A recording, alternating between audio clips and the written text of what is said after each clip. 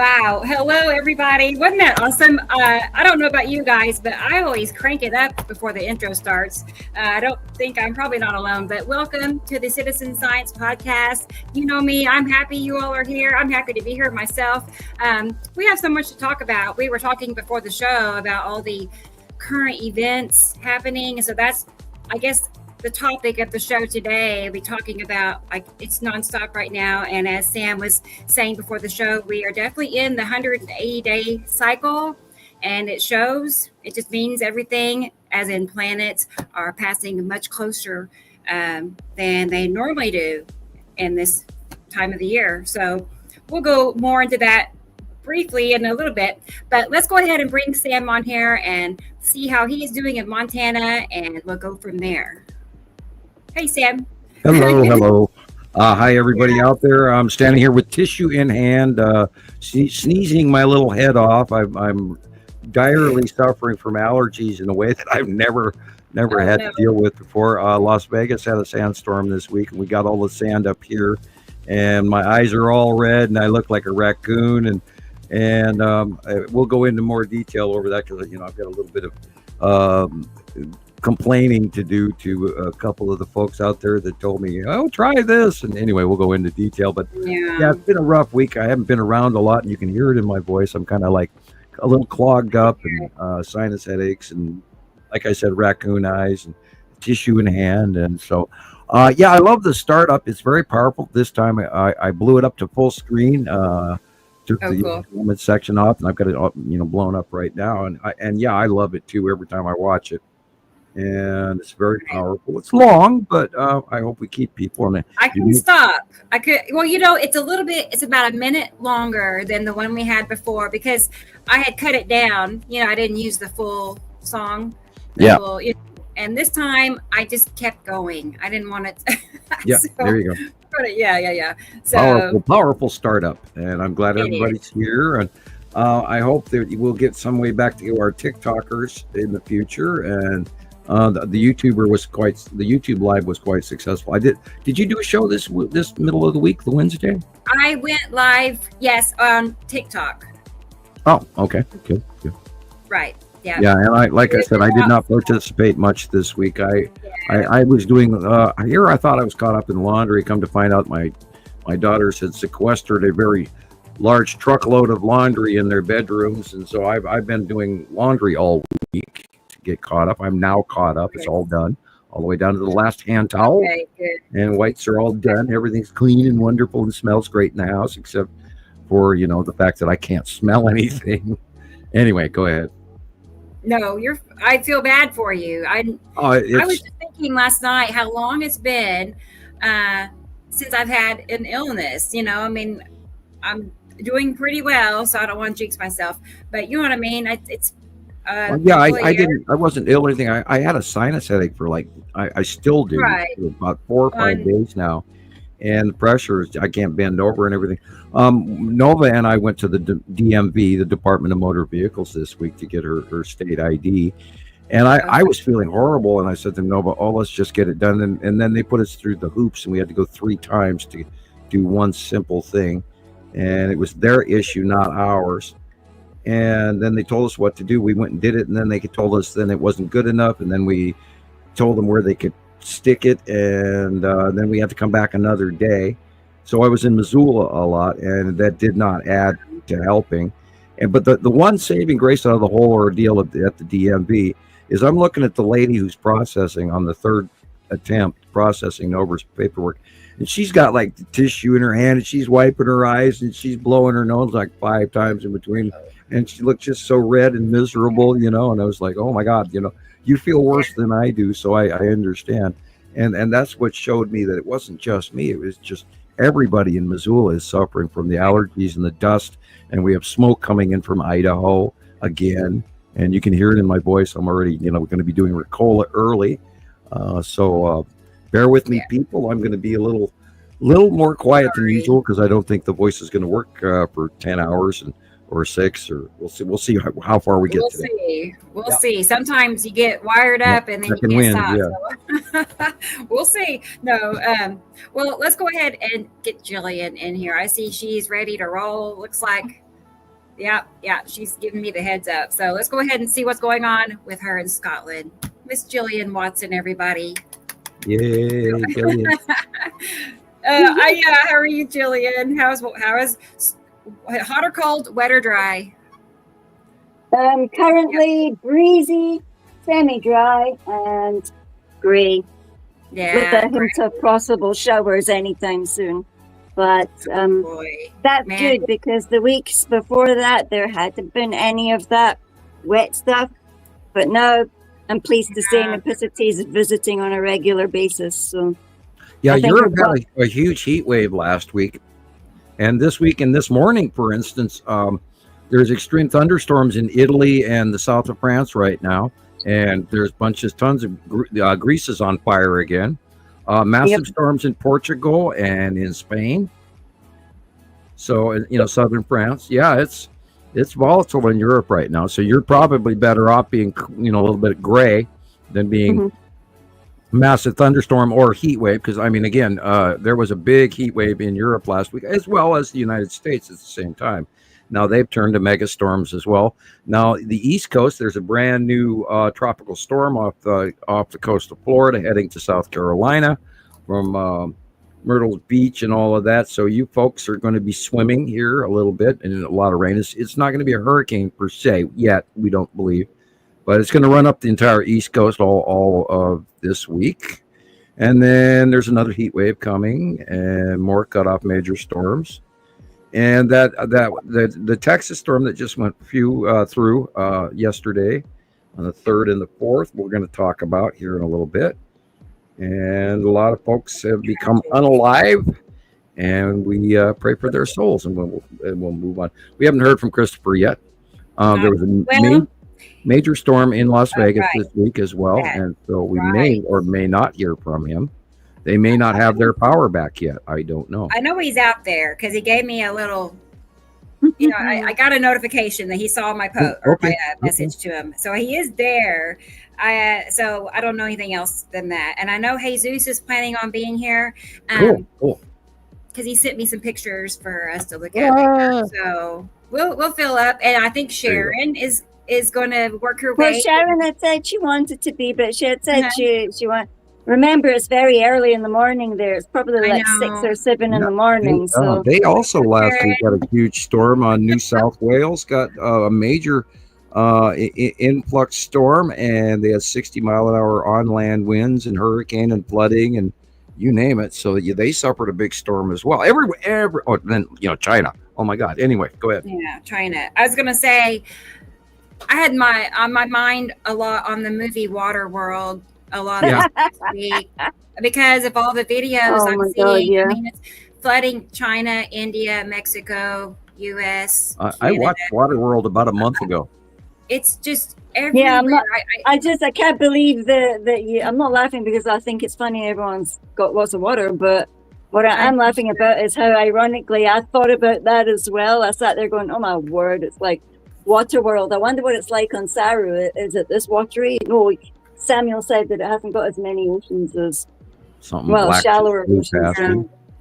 I just had a black blob fly past me. Hello, black blob. And I will throw this out there really quick too.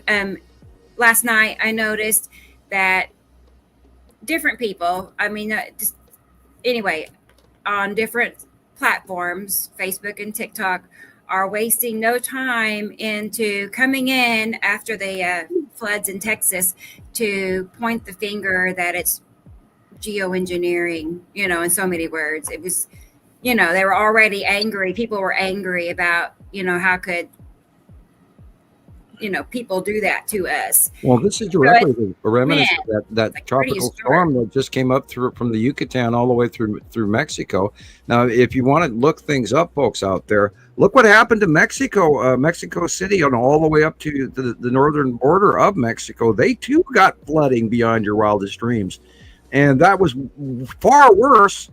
What's going on right now in northern Mexico than what happened in Texas. And so, and that news is not making it into the United States. Now, there's also a rain bomb event that occurred in Alberta this week as well. And that is not making the news, people.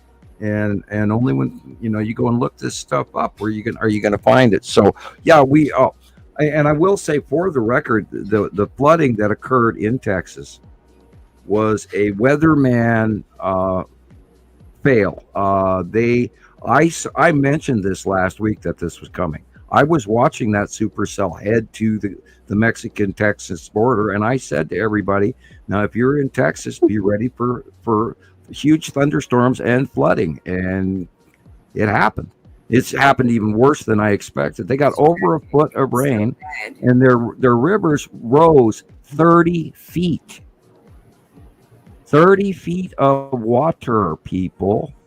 And there's so far they have confirmed the unalive at 25, and there's still some 20 children, young ladies from a ladies' camp that are missing. So I'm sure the toll is going to climb higher.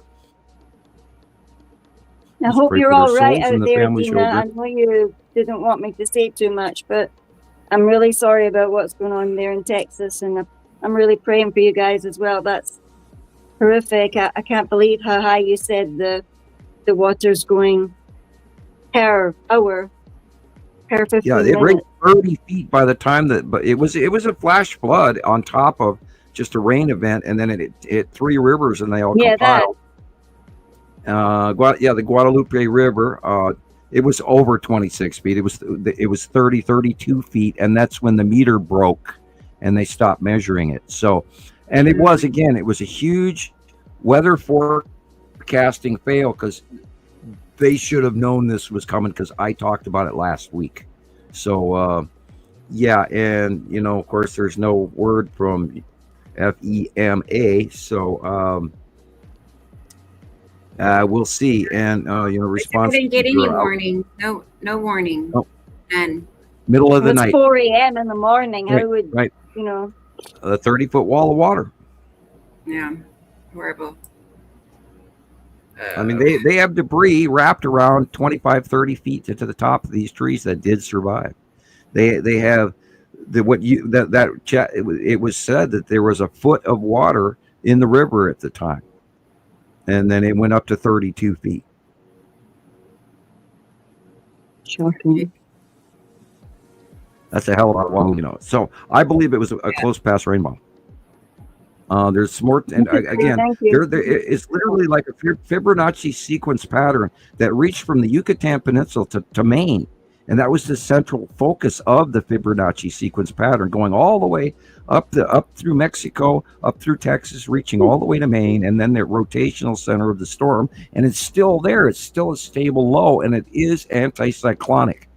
It's backpedaling anti-clockwise, counterclockwise, and it's still over that area. So it's going to still continue to produce a problem. People. Hi, Patrick. It says he's watching. I see. Oh, well, cool. I'm excited to know more about Patrick. I've heard a little bit about Patrick so far. So, hello, Patrick, whoever you are. I know, a new name for us, a new listener. So that's cool. I do see Christopher is here now. Has Sharon showed up yet? Not yet. But speaking of Christopher, let's go ahead and bring him on and see how he is. I'm sure he looks nice and cool in Vegas. Is it nice and cool? Yeah. Hey guys, how you doing? Hi, Christopher. Hey. Yeah, it's been wild here. Just like Sam's talking about, crazy storm came into Vegas, 72-mile-an-hour winds. It was bad. Yeah, 20 to 60,000 people between what I've heard lost power, and it just came out of nowhere. It was wild. Right. Yeah, my friend Dina. I hope you're okay, Dina. Here's pictures Rebecca sent from 63 degrees here Texas. and raining. 63 degrees and raining. Yeah, where you're at? Yeah. I bet you're like, I'm jealous now. Yeah. Yeah, I am jealous. I mean, it's been weird, weird weather. It's like, we got raining on one side of the street, completely dark. And across the street, it's sunny, sunshine, and no rain. And yeah, it's fun. Vegas is fun. Different worlds. Yeah. Wow, it looks like it's about 100 degrees there right now in Vegas. Yeah. And it feels like it's about 150. Yeah, right. I saw a post where somebody was accusing the Trump Tower in Las Vegas of creating that storm. I'm not kidding. Because it's like the entire building is just glass. It's gold. I can see why they would say that. Mm-hmm. Wow. Yeah, that's pretty funny. Look, I remember there's like a building in New York that they had to, I don't know what they had to do something with it because it was like melting cars on the street. You know, they built this building and like immediately it was just a disaster. There is a report coming in from Florida where the sun is so hot that their paint jobs are flaking off, separated from the metal.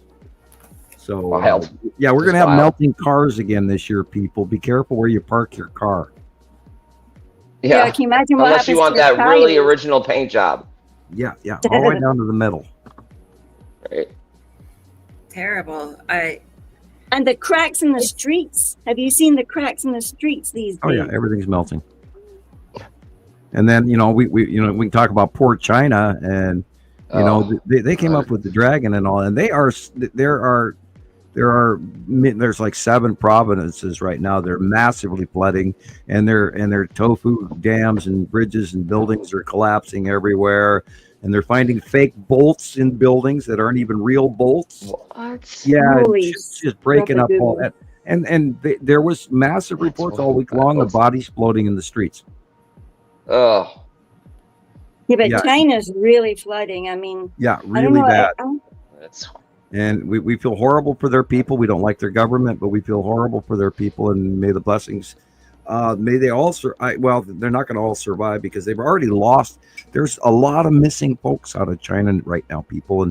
But they've been flooding hardcore for years now. This is like their 2nd or 3rd year in a row where they have catastrophic flooding.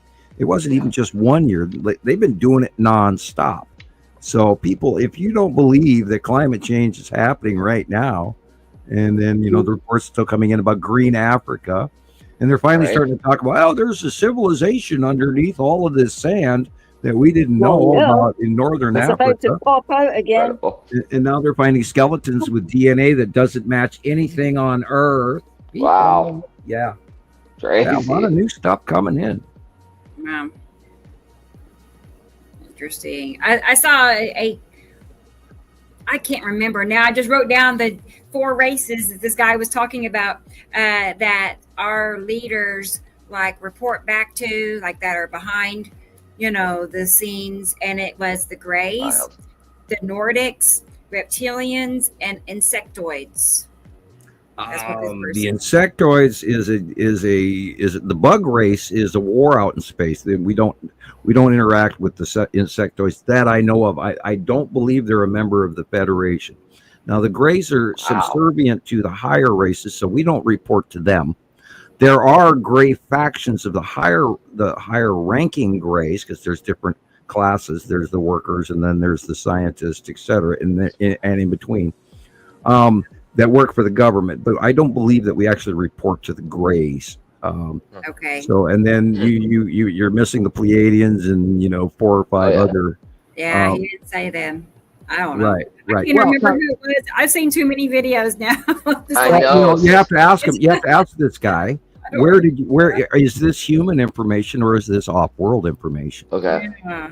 And that makes a huge difference in reality, people, because there's so much better. I mean, there is so much disinformation out there. It's just absolutely mind-boggling. And of course, I got my info from off-world, and I even take that with a grain of salt and don't throw it out there unless I really know that it's accurate.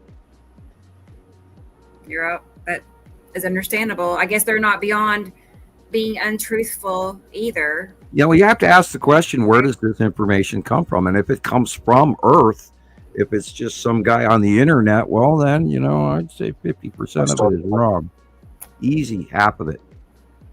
So be careful what you think, and then of course, always ask people, where do they get their information from? Of course. Because, we got ours for 15 years worth of work, and then 40 years prior to that. So yeah, it's more than just an idea or a story. Once you understand all the pictures that we have and that match the drawings that we had, that, what I'm saying? I mean, yeah, we have all that to sink in. We have fact beyond fact beyond fact. So much proof, so much. So it's not like we're just, like you say, we're not just making it up to have something to talk about. Rebecca, do you have Christopher's video that he made about Nibiru? I love that video. I sure do. You want to see it right this minute? Or yes. Okay. We can if you want, and then after that we'll go look at the comment section. Yes, I need my goosebumps.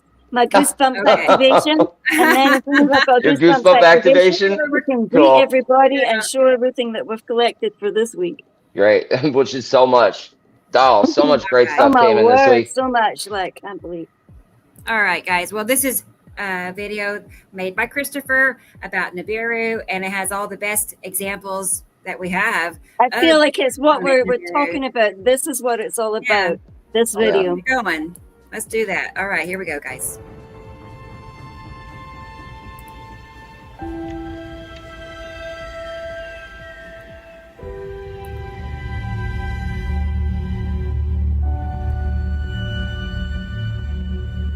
Nibiru is one of 8 planets associated with our binary twin solar system. Nibiru is a blue, massive water-type planet with continents, deep oceans, and 2 concentrically orbiting binary moons, Nana and Amelsaru. Nibiru is estimated to be 10 times the size of Earth and is the largest of the passing planets of the binary twin solar system. Starting approximately 2009 through 2010, our solar system's binary star and its 8 associated planets, including Nibiru, became observable from Neumayer Station in Antarctica. The twin solar system was documented spiraling in from below the Sun's planetary elliptical plane toward Earth. In the few years after 2011, the binary star passed behind the Sun, and its 7 orbiting planets moved into the space between Earth and the Sun. Nibiru, the system's 8th planet, remained behind the binary star. The arrival of the standard red binary star and its 8 associated planets of the Nibiru group signaled the beginning of a 3,600-year cyclical event, during which Earth crosses through the binary twin solar system. For nearly 15 years, Montana Skywatcher and Nibiru Followers Anonymous have dedicated themselves to recording this event, gathering a wealth of time-proven and verified evidence from group members around the world. The photographs shown in this video are from Samuel Hofman's personal collection and are genuine depictions of the planet Nibiru.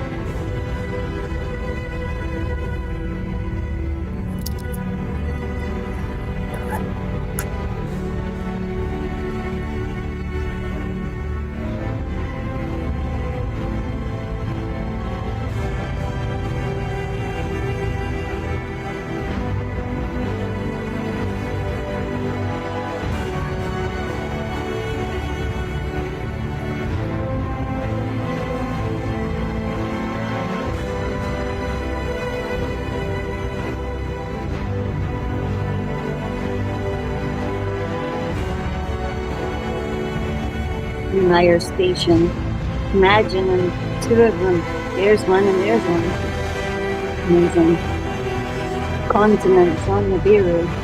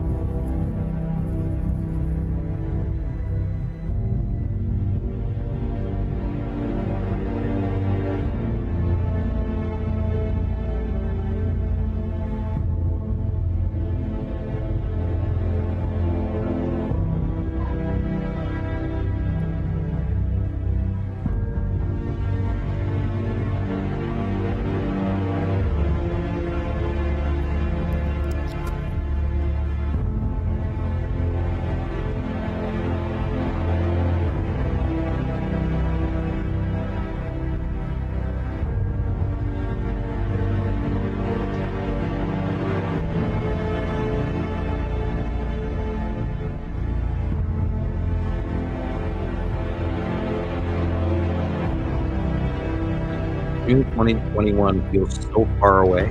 Right?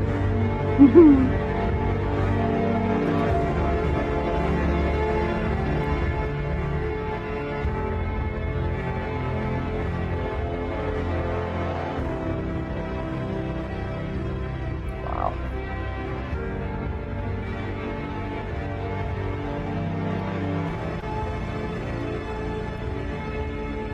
They're just so undeniably there. Yeah. That's incredible.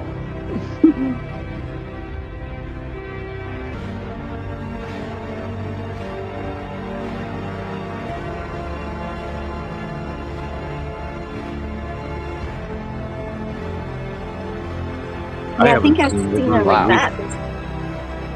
It's been weeks since I saw Nibiru. Yeah. I thought I'd seen her earlier this week when I went out with the dogs. It was this base. It was this small little base that goes up like that. Wow. That.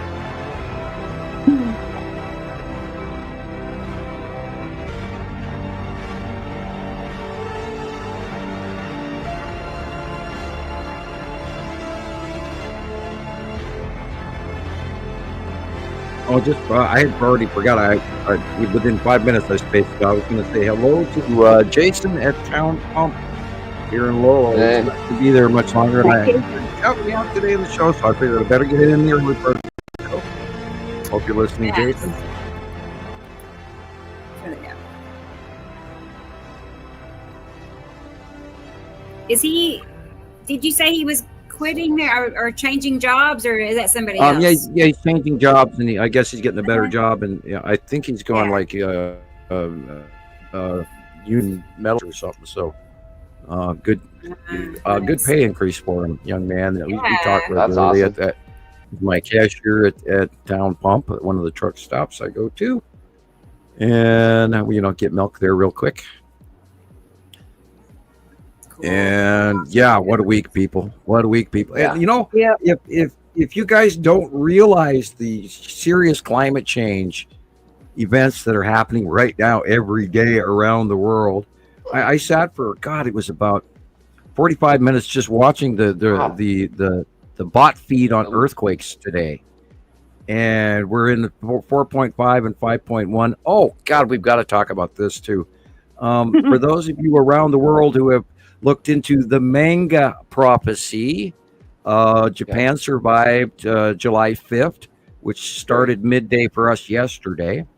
It was raining here in the middle of the night last night at fireworks period, thank God, but they were still blowing them up everywhere, and I view fireworks as a national pollution day. So true. And it was really bad last night. Scare the crap out of your dogs, and the deer were running freaked out in the fields last night. Yeah, and they don't know what to do, and they're running back and forth, and it scares the hell out of them. God, I never really thought about the wildlife being affected too. Yeah. I don't know how many large explosions there were this week of fireworks factories and warehouses blowing up around the world. I think there were like 5 major explosions. One that blew out windows all over throughout neighborhoods. And what's with this? Is it like fires and explosions? Is this electrical? Well, exactly. Remember, right before the show, we were talking about we are moving in the galaxy, and we are entering that electrical cloud now. We were talking about it, over the last few weeks, but it has been ruled in by geoclimatologists that we are entering that electric cloud of the upper atmosphere of our universe now. And so, we're going to see a lot more electrical behavior that is even more volatile than it used to be. Electrocutions will kill people where they may have lived through it before, or any variant number. But we're in a whole new ball game, and that's going to be worrying for the people with pacemakers and stuff like that. Oh, sure. Well, and it'll also affect our human brains, and some people are going to get lethargic and despondent, and then other people are going to get powerful and enlightened. So you choose where you're going to go with this. Let's hope. Yeah. Well, guys, let's look at the comment section. Let's say hello to everybody. Yeah, let's say hi to everybody. Okay, well, let me scroll to the top, start at the beginning. Come back down. Yeah. Looky here, everybody. It's T Racy. And it is 5:15 p.m. for her, and that was a few hours ago. Yeah, well, this morning. Oh, wow. It's late. I know. She's in the UK, so it's nighttime. Yeah, so, well, I'm glad you're here, T Racy. She never misses a show either. Never. You have lots of comments down the thing. Lori is here. Hey, Lori. Nice to have you today. Always is. Okay. Good to see you. And Experimental, hello to you. Hey. Show without Experimental being here. So here's Patrick. This is a new listener. So it's great to see you. Great to have you. And I heard a little bit about him from Gillian. So yeah. So we'll talk more about it later. Did you say he was in the Netherlands? Yes. Another one of our Dutch friends. Really interested. Brother. Nibiru and Anunnaki and the weather, and it's right up his alley. So great. I'm glad he found us. So welcome. It's amazing how we all find each other, or how we sort of run across each other's work. It kind of speaks for itself, you know. And he does great music. I love music. So Hi, Nicole. Here's our friend Nicole in Colorado. Hey, how you doing? So here, Nicole, did you get your package from Sharon? And here she is again with Colorado Skywatchers Anonymous, which is a newer group that she started to kind of, keep an eye on that part of the region of the U.S. But of course, anybody can join and share your pictures. So and again, I was not there this week. I do apologize. I was barely on the computer at all this week because I'm playing the antihistamine sinus game, and tie a string on me. I'm floating to the ceiling. Whee! Oh, Sam, they got these. I'm sure you can get it at any gas station, but it's like a little plastic tube, and it's full of all these herbs or whatever, and you I guess you sniff it or something. And they're awesome. I had to get one, and man, if you need to clean out your sinuses, whoa. Well, now you may remember a few months ago, people said, "Well, take Xyzal," because I'd always done Claritin, and I snapped one pill in half on the Claritin. Well, so I took everybody's advice, and I went and bought Xyzal, and I brought it home, and I'm having a really bad sinus headache. And so I finally, I couldn't lay down. I couldn't do this, and I was blowing my nose every 3 minutes and every 2 minutes. And so I took Xyzal, and oh my God. Oh no. I had leg cramping. No. I had leg cramping from my toes to my butt cheek. That's not good. And it didn't quit. It didn't there's a cramp, and then the cramp goes away 3 minutes later. No, this was a cramp that started in my toes. It went to the back of my ankles, the back of my knees, through my calves, up to my butt cheeks, and was there for hours. Well, I'm laying there going, I can't even sit up in my chair. I'm so, I was melting. Miserable. I do not do antihistamines. And I'm still 3 days later.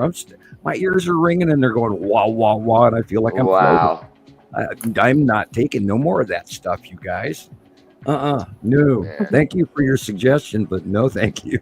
It's actually hilarious. It's he tried. So you're gonna have a dingy knee. I am absolutely. It's like you put the milk back in the cupboard, and you put the dirty spoon back in the drawer, and brain is not working. Antihistamines. And I took the darn thing 3 days ago. So, and I'm still feeling it's never again. That's some side effects for you right there. Yeah. I don't even. Some of us are just really sensitive. I don't take aspirin because my stomach's raw for 3 days. If I take even one aspirin. So I don't take so many different colored trains in my life. So say hi to Rodney. He's talking about fireballs.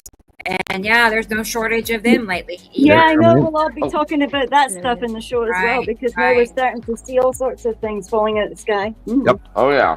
And Seven, hey Seven. I've not seen that name in a little bit. It's nice to see your name. Good to have you. Good to see you. And Arnella from Kentucky is here. Skies are clear, no clouds at all.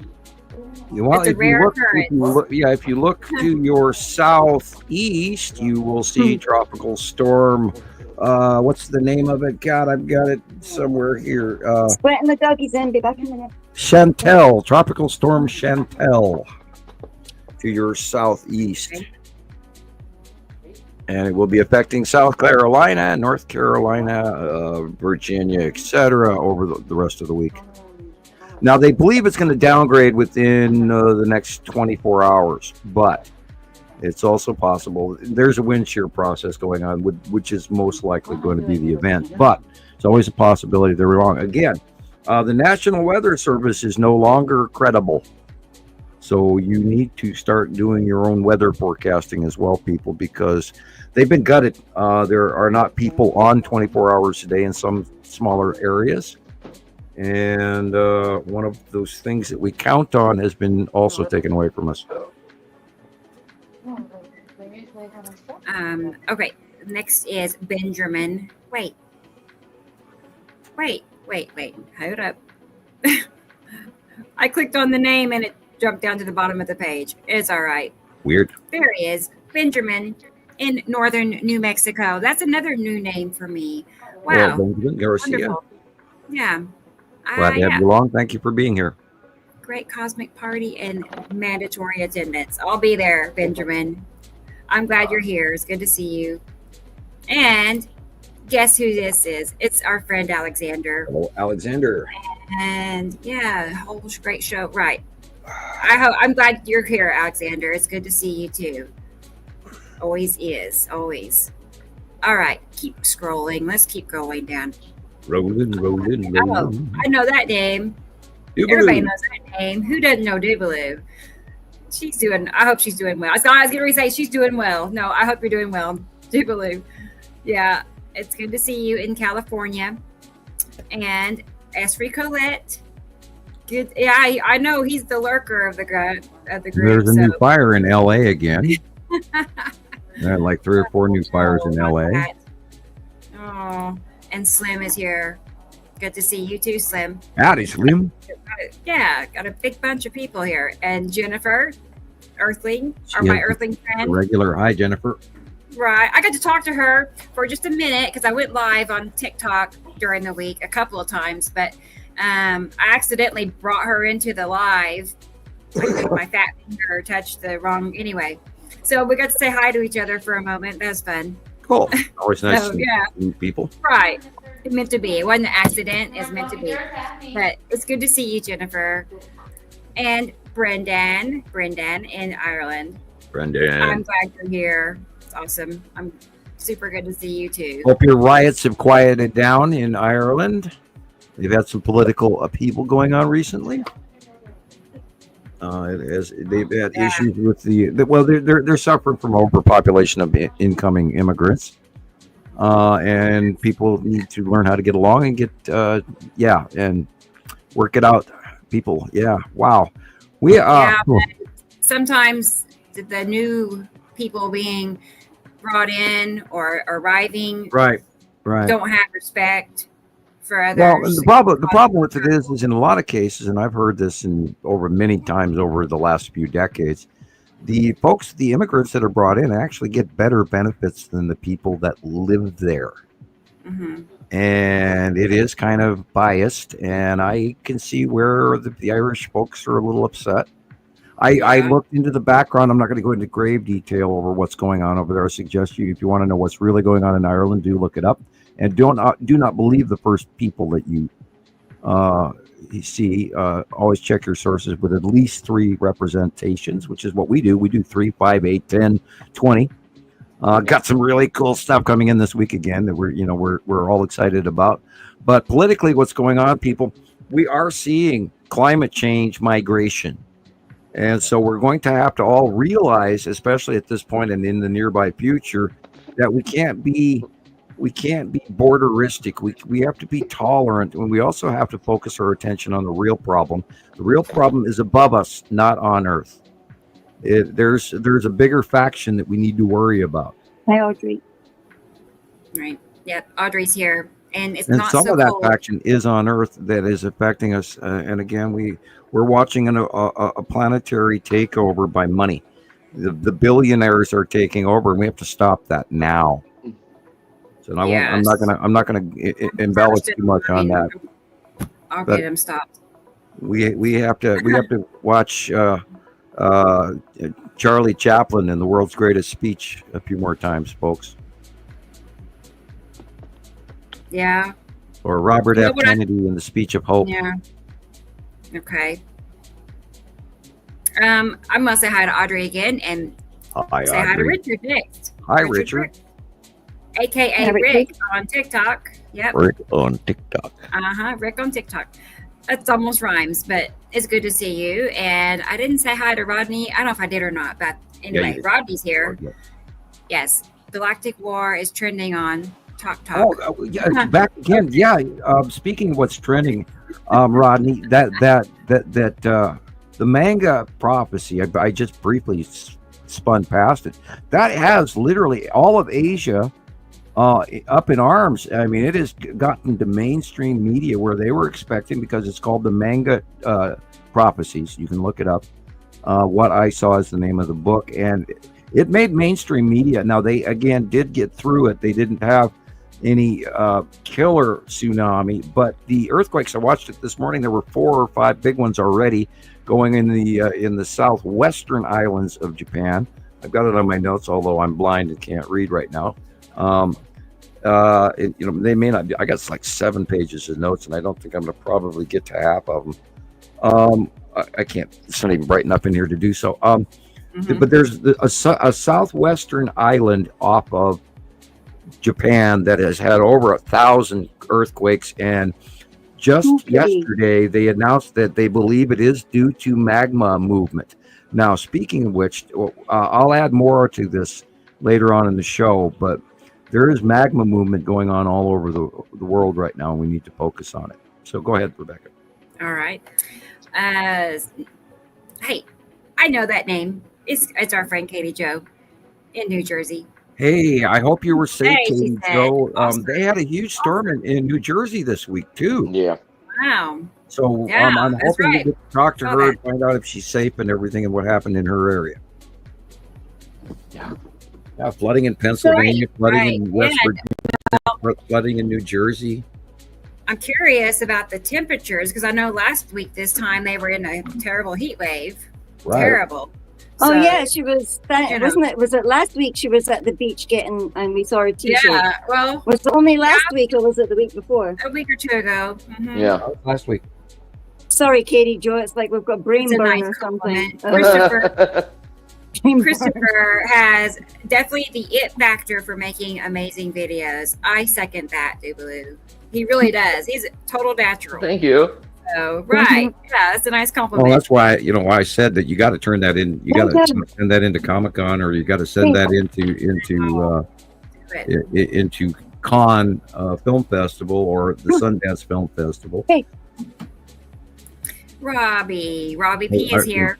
It should be just an anonymous, or you can add your name, of course, but I mean, it should be out of the dark submission, and I bet you it would. It's so well made, and the pleading and the leading of the video, which is why Gillian wanted to see it again today. It just leads you. The third time I watched it, I literally cried. I mean, I had tears rolling. I didn't openly, wail, but I actually had tears rolling down my face.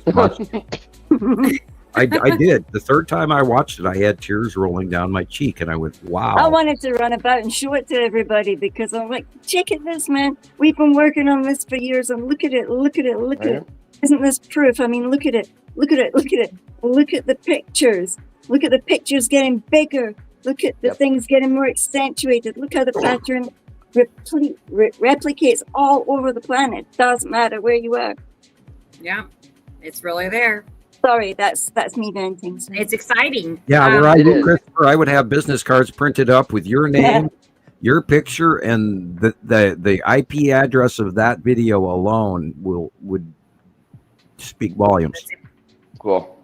That's all we need. Right. Right. Well, I think we do need business cards, Chris. You and me. Well, I've been waiting for mine from Carol Ann said she was sending them to us, so I didn't buy any new ones. Yeah. And I've still got a small pile of the gold ones. Well, supplies last, be sure to write me. Get them. So I didn't buy any new ones. You are nobody without the gold card. I mean, really. Yeah, you have to have your gold card collection. Okay, That's well, right. so I'll get them. My next batch, I'll also have done on the same gold card. I'll go to the same company that I had do them the last time.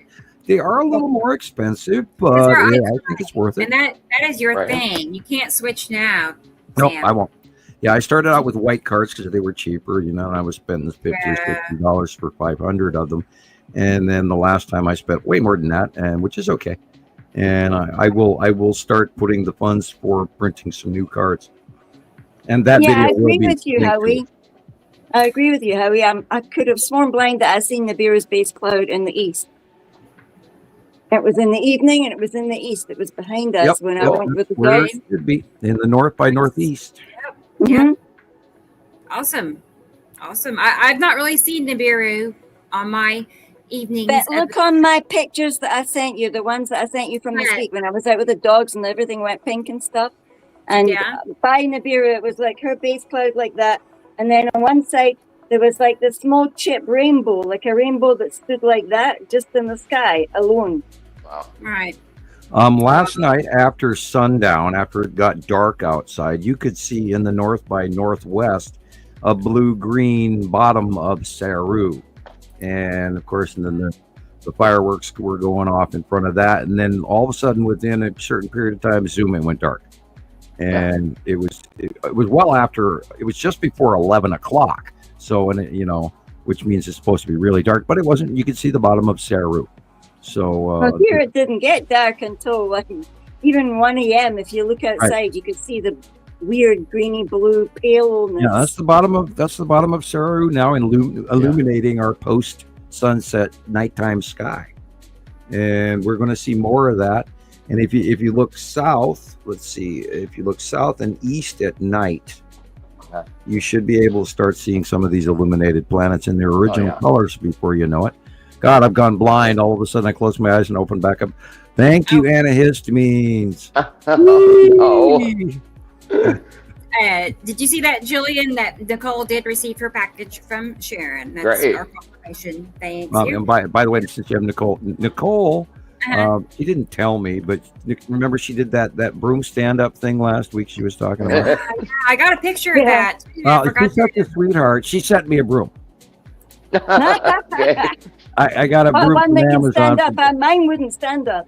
I used the broom this week, and I swept the kitchen, and I swept the hallway, and I swept my master bathroom, and I got rid of the cat box, and I used it, but it did not stand up on its own. I tried it several times, but it did not work. But I did do a lot of sweeping this weekend. I gotta try it too. I had this like 40-year-old broom that's all bent over. And 40 years old. Yeah. A pet broom. Man, they don't make them like they used to. I bought that thing. Down. I bought that thing when I was living with roommates way back in the early 90s. Cool. I mean, so it's not 40 years old. It's somewhere around. It's around 30. It's around 30 years old. So far back, I couldn't even. I had to sit there and go, when did I buy that thing? That's amazing. That is amazing. It's like an antique broom. Okay. Dude, I have a sweater that I had since I was 10 years old. The 1970s sleeveless vest sweaters. Those are definitely 70s. And it's brown, nut brown, and it's like I don't wear brown, but and I pulled it. I rolled over it in my dresser drawer the other day, and I went, God, this thing is like I was 10 when I got this thing. Well, you won't be getting into that one again. Yeah, I could put it on Shiloh right now, and right. Yeah, and here you are 40 years later, still got it's just clothes from high school. That's great. They're so rare, the sleeveless. You can't wear it, but he's gonna still have it for another 40 years. Watch. Yeah. Oh, I have stuff from my grandparents tucked away in trunks and drawers, and I have newspaper clippings that I should have gotten rid of years ago, but I don't. No, and you can't.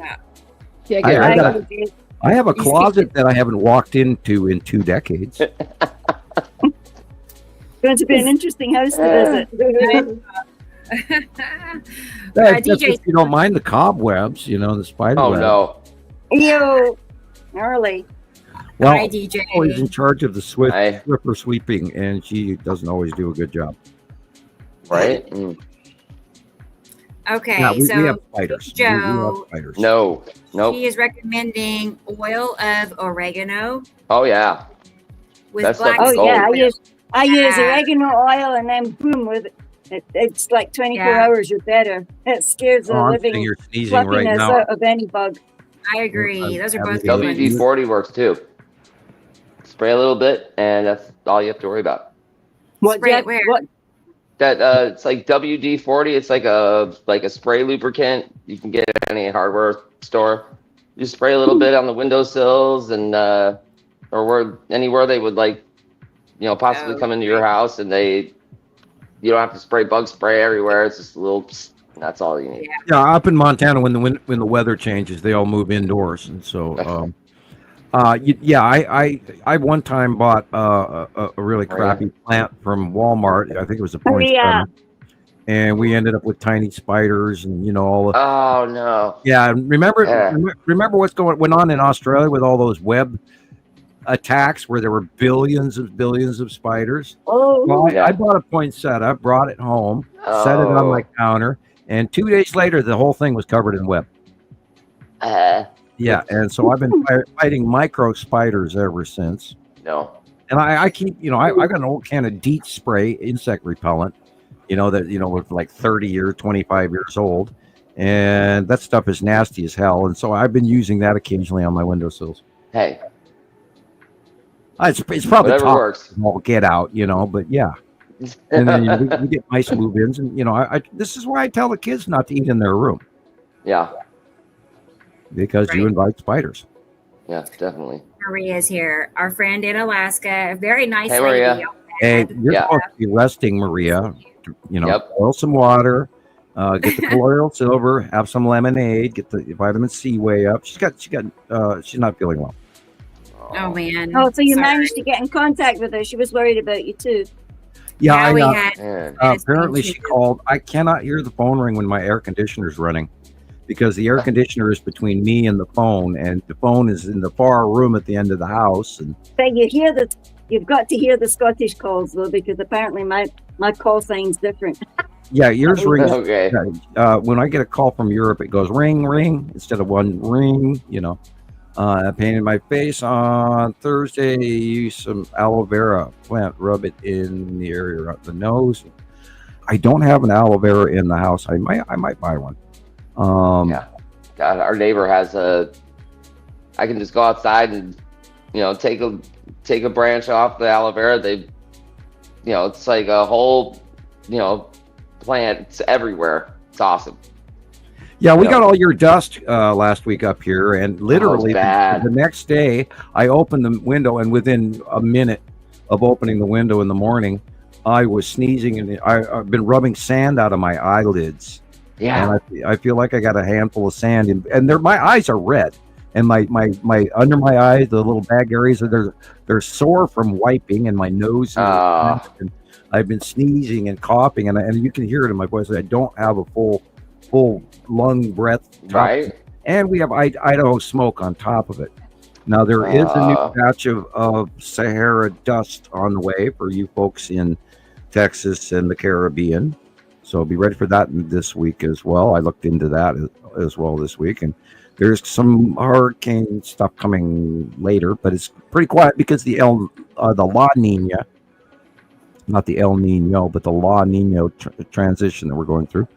Again, I took a dive into the Atlantic meridional oscillating circulation, and they were also connecting it scientifically with what would happen if that failed. And it would stop the weather from being as warm in the UK and Ireland, and they would start having more harsher conditions like that of like Maine or parts of Canada. and they get colder and snowier. And then they also correlated the possibility therein of droughts in the Amazon. And that's exactly what we're going on right now, people. So yes, this is really, really, really happening. And the direction of the hemispheric weather patterns are both going the same, which they're not supposed to. The sun is coming up in the wrong place because it's not supposed to. So people, we are really, really, really, really in this, and ignoring it is not going to make it go away. And you have to realize that we are in a weather emergency from now on, period. So you have to get informed. You have to pay attention to this information, because they're not going to tell you it's coming. And an example of that is what happened in Texas. Go ahead, Rebecca. I was going to say hi to Carol Ann. She's our friend in Pennsylvania. Hi, yeah, good to see you, Carol Ann. Hope you're feeling better. That too. But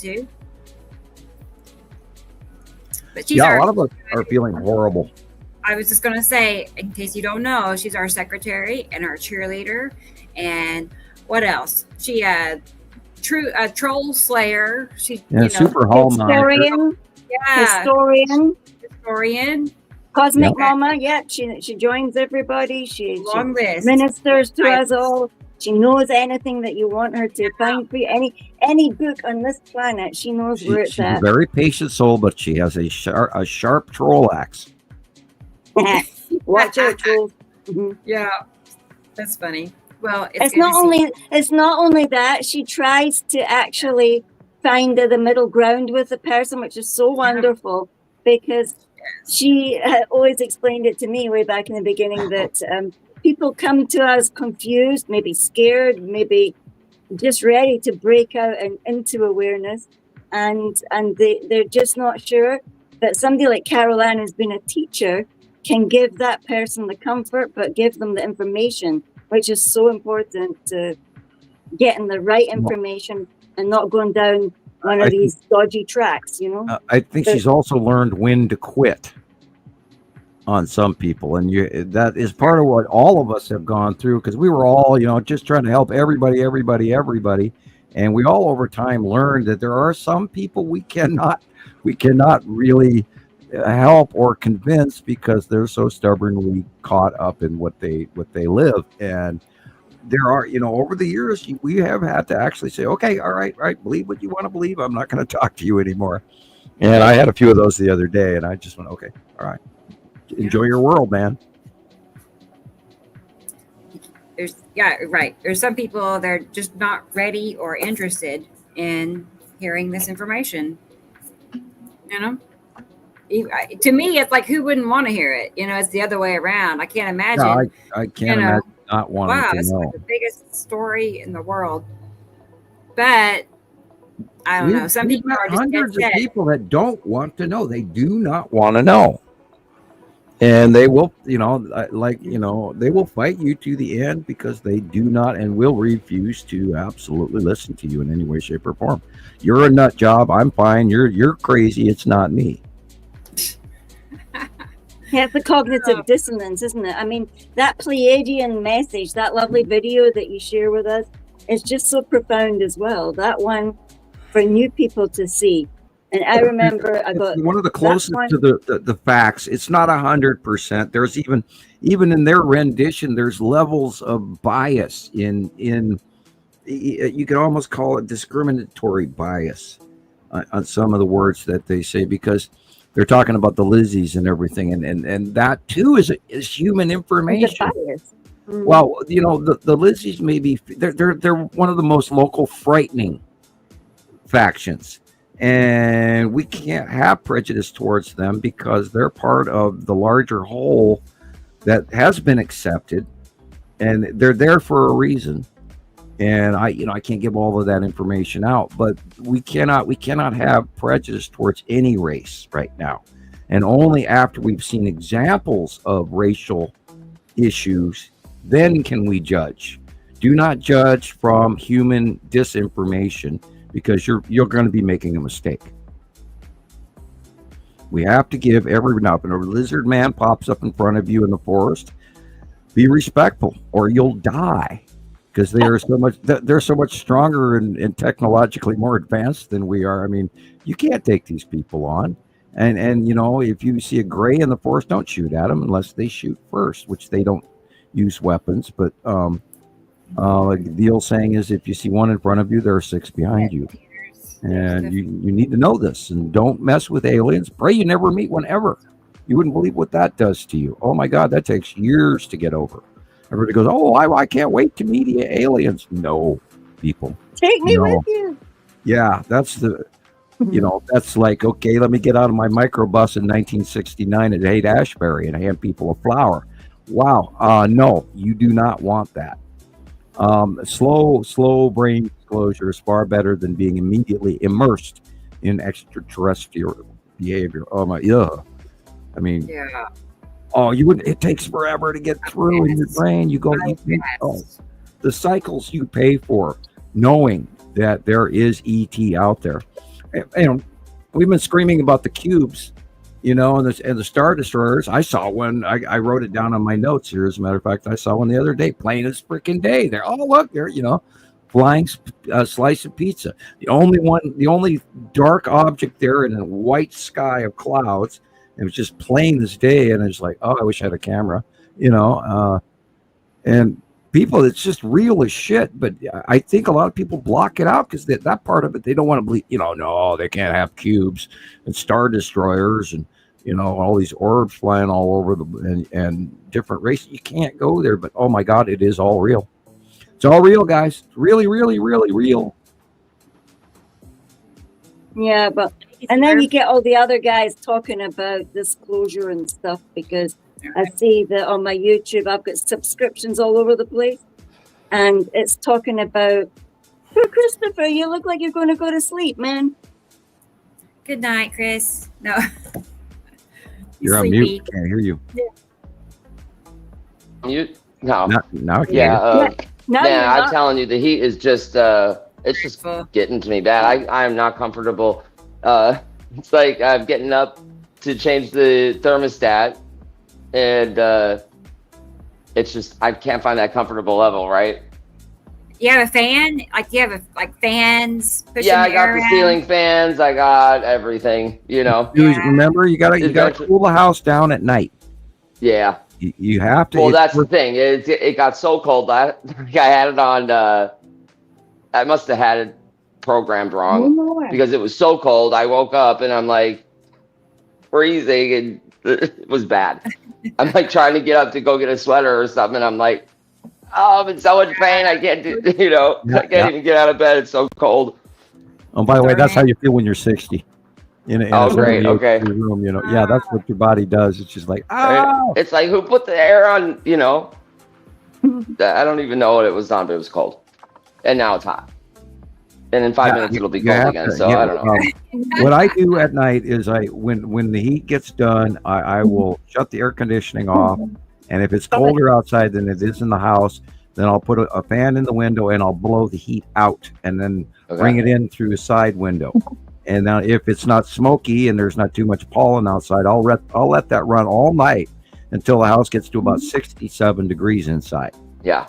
And then I shut all the windows. And then I wait for it to get to 70, 72, and then I turn the AC back on. Okay. And that way it stays cold, and then you don't have to fight. It doesn't have to fight so hard to drop it down from 80. Okay. Yeah, I've left the. Sorry. I was going to say hi to Egg. Egg is here. Egg. Egg is here. Our friend.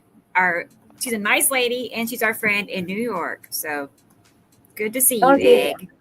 That's my cheer, Ozzy. Come on. And then Patrick, I saw this question: How get I a message in the live? I'm not sure what that means exactly, but if you do have a question or a message, you just type it where you type that, and we'll see it. So I'll be on the lookout. Have you made it into the Facebook groups yet, Patrick? Or right? Yeah, we have many groups for you to join. Yep. So I believe he's talking to Gillian. Feral Forest is here, which is our friend Bruce. Hi, Bruce. AKA Bruce. He may not still be listening. He was passing through, but hello to you. So glad you're here. There he is to me. And Stacy's here in she's in Montana, from Montana. Yeah. Northeastern Montana, up over by the Great Divide on the other side of the Rockies. We have pictures of her to look at here in a little bit. I Right. made a slideshow of Stacy's pictures, and she's got some really, I was like, wow, really good ones. So we have that to look forward to. On the Glad high you're here, plateau Stacy. of Montana. And VB Man in Denmark. Hi, VB Man. Always great to have you. I think that might be. Oh wait, there's Sharon. Hey, there Sharon. she is. I've been Hi, looking for Sharon. you, Sharon. I got one of your. Maybe Patrick had wondered if he was getting on the live. Like, maybe he was wanting to speak. I don't know. Yeah, Maybe that's what I he- don't know either. He said, I am in the Netherlands. He makes music about Nibiru. I think cool. it was Okay. music. And he's on Cool. YouTube. So I watched one of those today. Check 'em Thank you, out. Patrick. Right. Okay. And Yeah, I hey, gotta Michelle check that is out. here. Hey, Michelle. We know Michelle. Everybody knows Michelle. Yeah. It's good to see you, Michelle. Always. She's a nice lady too. Okay. Yeah, we're all caught up. Yeah, I know, Yay. Stacey. It is awesome. But yes, welcome and happy that you all are here. We got a big crowd already today. I feel like we should look at the Las Vegas clips that we have. Cool. Okay. Yeah. Look at what happened over Vegas. That was- And I just Wild. increased the light and believe actually it. read my notes now. So yeah. I could not believe it. Yeah, It and was last really- week during the podcast here was when all the fires were. Did you get some of my stuff with the fires? It was just so Man. heartbreaking. Bad, Gillian. Like the other night when you sent me those photos, I got all choked up and it. Oh man. Yeah, It was just rough seeing those. that one little fire truck riding all the way to that huge fire, all by itself. They just went out in waves. Like they would go out and come back and go out and come back and Wow. ask people if they could help feed them and stuff like that. So people were going down with supplies and stuff to help them, and other people Yeah. that were asking for volunteers because nobody was coming to help. So they, Oh, they went out. All the volunteers. I mean, these are people. The gamekeepers. Like all these people are amazingly selfless, and right. it's just been horrible. I mean, even now, drone footage about how much was burned is actually staggering, and it's still burning. No. Yeah, it's still burning. Not good. Yeah, it's a beautiful country, and just to see that the extremeness of all the smoke and fire, it's just awful. Greece is on fire too, right? I mean, Yep. Yeah, I mean, and there's a theirs is huge electrical incredibly more storm going over violent. Italy today, and that will move over Greece again and add more to their fires. I mean, it's a shockingly powerful electrical storm that's been going on in the Mediterranean for. It's literally like a tropical storm in the Mediterranean. Now, remember, in Libya last year, that they had a hurricane that hit land. It developed in the middle of the night over the Mediterranean, then went south, and right before landfall, it hit hurricane status, and then it wiped out 2 dams, which killed those thousands of or unalived those thousands of people. And that city did not recover. The city shut down. I'm sure there's stragglers that still live there, but overall, that it wiped out that entire city. And we're going to see this, and this is what happened with the flood in Texas this week. There were 2 major towns that just literally just got scraped off, gutted through the middle of their town, and campers and children at camping, 4th of July cookout campsites where they went to summer camp and, Cub Scouts and the such were all parked around this river, and numerous campers were just gone in the middle of the night. And there were people that were in those sleeping.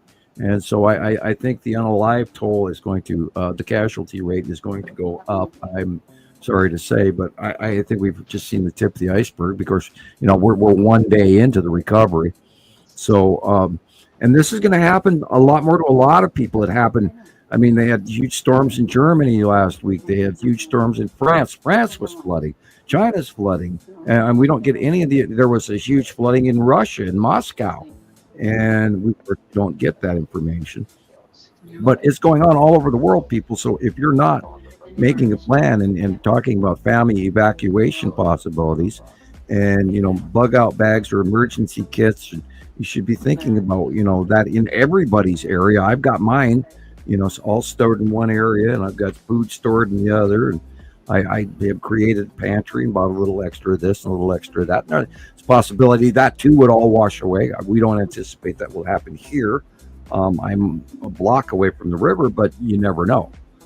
We had last year, we had a freak storm that blew through here, 90-mile-an-hour winds, 109-mile-an-hour winds on the top of the mountain. We also had a fire that ran past my house the year before that. And the only reason I have a house is because I was standing there with a hose the whole time. So people, you have to start thinking about these. If you live in a fire-prone area and you can afford to install a pump and a water storage tank where you could actually run a gas-powered pump or whatever, and put sprinklers on top of your house, do so. If you're a landowner, think about what you can remove that won't fall against your house and crush it, or won't burn your house down. Clear away all of that combustible material from the side of your house. Have a metal roof. God, the hail that came down in Texas last week was right before this big storm. And this was that softball-sized hail. And if you don't have a metal roof, I guarantee you that roofing companies are so busy, it's insane. And we had hail here the other day too. It was weird. Just like Sam said, right before the storm kicked in, 90 degrees outside, and there's hail coming down. Not not softball size, but hail. Any size hail in Las Vegas is, sensational. Well, you'll be getting a whole bunch of new telephone poles and wiring. Yeah. I have never seen so many check it out. High tension wire poles down in any storm. Everyone. Not just one year. Is this electrical, Sam? Is this electrical? This is the. Well, of course, it's not gravitational. All of this stuff that's going on is electrical, but we are in the 180-day cycle. We know that there's asteroids passing very close to us. It just, I saw a bunch of pictures this week of the spiral asteroid in a smaller but different place. It's like, wow, that moved it quick, because I hadn't seen it for a week. And again, we got pictures of what we believe is Matim that we can't really call yet, but it can't be anything else. And oh my God, did it get big in 1 week? Yeah. Pardon me while I cough and talk. Wow, look at that! I knew it. Yeah, look at that thing. Oh, wow. Now, didn't I say a week or two ago? Now watch, we're going to start to see him crossing in front of the sun. Bingo. Oh, Sam, that's great. Yep, he did say it. Check it out. That's incredible. Now, it's huge, but Attu's moon is bigger than that. Yeah. The Tan asteroid is smaller than that. Unless the Tan asteroid is massive, but it just that and look at that double band on the outside. Yeah, that, to me, like atmosphere.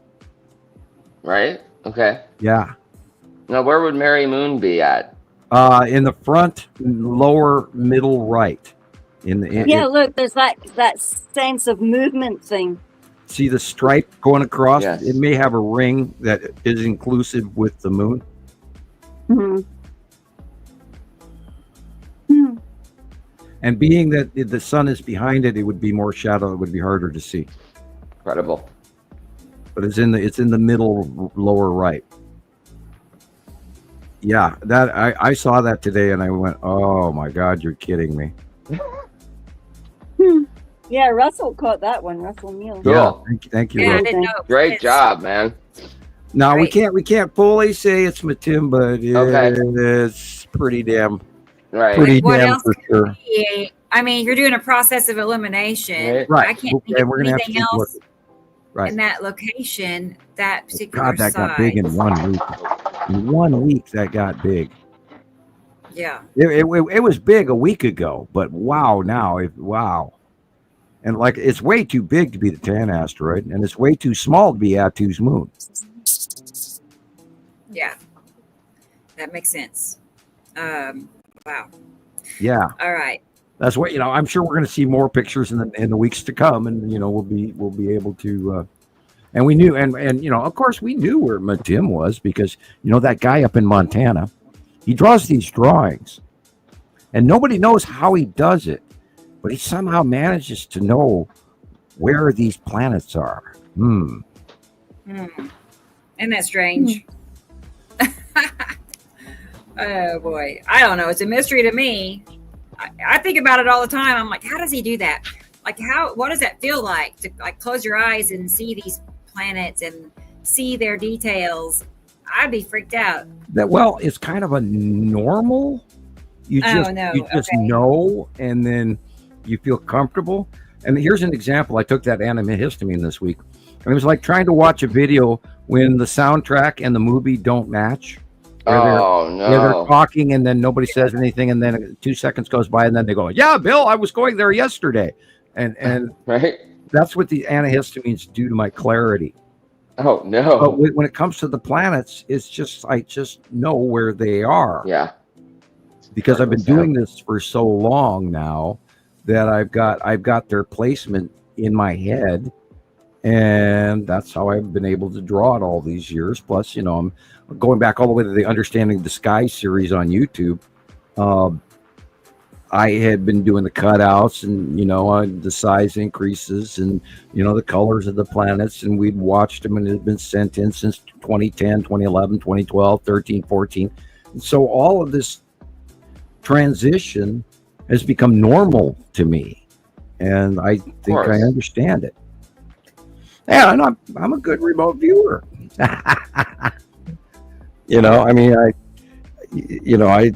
know what's up there, and that, of course, is a full example of that is the long box cube and the Texas cube and the destroyers.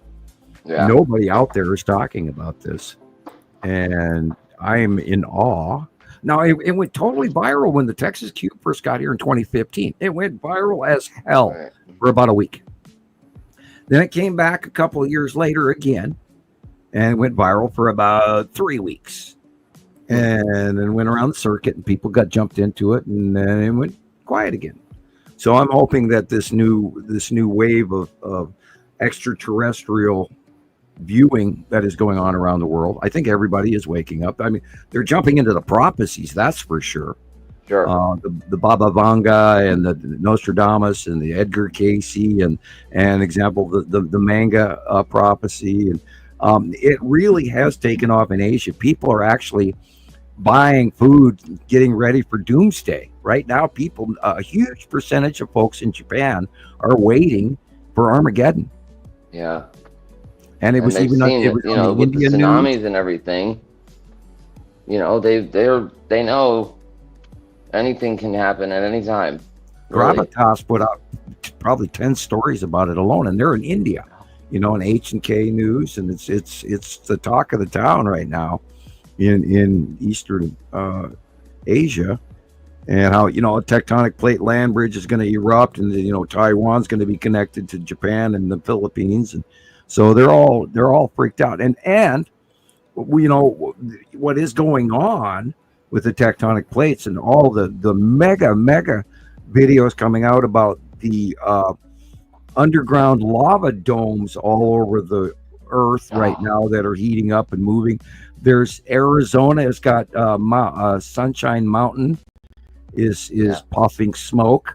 They're worried about Mount Adams. They're worried about Mount St. Helens. They're worried about Mount Rainier. They're worried about Campe Flegrei. They're worried about Santorini. They're worried about Vesuvius. We were watching Kilauea is just blowing 300 foot tall stuff. And the stuff that's happening in Hawaii is incredible. I found this creator on TikTok, and they're literally within maybe a mile or two from where this they're calling it a lava geyser. And this thing is almost as tall as I think they're saying like the Eiffel Tower or the Statue of Liberty. Right. It's insane. And the lava, like 300 meters that's coming out of it, some of it doesn't fall back to the ground. It's going into the atmosphere and not coming back down.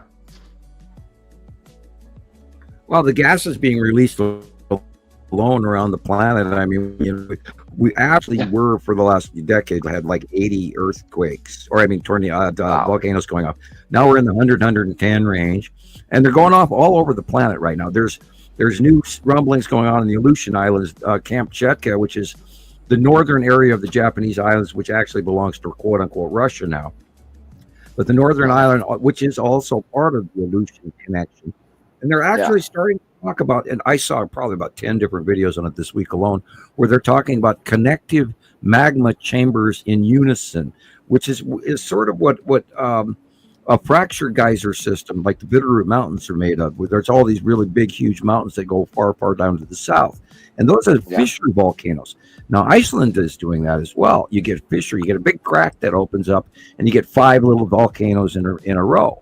And that's exactly what's going on in Arizona right now. Yeah. There's puffings and ground heat up near Flagstaff, and that whole area of volcanoes in southwestern United States, including Colorado, Utah, Nevada, which is referred to as the San Francisco range of magma chamber, which reaches all the way to the bottom volcanoes to the east of San Francisco, California.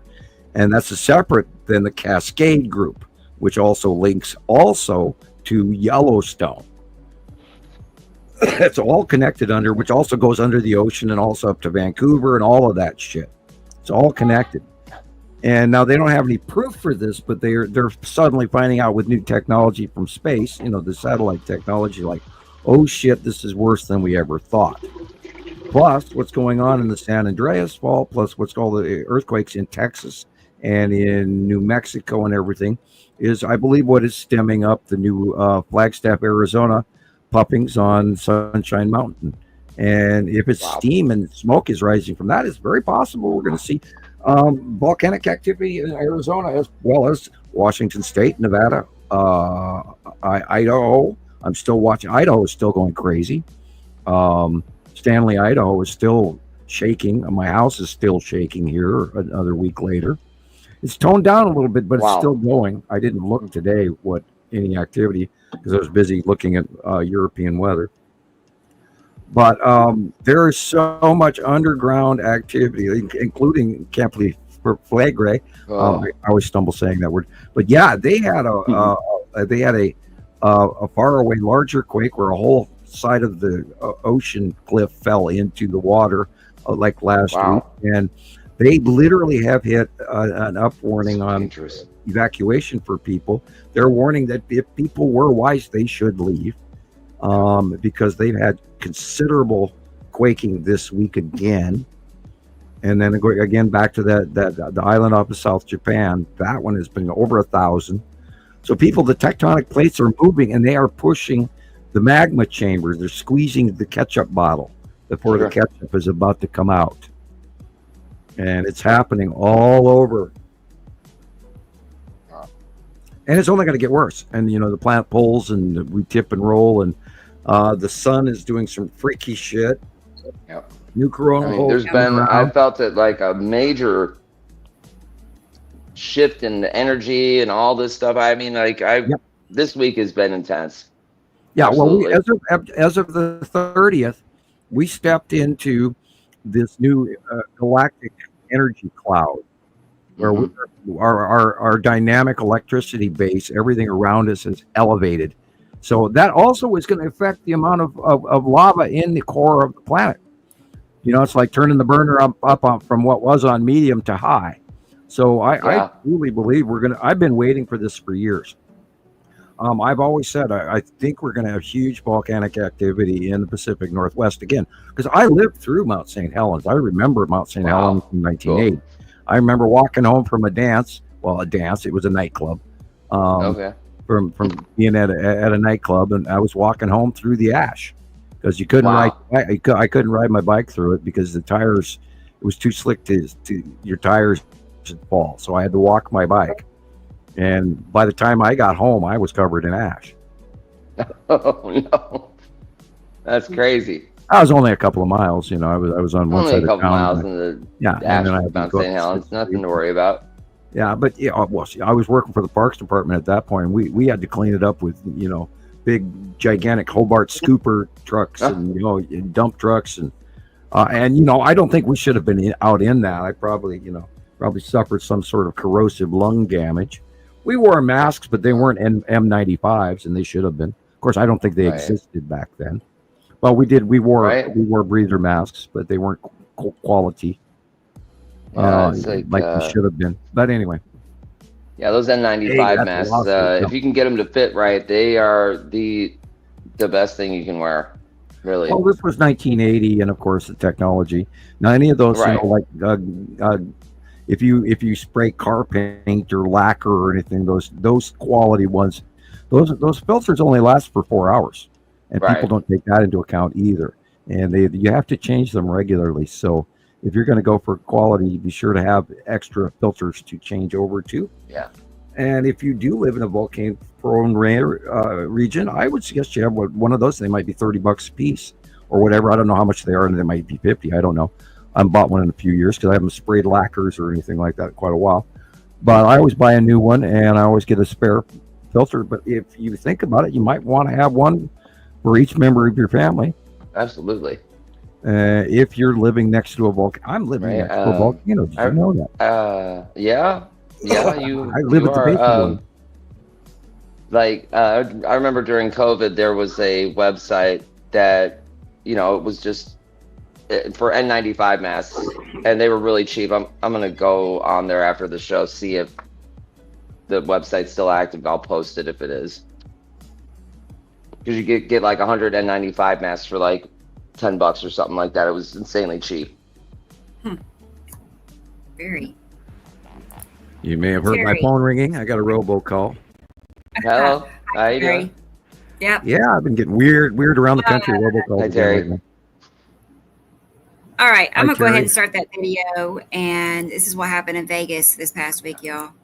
Is Sharon coming on, did you say? Did not stay in Vegas this time, baby. It left Vegas and came here. Oh, my God.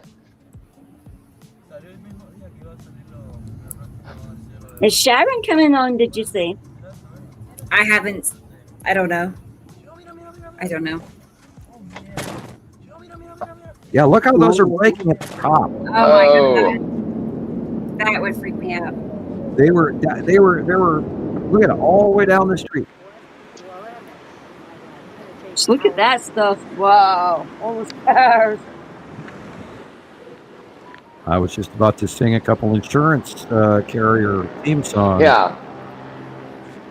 Yeah, but it's like nobody's got money anymore, the governments or the insurance companies, to all the amount of disasters we've had in the last 2 years, and nobody's actually clicking. Right, and the claims are getting harder, and they're stalling you, and they're actually causing insurance fraud. Yeah, and it is become wild, wild west. Look at that.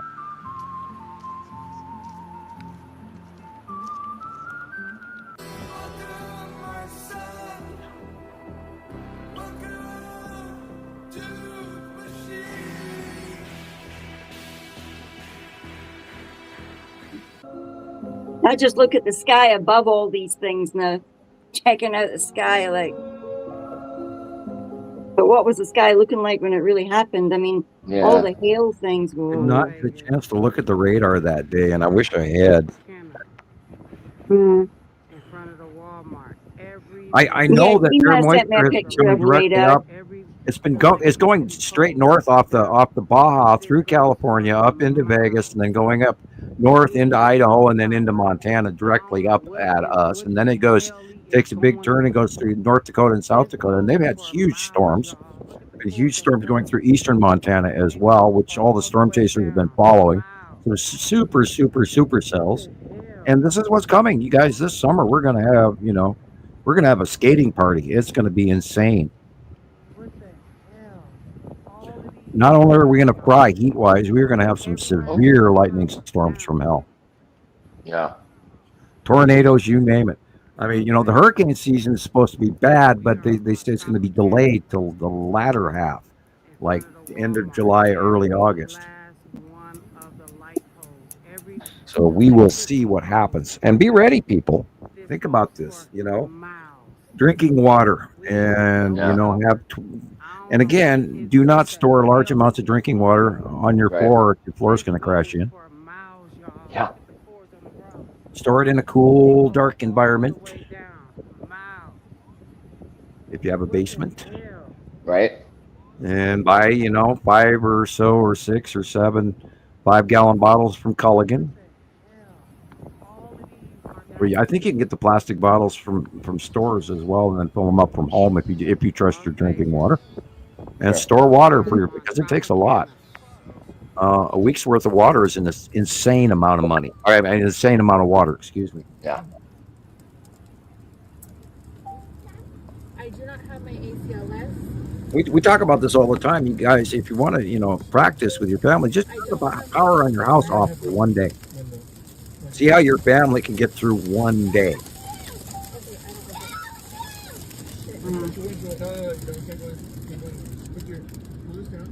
Wow.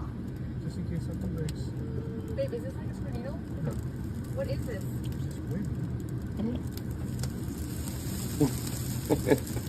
Comes in waves. Look at it.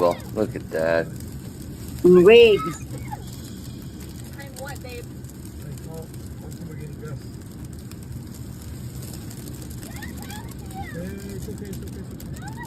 It's okay.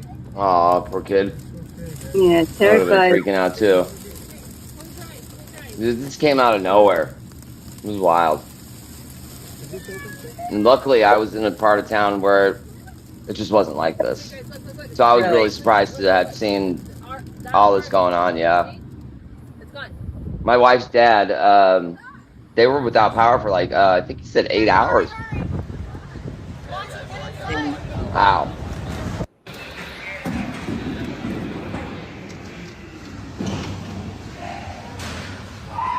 And my motorcycle stood standing.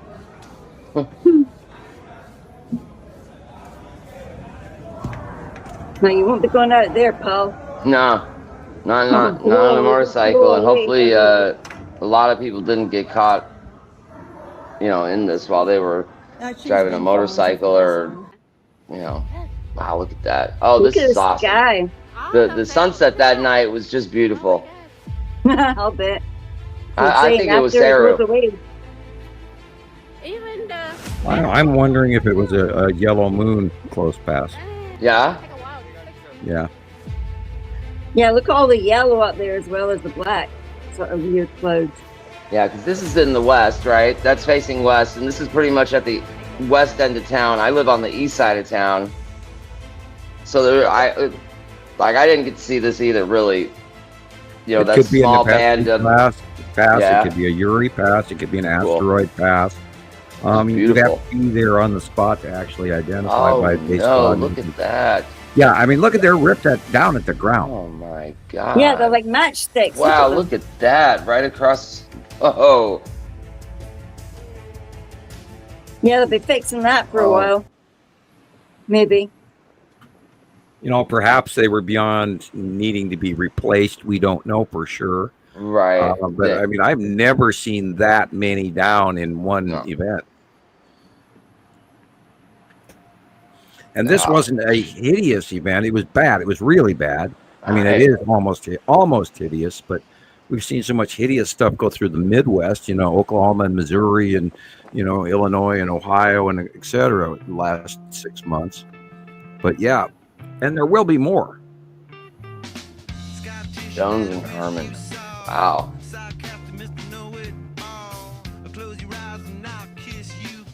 That's facing east. Wait. Mm-hmm. Okay, Bruce. Goodbye, Farrell. See you next time. Have a good night.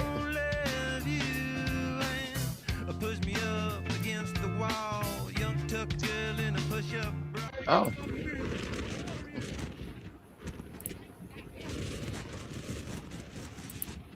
Selling property with a cement slab since your house is no longer there? Call so-and-so's Realty. Yeah. Pretty. I cannot even imagine what the infrastructure recovery is like right now alone, let alone what we're going to be in the near future, with all the flooding and all the storms and all the car losses and all the housing and all the wires and all the this is going to kill our economy, and it probably already has. I mean, this is direly adding to the homeless population, especially since interest rates are so high right now and your insurance is so low. I don't think that people are going to even be able to replace their homes, even if they're well insured. Because prices are insane. Did you see that green?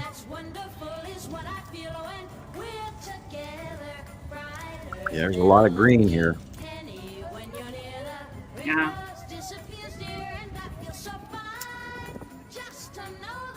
Yeah.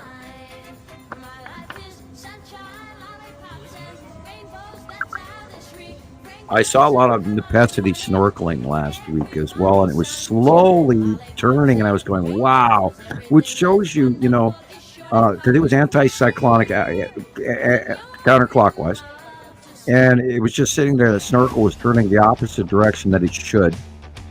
And I'm going, God, look at the size of this. And meteorologist, it's a supercell. I'm going, God, if you only knew. Thank I you, heard one guy, I laughed. I laughed. There was a news reporter. There was a news reporter, and she says, and the experts and the scientists have said this is due to environmental weather. Okay. And I went, duh. Whoa. Hey, David. Good to see you. Yeah, that last casino that they just showed, about 2 years ago, we had a really bad storm again, and the entire, it was brand new hotel, the sports book or wherever you place bets for sports, the entire ceiling collapsed, it flooded. It's really bad. So when Vegas gets hit, we get hit hard. Yeah, I always imagine it being very flat land there, like floodplain kind of flat land. We're in a valley. Yeah, it's got mountain ranges all around it. Right. And then to the north there, when you're coming down out of Utah, there's a whole bunch of really, really cool geology. And so, you're coming down into this big flat bowl. Now, I've run into some of those sandstorms right before Vegas, down south of it, coming out of LA. And that's where they have all the car accidents. Where, 150, 200 cars smack into each other right before. Man. Look at that stuff. Is there water? Is there like lakes and rivers and stuff there too? Well, they have Lake Mead. Oh, look at that. Luxor. And 8 million swimming pools. Right. Yeah. I think you're safer in the water in that instance. I don't know, Gillian. Well, if you're standing, there's not very much you can do standing there. You go like, I know, right? Yeah, you just become a casualty that from a flying sheet of sheet metal.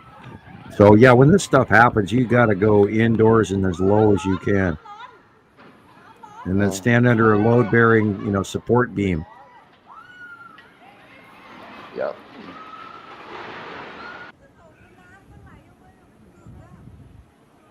Woo!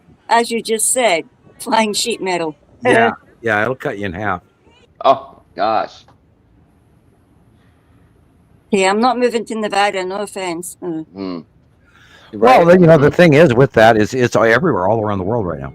Yep. I mean, it's not like you can escape that stuff, can you? I am very sure that many thousands of Chinese normal people who are important to the higher ups are no longer around because of the major flooding, and they don't warn their people when they're opening these dams. They just open the dams and then they warn them that there's water coming down their way. Oh, and nice one. Well, they build just about anywhere they can in some of these rural villages, and not within the same set of rules that we have. And the Chinese people they're suffering a really bad economy right now, although that's not making the press either. And there's so many people out of work right now, and their economy is crashing, and Russia's is crashing, and ours is crashing. What's going on, on right now in the world, people, is not what you're being told on the news. And get told anything relevant on the news, that is. Yeah, dancing around in that $1 million apartment trying to sell mascara or facial cream or the new expensive handbag is not the real world anymore, people. We are in a disinformation campaign. I'm unbelievably brainwashed. It's like, you've got to be kidding me. The downfall of the media is horrible right now. It's completely disconnected from reality, including the news. Oh my God, the shit that I saw this week on TV, it makes me want to scream. And I regularly do. And then I like there's Sharon's storm, it was really rough. We barely got any indication from New South Wales, or you have to actually go look for the weather. They're not reporting the important shit. They're lulling us to sleep with the crazy train circus act that's going on around us, around the world. Yeah. Now we can drop bombs on each other. Meanwhile, we're flooding and on fire. Like, where do we get time to go to war for them? Gillian, right? Mental. Yeah. Let's talk about a flyover that cost $3.5 million. Oh, come on, Kitty.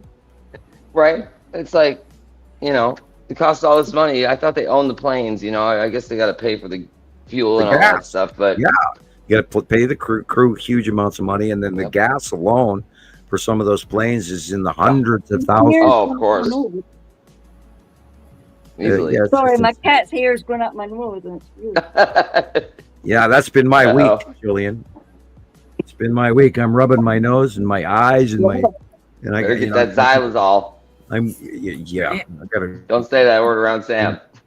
I listened to somebody. Oh, take Xylitol, man. Like, I know, right? Oh, Xylitol. Okay.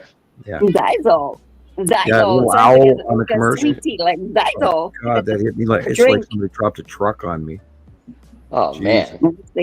I don't do medication. I really don't. Yeah, when you get leg cramps from like a side effect, cramps. It that's started on the top serious. of my foot, above my toes, and then it went all the way up to my ankles and the back of my leg, to the back of my knee, to the back of my thigh, to my butt cheeks. And I sat there for like 3 hours going, ow, ow, ow, ow, ow. I mean, my God. Man. I couldn't. Yeah, that's like the worst that's the worst kind of Charlie horse you could ever get. Yeah, and they didn't lasted 3 hours. Oh my gosh! They didn't quit. They just kept coming back. Like when it was obviously chemically induced. Sure. And because I've never had such a painful series. I mean, you get a cramp in your toe or the side of your calf because you got up funny, or you did the side of your knee or because you got up funny, or you were sitting wrong so your butt cheek cramp. No. This started in my toes and went all the way up to my butt cheeks. And then it kept coming back and coming back and coming back. And it's like, what the hell? I'm sitting in this chair going, ow, ow, ow, ow, ow, ow. What the hell is this? Never again. Well, I'm talking like possible kidney damage. It's like, whoa. No. Nobody tells you these days the side effects of things. Well, I thoroughly read it. But like, why would you go and read all that stuff? I spent, $8 on this box of 10 tablets, and do I even want to take this again? So I'll hand them out to somebody else somewhere else, some other day. The kidney thing is scary because you don't know, like, for instance, I had kidney stones like maybe it's been a long time, but I knew it was happening, but still I thought I was gonna die. And then oh yeah. They give you finally somehow got to the ER and they give you medication that it works, but it's an anti-inflammatory that is highly toxic to the kidneys. So they're giving you this nephrotoxic medication that works on the pain for those kidneys, and it's just wild. Well, modern medicine is not modern, common sense. Yeah, it's common. Sometimes it's pretty barbaric. Well, I really think that we should incorporate, and they never have. They don't even mix in chiropractic yet, even into modern medicine, and we're still so biased by literally the standards, what they call empirical science of England, and we are so captured in our stupidity and not included some real ancient herbal medicine. We can learn a lot from China and Asia and the Arabs and American Indians and you name it, and the Inuit and any other culture out there, and the Amazonian medicines and stuff. And if we spend as much time doing that as we study rocks or oceanography or any of that stuff, we'd actually be so much better off. But no, there's no money in it, and we got to stop this. And then we can get me going about Medicaid fraud and all. Man, and how much money the doctors are getting to push this pill and that company, and the pharmaceutical companies are multi-trillionaires, people. Yeah. And I took a tiny little pill the other day, and I mean a tiny little, it was smaller than a Tic Tac, tiny little pill, and 3 days later I'm still not doing well. So we got to rethink how we do things, people. It's wild. And I never take those things, but I actually listen to people going, well, maybe take Zyto. Like, no, I learned. Don't listen. Be stubborn. Yeah. Yeah, Montana guy, we shoot, man. We don't do none of that. Oh, no. That was definitely not a Montana accent. This more no, Southern. It wasn't, man. I was being silly and stupid. But yeah, welcome to my antihistamine euphoria. I was going to show the videos. I have a few videos from the Texas flooding last night or yesterday. Great. So. Cool. Oh yeah, did you get the QB ones that Lindsay sent in that I told you was from Lindsay? Oh, I didn't know that. I put them in with your pictures. Yes, those ones. Yeah.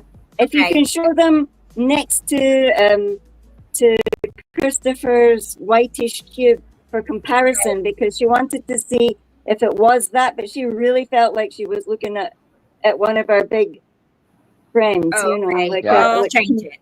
Yeah, I'll fix it to where she it's wanted Sam to see. She sent them and said, "Can Sam please look?" So it's for you, Sam. I'll work on that too. All right. So here's some clips from Texas near San Antonio, I think it was, right? So many miles outside of San Antonio. But yeah, the flooding, tragic. Okay. There's people in it. Oh my God, there's so many people in it. Please tell me you're getting this on video. Yeah, it's over.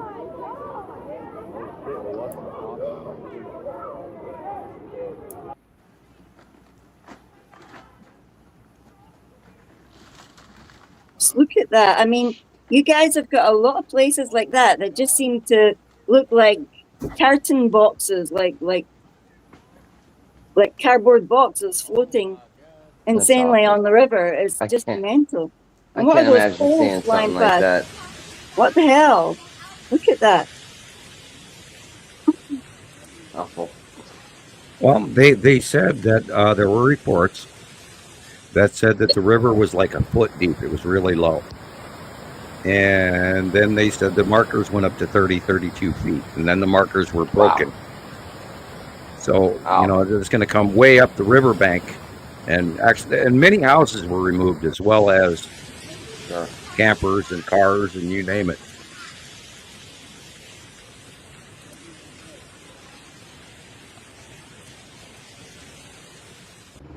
And there was no forecast for this. Right. Whoa, look at that. They said they helicoptered out lots of people. Luckily, they could. Yeah, there was over 125 helicopter rescues as of noon today. That's incredible.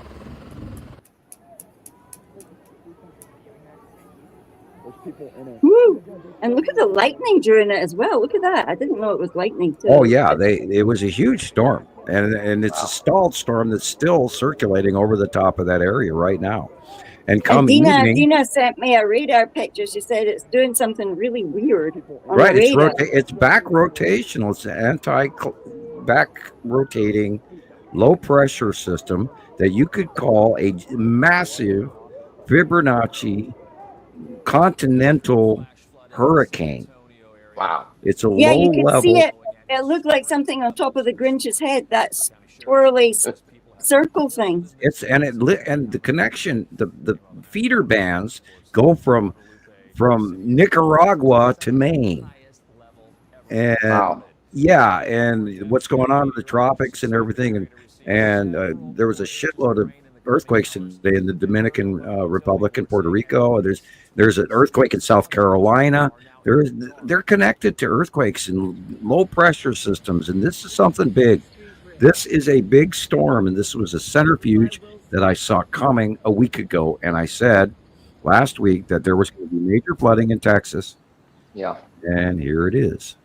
And they didn't call for it. If I can see it a week ahead of time, what meteorologists doing? Were they were defunded? We know that. They didn't call for this at all. At all. Incredible. Inside that RV, and that RV's floating away, and kids are screaming, and you can't do nothing for them. That's an RV park.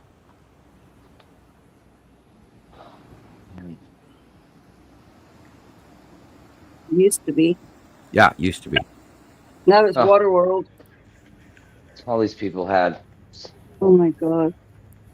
Well, $150,000 Where did they go homes to? or RVs. Where did all their mobile homes and their RVs go? 20 miles downstream. Right. They're also wrapped. Is it possible that some of them could have survived inside those vehicles? The frameworks that you see wrapped around the trees are all that's left. They were torn to shreds. Look at the bottom of the trees. That metal, that's where those RVs used to be. They're now metal that are bent and wrapped around the bottom of the trees. And they were torn apart by all the other debris. It was literally like a tsunami, but down a river corridor. I believe this was a rain bomb. Wow. A cyclone bomb. They had over a foot of rain in 3 hours. Wow.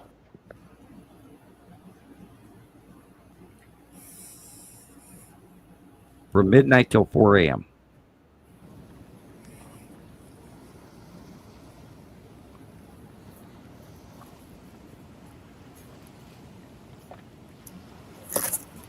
That's where the chair on the riverbank used to be.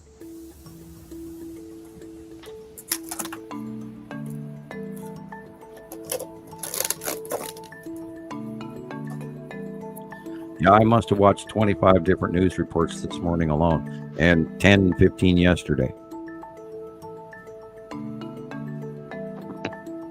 They will be picking things out of this one for the next 25 years. Cars and debris and the people that they won't find and stuff that are lost, and it was not reported. This is so why you have to keep the funding up for the National Weather Service Administration.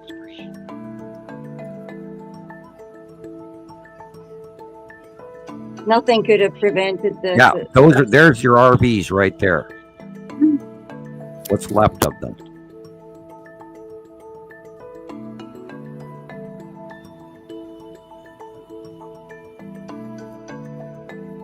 Hope the people got out. One way or another. But if it was 4 in the morning, that's not likely. You were sleeping. The campers, the children campers at their camps, where they were in cabins, they said the cabin walls failed and the structure stayed up. They were up in the rafters till it got so deep they had to swim for it in the middle of the night.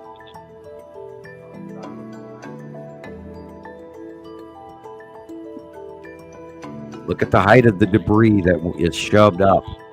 That was where the water line was. Yep. Shame. And in most places, it was over 25 feet. That's a lot of water moving down. You can show some of the fire stuff from here too. I mean, even that's tragic and horrific. But I mean, the other fires in the world probably worse. But for us, it felt bad. Well, I encourage people to go check the weather in Italy right now. Reality. What's that, Sam? Go to live cams in Italy right now and watch. Last week alone, the tourists in Italy and Rome were like melting, and the only saving grace was, of course, the Trevi Fountain. And tourism is way off. And our economy, folks, and don't get me started about by the way, we are being boycotted here in the United States for travel and for shipping and for ordering, and our economy has taken a downturn. The jobs market report came in last week. It's down minus 33,000 jobs, not like what was reported by the White House. What the White House reported was an absolute lie. I was going to say, I see Sharon is here now, so I'm going to go ahead and bring her on. She can converse with us. So let her talk for a while. Our friend, our friend Sharon in Australia. So there she Greetings, is. the Low High Watchers. Hi, Sharon. Good How to are see you. Hey, good morning. Good to see you all. Yeah. Good to see everyone in the. Good to see you too. Yeah, good to see everyone in the chat as well too. And I posted a letter back to you day before yesterday, Sharon. Thank you. Thank you very much. Nice. So, what did you play with the most, Sam? This was the clothes for Shiloh. Well, and she was absolutely doing the dance over the pens, manga pens. She loved them. Yeah, she's using them all the time, and she loved them. So excellent job. Nice. No worries. As you said, whenever you drop a hint, it all goes in here. So there you go. Thank you. Yep. You're far too kind. Thank you. No, it's my pleasure, and I don't like seeing people struggle. So, adds character to us folks up here in Montana. No, and it's my absolute pleasure to send things to people. I get so much joy hearing when people open their package and find something special in there just for them. Hi, Jerry. Nice. Hey, Jerry. Our friend in the UK. How are you? Good to see you. So I left a comment in last week's. You had a storm last week, didn't you? Yeah, I wasn't here. Busy doing all stuff, and then my family's been sick with the flu. So, yeah, trying to look after all the sick babies. So do you think that the sea virus has gotten to Australia, the one that was in Malaysia? It wouldn't surprise me with the influx of people coming from Asia all the time, because there's so many different dialects here. The school that I used to work with, the public school, had 57 different Asian dialects to deal with. Wow. So they're everywhere. They come from everywhere. And it wouldn't surprise me because we do have a huge Asian population in Australia. Right. But you can tell they're all wearing their masks, so they're all aware of something's going on. Yep. Yeah. And then it concerns me. I go on a lot of the science pages, and they said that underground operations have found that China have got another 200 biological weapons that they can release at any time. Oh, what a nice concept. Isn't it lovely to think? How can we screw over our fellow man and it'll come back? I think frankly, and of course, Australia's 60 Minutes program that put out their definitive documentary on the origin of the sea virus the last time, and how it was directly related to the military games, and why I ended up with it before anybody generically in the country, because it got back to Montana from what we call the jetters, because they were over in that province for the military, worldwide military meeting, and it was Australia 60 Minutes announced that it was released in that setting, which that program was banned in the United States, by the way. It was not aired in the United States. and If I had to go look anybody it up. wants to see it, I can load it onto our content stash Oh, so cool. people can see it. Hey, Sharon, how you doing? I'm very well, Chris. How are I you? believe Good. it was I'm good. intentional attack. It actually did reduce the overall fighting capacity of the United States and around the world. And I think it turned around and bit their populace in the butt. I think a great deal of folks from China are now not here because of it as well. Awful, Sam. Yeah, it's Well, you not only have well. to look at some of the secret vision coming out of China, and it's look, they're gone. They are fully gone with the amount of devastation going on over there. It's incredible, and I don't know. Yeah, I know. I how dig they can around hide as it all. well to find stuff, Sharon, and some of the stuff that you send me, I managed to get to see. Depends on my work hours, but it's really shocking to think of so many like unalive beings, and you know, I mean, what about our friends in Malaysia? You know, like, what about our friend? I've got a friend in Cambodia. I wonder, I worry about her too. And I mean, look at you're not going to know really what's happening in those countries because the censorship. I mean, look at Myanmar earlier this year when we were looking to see what was the truth of the quake. Like, what was it actually? Was it 6.9? Was it 7.4? And they keep on changing, and even just a little bit of a change. You know, when you went and you actually seen the devastation when the ruling party did let people in, they started making up all those you know how the scenarios where they say, oh, this amount of things happens in this zone, this amount of things happens if you get to this zone and this zone and this zone. Out Well, from the spiral, we never from the hear floor. really what's even going on for like the Uyghur people, and I believe Sharon probably knows about this. There's a Muslim population in China in the north western end of China, where there's at least 2 million people in reform camps, which is just they're brainwashing these people out of their religion, and they're a prisoner, and they're not even allowed to have their own thought processes. There's also a huge thing. Okay, we've got these wars going off all of a sudden all over the place, you know, Russia and Ukraine, and then now the Iran thing and Israel and the breakup, the revolution of Syria. Do you guys know that we don't take into account? We're always talking about the nice people and the people that we worry about that we don't want to die, and they're just innocents. But there's also something else going on under the scene, and especially what just happened in Syria. And I don't think people know about this. Do you know that there is a drug that is affecting people from middle Russia all the way to the Arab areas, all the way to Yemen and everything, called Captagon? Has any of you guys heard about the drug called Captagon? No. I haven't actually heard of it, but I've heard of people talking about symptoms. It was invented in Germany, and then when they found out the euphoric addictive, it's a stimulant. Okay. And it makes you feel like you're Superman. It's sort of like almost like the super soldier kind of stuff. Right. It's like that movie Lucy. You like, this has affected the entire Middle East and the southern Baltic region. And these people are taking these pills, and this is why we have the jihad movement for the last 2 decades, is because they have been feeding these to their military. Oh yeah, they've been doing just that like for Germany did World War II. Just like Germany did with methamphetamines during World War II. So people, this is that dark side that I don't generically talk about. But I took a dive into that rabbit hole this week again, and I started studying the effects of Captagon. And there are other drugs as well. These what they call designer drugs, where I can't. It's people even in Florida are using, which is scary.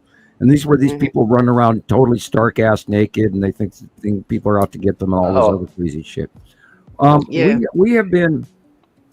We've been manipulated from both sides of the street and in the middle, and all of us nice people who are trying to not go stir crazy and follow the rules and pay our taxes and go to work and every day. We're not aware of how the game is stacked against us right now. And so I'm going to be a little bit vindictive toward my normal opinion, and we have to be a little more aware of how to protect ourselves, people, because we're living in a crazy effing world right now. And I'm in awe as to how fast we got within the last decade. Something really wrong in Denmark, people. And we talked about the opening of the sixth seal and the power of evil taking over. And that big, beautiful bill passed this week. God forbid. Here we are. And, we're all about to lose a lot of things. Yeah, it's going to get more crazy. And the more the people are stressing, the more they're going to react. I have to read more about it. I mean, I know a lot of what's going on with it, but we're in deep shit. There's still a lot that I don't know, and I gotta keep reading it. I don't want to be the negative guy, but we gotta start taking care of ourselves and realizing this is not the nice place we thought it was. Yeah. No, it's not fluffy rainbows and butterflies anymore. Yeah. No. I mean, did any of us expect any of this to be, then to be the future that we're seeing today? This is just. I paid my taxes this year. Yeah. I did what I was supposed to do. I'm out here helping people for free. Wow. And that's what is the most thought compelling moment, is that when you realize that we're heading in a direction that is one way. Right. It's not a chain reaction, but it has its significant steps along the way. But I think the most important thing is we're all waiting for that end point. What's going to happen at that end point? Well, there was a wise philosopher that once said, "Evil does not win by doing evil. Evil wins by good men doing nothing." Yeah. Yeah. And this is what we're trying to instill here, is to make people aware that it's very vital to have your preparations in place. And I think I had this conversation with Gillian not long ago, saying that even though you have your family members to protect, how much have they elevated to your level so that they understand the importance of this, so that when the time comes where you have to react, are they ready as well? You don't want them freaking out and going crazy and all the rest of it too. So how do you keep them calm? And how do you keep them motivated enough to sit there and go, it's not the end. We can get out of this. We have our bug out plan. We have an idea of where we're going. We know that this is the direction we have to go. Well, we have to start thinking off grid, because tomorrow, next week, all of a sudden we could lose our internet and we won't be able to talk to you guys anymore. Yeah. Oh man. And that's what I mean, like as soon as the internet goes down, what are the kids going to do? And that was the prime reason they're going to have to go outside. Well, that was the prime reason why I was tardy today, because the kids want to play PlayStation. And if the internet's really low, they get logged out all the time and they get cranky. Right. So they booted me out of the system. So I had to go and reset everything. Yep, that's what I deal with my teenagers. Yeah, you probably get that all the time. Yep. You get booted all the time. Yep. They even boot me out of my bedroom. I can't play Star Wars, and when they're in there, because I'm talking on my headset, my Oculus, my game. I'm talking VR, and they can hear you. So, Dad, don't come in your room. It's like, oh, I'm sorry. Oh, excuse me. It's my room. What do you want? Yeah, I need to, I need to get some socks. Oh, okay. Yeah, right. And you have to explain yourself. I have to explain that I'm coming for socks into my own room. Yeah. And I did laundry this week all week. Yeah. Are they the side of girls that'll put one thing on and then chuck it in the wash straight away? Yeah, that, and I'm thinking I'm ahead on the laundry, and what happened was they sequestered most of their laundry in their bedroom, not where it was supposed to be. Oh, the pile in the corner. Not in the hamper, one. no, in the pile in the corner, right? And it's now it's a mountain. And here I'm looking, I'm in the bathroom looking at an empty laundry hamper, going, "Oh, I'm ahead." Yeah, no. I've got 3 laundry baskets that I have to go and physically go and get each one. So I had to do 8 loads this week. Oh gosh, I get that's some laundry for you. And I've got a 10-kilo washer, so. And then you got your dryer running in your house when it's 90 degrees outside. Yeah. So I've been doing my laundry at night, and look at the green blue. Look at that green blue. Amazing. Right. Now these are from just a page I found on TikTok. They're time-lapse videos from 2021 through 2025. I think this is 2023. They're all facing southeast. Okay, so I just thought they were great. Same, Tara. I do too.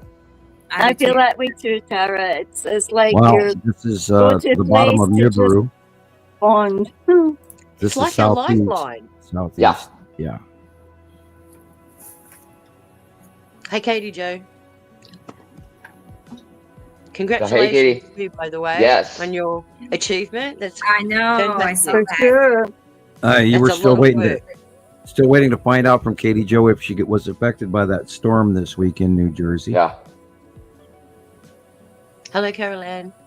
Caroline's here too. That's the bottom of kitty Nibiru. cats, Caroline? How are all the kitty cats? How are your little visitors? How's Which one, Sam, is that? That's Nibiru. Yeah? Oh, look at that. Wow. That's crazy. I thought so. That dark blue rotational Nibiru. This is 2023, definitely Nibiru. Yeah. Beautiful. Huge. Wow, look at that. It's huge. Look at it. It looks like water going past. Look at it. Well, it is. Most of Nibiru is covered by oceans. It's a watertight planet. Very, very large. And people think it's red.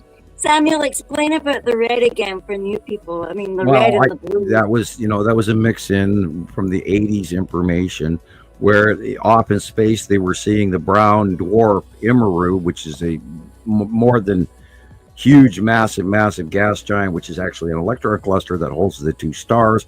And because of the 1980s screenshots from deep space, they were thinking that it was Nibiru because everybody mislabels everything. Right. And so they called it red, and it was an orange, and this is where the brown dwarf and where the invisible planet and the I remember some people saying, "Yeah, Nibiru comes phasing in from some other dimension." And I'm going, "Oh my God, people!"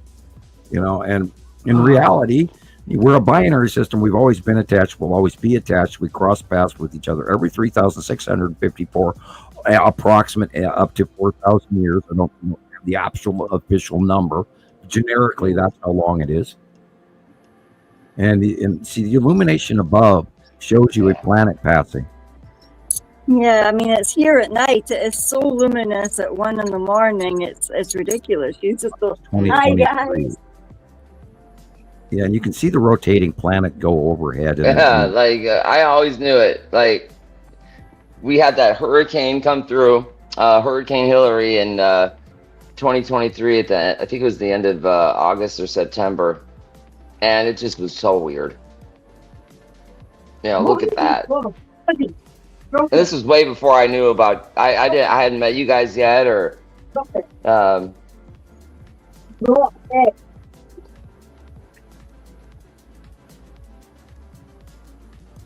I love these time lapses.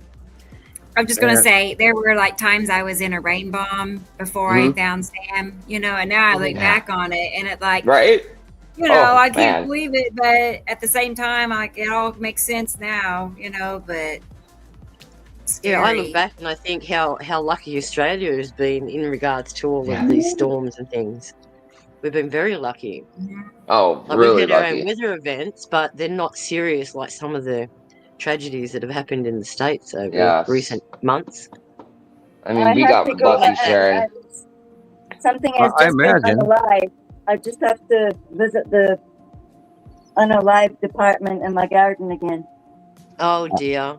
I imagine that the western side of Australia suffers more from the onset direction of the southern jet stream, and which has completely changed in the last 3 years as well. And I the other day I looked at the South Pole and all that. Oh my God, that is so weird. What's going on down there? It's amazing. And then the North Pole is so weird. Yeah, the rain bomb that hit the East Coast has now diverted around, and it's now hitting Perth. So they're getting rain bombs. But the middle of the country, nothing. Nothing, no. It's so dry out there. You know, farmers are screaming. Not enough rain. And then you've got all the other farmers in far southeast Queensland that have just got wiped out with all the floods. Wow. It's like a repeating pattern everywhere. Floods, fire, floods, fire. And these were all prophesied. Yeah. We've been told about these in so many different ways. That's cool. So, yeah, it's just insane, isn't it? I mean, but look at these movement. Oh, it's amazing. Look at it.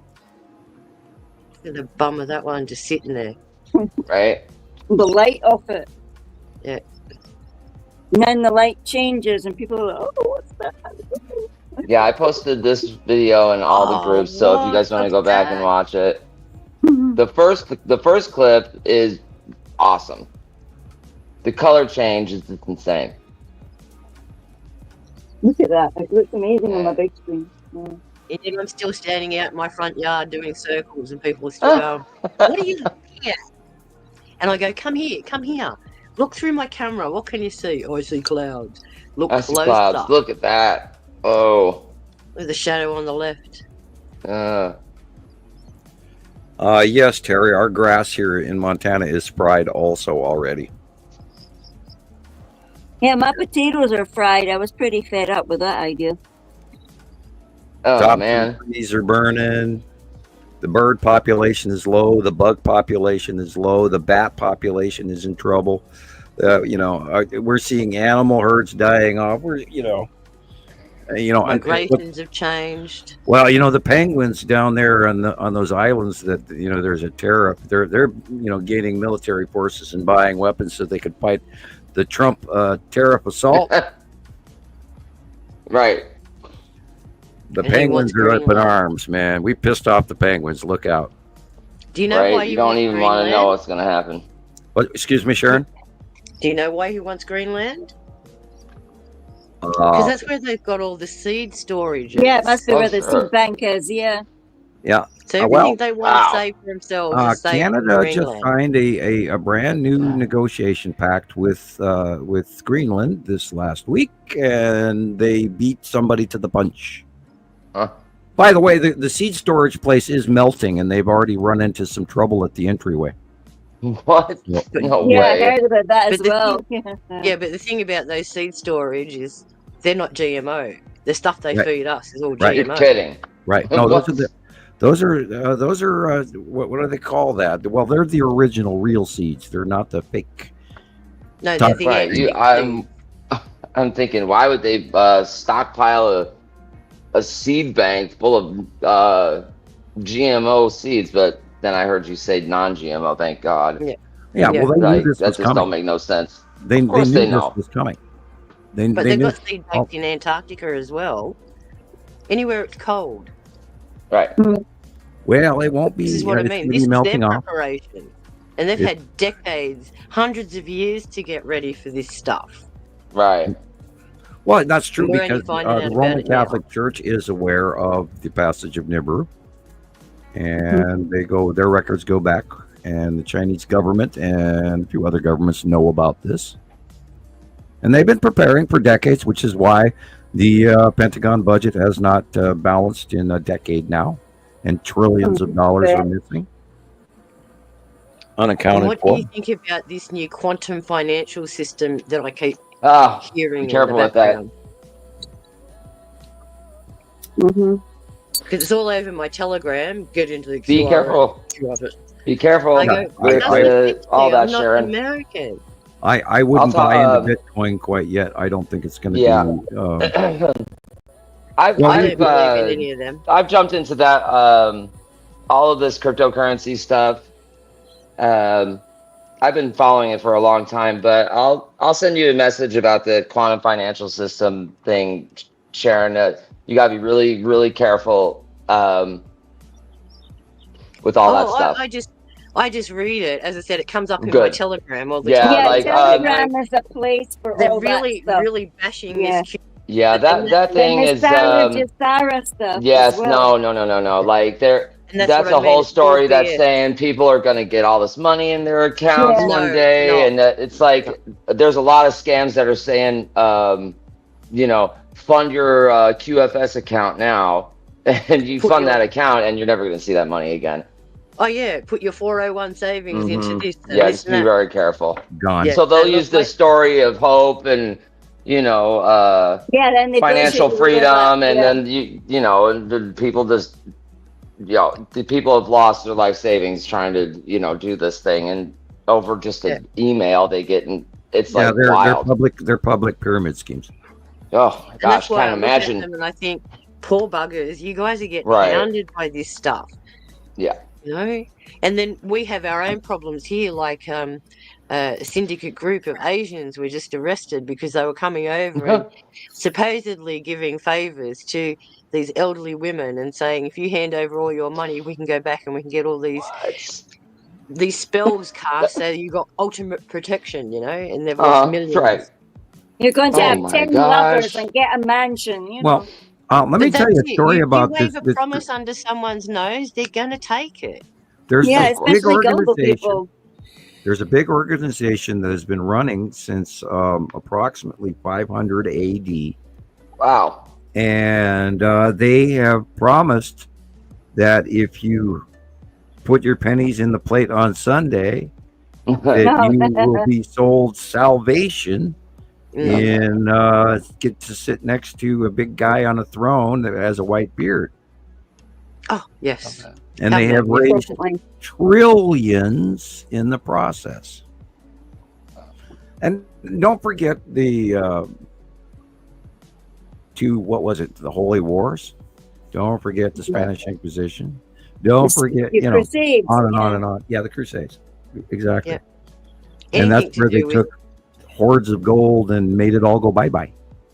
And brought to England and France and Spain. Yep. And that's what they're all screaming for now. They all want their gold back. Oh yeah, I was just going to mention that earlier. And by the way, that accounting is supposed to happen this year. Right. September is the third quarter. Dun, dun, dun, dun. What else happens in September? Well, yeah, we had the June 30th date. We had the July 5th, the manga. Yeah, but on July 5th, then there were quakes in Japan, but just not what they said. No, but it's still going on. I mean, how it's can magma you? Movement. There's magma and tectonic plate movement going on, really serious stuff, and it just hasn't hit yet. But there's also August the 7th or 13th, I think, which is a big day for Nostradamus. So we're not out of the woods yet. The 13th. Yeah, 13th. Yeah, you said the 13th in previous occasions. Okay, yeah. Then I sat there going, "That's 4 days before my birthday. How dare you?" So, when's your birthday? 17th. Now, let's also remember that Baba Vanga and Nostradamus both also said that the year 2025 is when we meet ET. No, I'll bring it on. on. You hear other people on other channels say 2027. So yeah, cool. I heard 2027 as well, but I mean, geez, we're going to hear everything, aren't we? Just about anything we can say. Speculation. Well, that's 2027 is when the Grays get in little RVs and drive Route 66 and meet everybody. But woo, cool. That's cool. Stop by the Burger Joint, classic American rock and roll, Yes, we all get our heads transferred onto our animals. Right. Yeah. Mars Attacks from the movie. Yeah, Mars Attacks. Love that show. Oh, yeah. Yeah, right. Tim Burton did that movie, right? Yep. Yes. Okay. Yes. Anything. Yeah, that guy's got a pretty twisted twisted creative mind, you know. And usually awesome. people like that have ADHD and stuff. It's just that they hide it very well. Well, I mean, look at the guy's hair. It's, you know. Well, he probably has. He literally spelled ADHD with his hair. Yeah. Right? I was reading a comment. What was that? Oh, we're just saying if you actually have a look at the guy in real life, he's it. Yeah, he's crazy. He looks crazy. You know, Tim Burton, the film director, that did like Beetlejuice and you know, all those Edward Scissorhands. Oh God, that's a classic. Yes. That movie's great. That's a classic. I love Edward Scissorhands. Yeah, the Headless Horseman Nightmare and all of Before those ones. Christmas. Right. Yep. So, And that one where it was the pie maker when he was making it out of people, the barber, going for a haircut. Oh, Sweeney Todd. That's the one, Sweeney Todd. Yeah. I'm not too big on the musicals or whatnot, but yeah, that's pretty twisted too. Yeah. But then again, they're only movies. They're only movies. But What behind are the scenes, they also have messages too. So Oh yeah. you just have to look for them. Right? Yeah, like everything's Star Wars. got- Look at, like Sam says, look at the last scene on the first movie of Star Wars. There's a hidden message there. And that's what I mean. We watched that as kids, and Yeah. we just took it in as fantasy. But Right. when you see it in your skies, and those craft and the cubes, and I'm sitting there like Gillian and I share photos all the time, and I'll see something that Gillian's missed, and 9 times out of Right. 10, it's always a cube in the shot, Cool. but not just one, many cubes. Well, yeah, I There's showed many you up Lindsay's there right one, now. and you I saw think I've like noticed that over smaller little the square months too. Like, have you noticed that, Jillian, where there seems to be like, you know, more than one? Seems to Yeah, be and they're more in than one. Oh, yeah, it's clusters. kind of Yeah. freaky, isn't it? When It you is look at it, and freaky, you but I think, just try to okay, stick with the two. You know, if the Texas, if I'm seeing something and it's not like under Atu's moon, like Rebecca showed me for the Texas cube, or if it's not on the right side of the sun in front of Ice Adam's yellow moon, then I just try to not bother with them. I guess watched we it know they're started there. for Plainest Day out my window yesterday. Plainest Yeah? Day, there's the conning tower, there's the flying Oh, slice, cool. you know, the darker than anything in the sky. Oh, And the shadow angle was like, you know, right before sunset, and there it is, you know, that big flying wedge, and Yeah. you can see the conning tower on the back of it. You know, I watched it like roll, and where you could see from the flat edge to a 3D side view. It was like, wow, that's wild. you know, Yeah. and yeah. Like how big was it? Well, it was about the size of my thumbnail if I was Yeah. to hold my hand out in front of my face, but it was absolutely, you could see it. It was completely separate of the light that anything else in the sky. You know, the sky was full of Wow. white clouds, and this thing was gray. And there, you know, and you could see the shining off the top of the conning towers. It was like reflective, and for you know, 50 a minute and a half long. And I'm looking at it, and then I watch it roll, and it's like, whoa. Cool. You know, it's just and Trying to they're think of it in my head. here. yeah, when they change. Go anywhere, shape. Terry. says. Terry, I'm there already. Yeah. Where I would go is up, just up to an area with some basic hand tools and some tarps and ropes and bolts and nails and shit. If I could afford it, I would stay in Montana. And the reason is behind that is because the Pleiadian directly told me that we will have water when no one else does.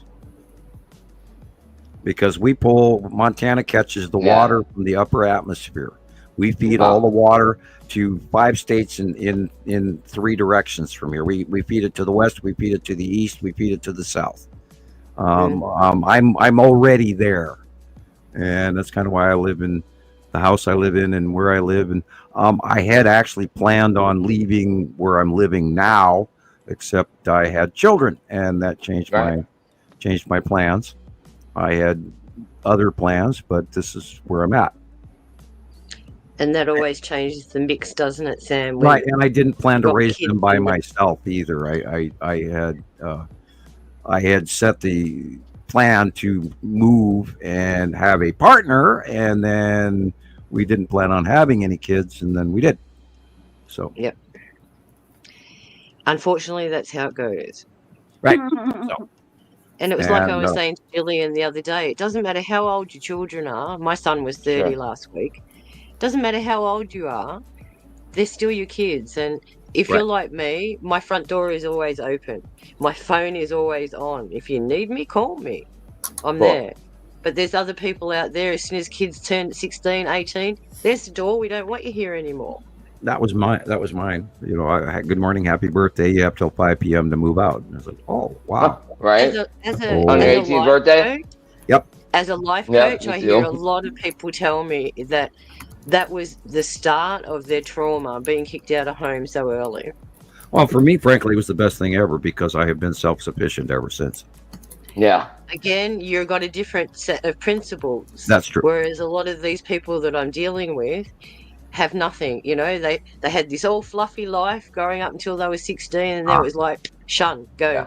We don't want you anymore. It's that could. I imagine it could mess you up. Oh, for sure. And this is why they hit the streets. They get into trouble. They take their drugs. And it's just misalignment, misguidance. When I was 18 and 19, the big one for me was discovering that the United States government was not on my side. Mm. And my little... And that must have been a huge critical... non-voluntary vacation to the East Coast. Yeah. Yeah. And how did they explain your absence for so long? Nobody noticed. Correct. And that's what's happening with so many other people right now. The missing... That's what really blew me away is when I got back. Nobody noticed I was gone. My roommates rented out my room, had my shit stacked in the corner. Mm-hmm. You know, and you know, I was gone for months, and they went, "Well, we didn't know what happened to you." I mean, and that was it. My family did not even notice. Mm-hmm. And that's what I mean. You know, you lose contact with people, and then it's like, I wonder where such and such is. But nobody ever follows it up. Yeah, and your mom yells at you, "You never come over for dinner on Sunday anymore." It's like, you didn't never look. phone me. All I want to hear is your voice to hear you're okay. You never phone me. Well, Mum, I don't have a phone because I'm on the street, firstly. Sure. Yeah. Nice. So. Hey, but Tara. it's only getting worse now with all the damage that's been caused by all of these horrible events. I can't imagine how many people have nowhere to live right now. Well, people are going to have to start thinking like the Amish. Seriously, we are going to have to start learning all the old stuff because it's coming. We, you know, if we don't frickin' fry, and if we do fry, then we're going to have to learn even more. Yeah. Yeah, some of those caves in the mountains are looking really good right now. No kidding. Well, we don't have limestone. I'm up here in the granite world. We don't have a lot of limestone. That's where most caves are. So, I'm thinking underground living hobbit holes. You put enough dirt over the top of your structure and keep it dry. Having multiple tarps for a roof. That way it takes years for those layers to ever erode. And if you can afford metal, then you know, if you can afford to build a bunker, well, that's one thing. But I've watched every dugout movie I could ever get my hands on. Yeah. Where then you've got all those other crafty guys out there in the jungles digging their bungalows and their pools and everything, and it's just dirt. Yeah. Well, I studied a lot of Roman construction on purpose for that same reason.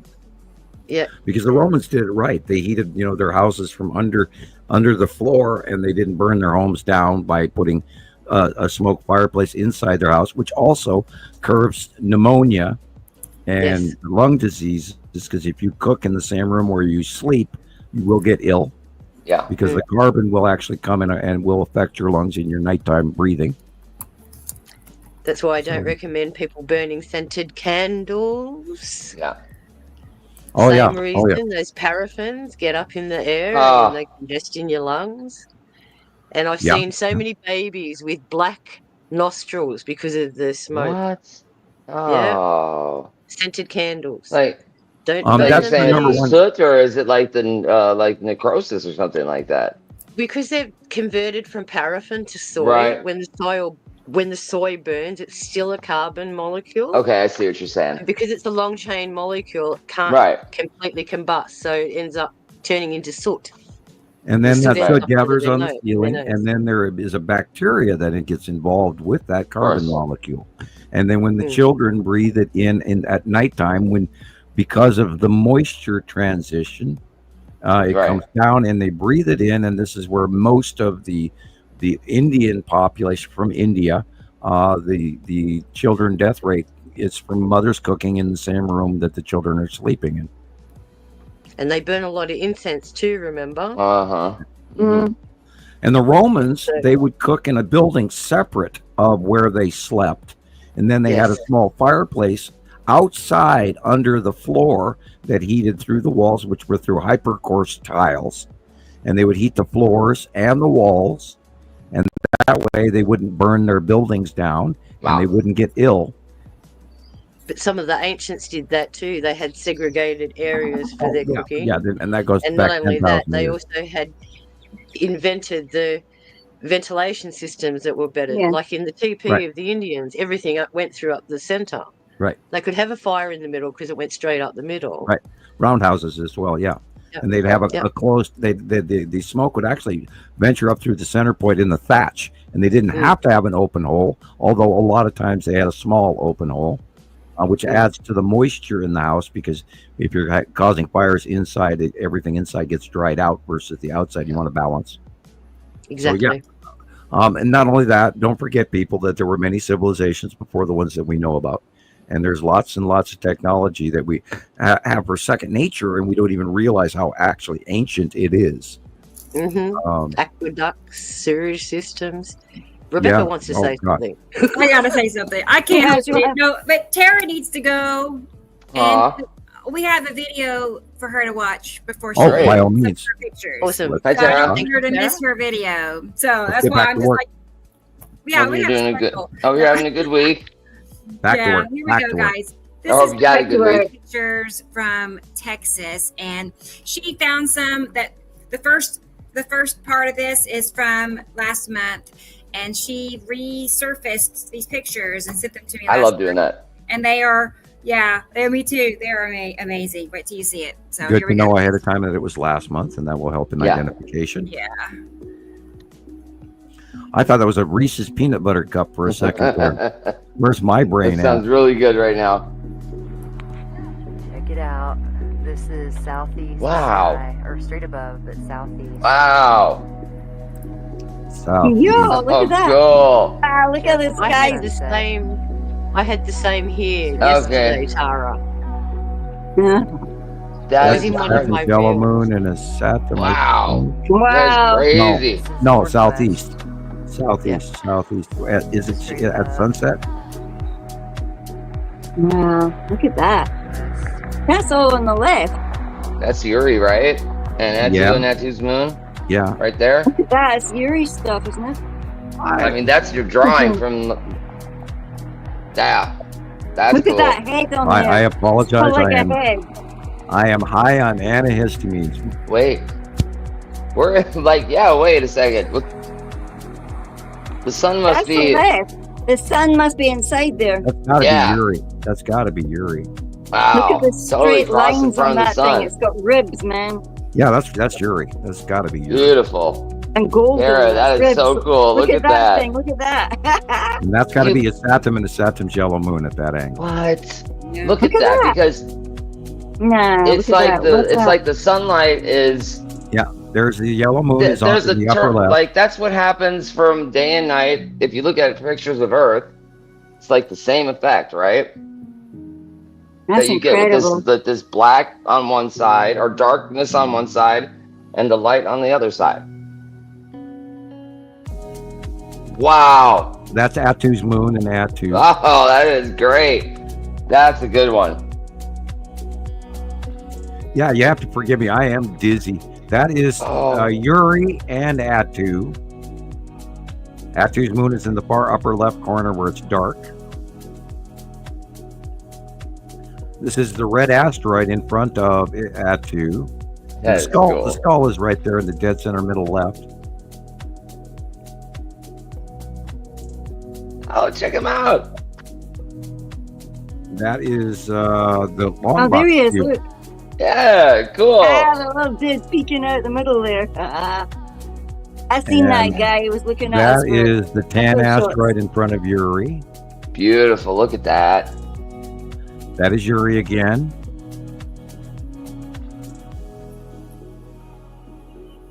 Oh boy. Right? Yeah, I only when I have to work do I realize how antihistamine brained am I. You know, I mean, get up when I walk to the. Do it again, Sam. Do it again. But yeah. That's These are great, Tara. Beautiful. Look at the colors. Yeah, that's the tan asteroid, and Beautiful. the smaller one behind it is Oh, look the at orange one. This is Sorry, Atu's Rebecca, moon I just Atu moving over to the photobombed you. right. What's Sharon? What? I just photobombed you. Sorry. Oh, no, you're okay. I'm just now getting it. Okay. Atu's moon Atu. Oh, So you this can is see on the Tara's. Mine was very similar to Tara's yesterday afternoon. Oh, wow. This Okay. is the Saturn yellow moon and the Saturn. Cool. They're still coming in. I got a really good reflection of one of them yesterday where the rainbow is completely on one of the edges. Yeah. So cool. Awesome. you'll like that one. Yes. I saw it and I went, no way. No way. Look at that. That's Yuri and Atu. Boy, did you? Wow. Beautiful. Look Yuri. at the colors. And they're sky fillers. They take up the whole sky from north. It's Yeah, wild, and the real right, sky is Sharon? At the horizon, the real sky is down at the horizon. The rest of it is planets above and Yeah. beyond, and both sides. And people can't comprehend it. I had a lady across the street who regularly parks her car in my driveway say to me, why can't we see these normally? And I went, because they're so big. Right. They occupy the whole sky. So people don't see them Beautiful, look at because that. they are so big. Our Right. brains can't comprehend how big they are. And I said, and the human brain is terrible for distance and size. Yep. We cannot process distance and size. You can say, oh, my destination from here is 70 kilometers away, and it's going to take me an hour and a half to get there. But it doesn't Right. necessarily mean you're going in a straight line. You've got to go all of these different ways just to get there. And when you're driving along, how quick can an hour and a half go? Bang, it's finished. Right. Because your mind is somewhere else too.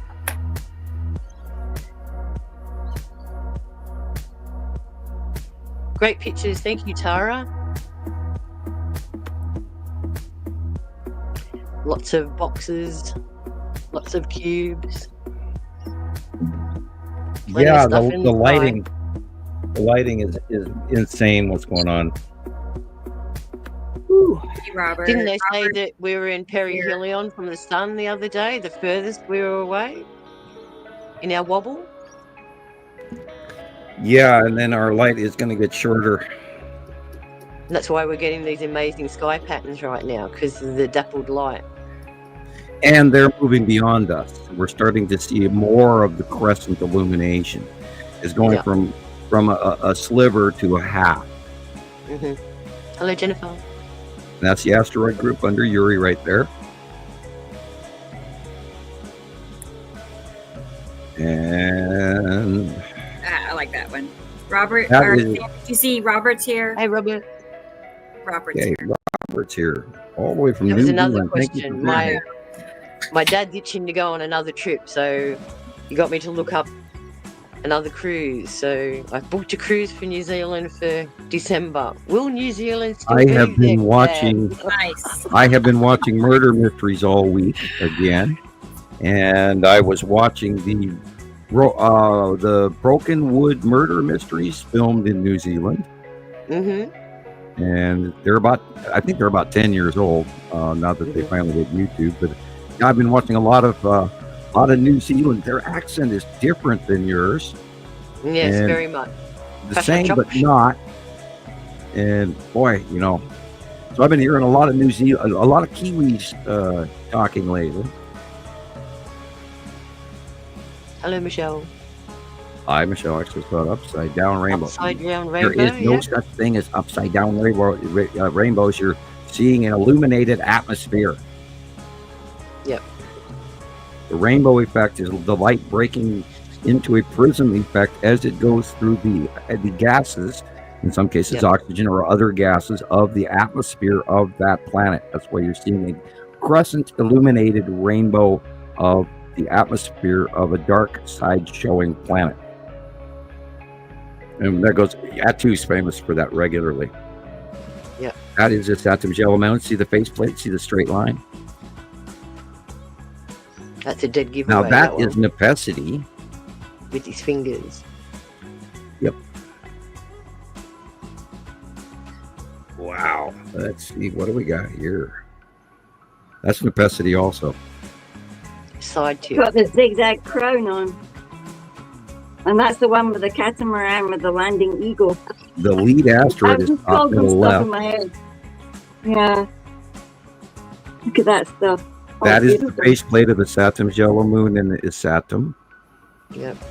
Wow. Fire-like clouds. But they're just clouds, Gillian. They're just clouds. Gillian, you've discovered clouds. I see we've lost Christopher, so I couldn't tease him. But there you go, people. There you go. See the white upper corner? That's the side craters of Attu's moon. Mm-hmm. You know what look makes at that ghost-like thing in the moon. That is the Saturn's yellow moon illuminated at night. These people that make these orgone devices and hold them up and say, "Oh, look, it's clearing the clouds. Look, it's separating." What? Oh, I've had a bunch of friends that said, "Yeah, I can control clouds. Let me show you." All right. Mm-hmm. Interesting. They're whack jobs. You know, they believe it, so as long as they believe it, it's okay with me. That I think is the bottom of Saru. That I think is also the bottom of Saru. Your belief is your belief. Did somebody put a smiley? Oh, that's a Magnavox symbol. I thought it was the smiley face on the sun. It's a Motorola thing. Yeah, Motorola. You're right. Motorola, not Magnavox. Yeah, you're right. Thank you, Julian. Sorry. No, oh, no. When I'm wrong, correct me. The yellow part is the real sky, people. Everything else is planet. This is all planet except for the pink in the bottom right. They almost look like craters. Yeah, you are. You're looking at Attu's moon and Uri. Marks. This is the bottom of Saru. See the green blue? Mm-hmm. She's got she gets that webby, ready look. Right. She's got a really thick base cloud when you see the open core. Yep. And she's very big, so she's filling the sky in this shot. And in the this is Attu's moon and Attu again. It's hard. It's getting hard, people. It's getting hard. There again, there's those bubbles. That's Attu's moon. Really testing you now. Well, it moves so quickly from just above us and in front of us on the left to going into our right side after sunset. And it's like, what? You know, they're above us, and so they're moving differently, and we got, constantly having to catch up again. What am I looking at? Well, that's Uri. When I start seeing them come over, it's within a span of 15 minutes by the time they go from here to here. And what's with this thing that looks like a big blue bat or bird or something? It's like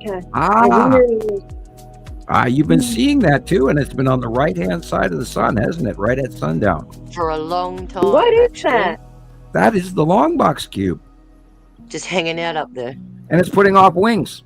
It looks like a phoenix. The cross. Or it looks like a phoenix. Yeah, it looks like a phoenix, moreover than the dragon on the other side, which is the tan asteroid.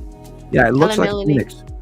And that's why the phoenix emblem in the crop circle also includes the cube in Aztec and Incan mythology, because they were here more recently than the Nibiru group, and they actually interacted with the Incans and the Mayans from the cubes. Well, That's why a lot of their writing is Rongo is a lot of square. That's also where they get their geometry and astrological mathematics that nobody on Earth still understands. No. Because they got it directly from the people on the cubes, which is the Federation. Federation or something. Federation is a multinational group of higher beings that are even above the Nibiruans or the Anunnaki or whatever you want to call them. They're higher than they're demigods above demigods. See those lines? That was the long box. And that's the long box. No, it's the other side. That's the Pappy, the asteroid. Okay, got it. This vein. I can't figure out what I'm looking at. Again, people, antihistamines. Stay in school. Don't take antihistamines. Actually, don't stay in school. I mean, stay out of school. You know, private study. Stay away from the germs. I'm a germaphobe, so you know. Got to start promoting the Ramones. Yeah. Well, and in Gillian's case, the Sex Pistols. Yeah, the long box is in this shot.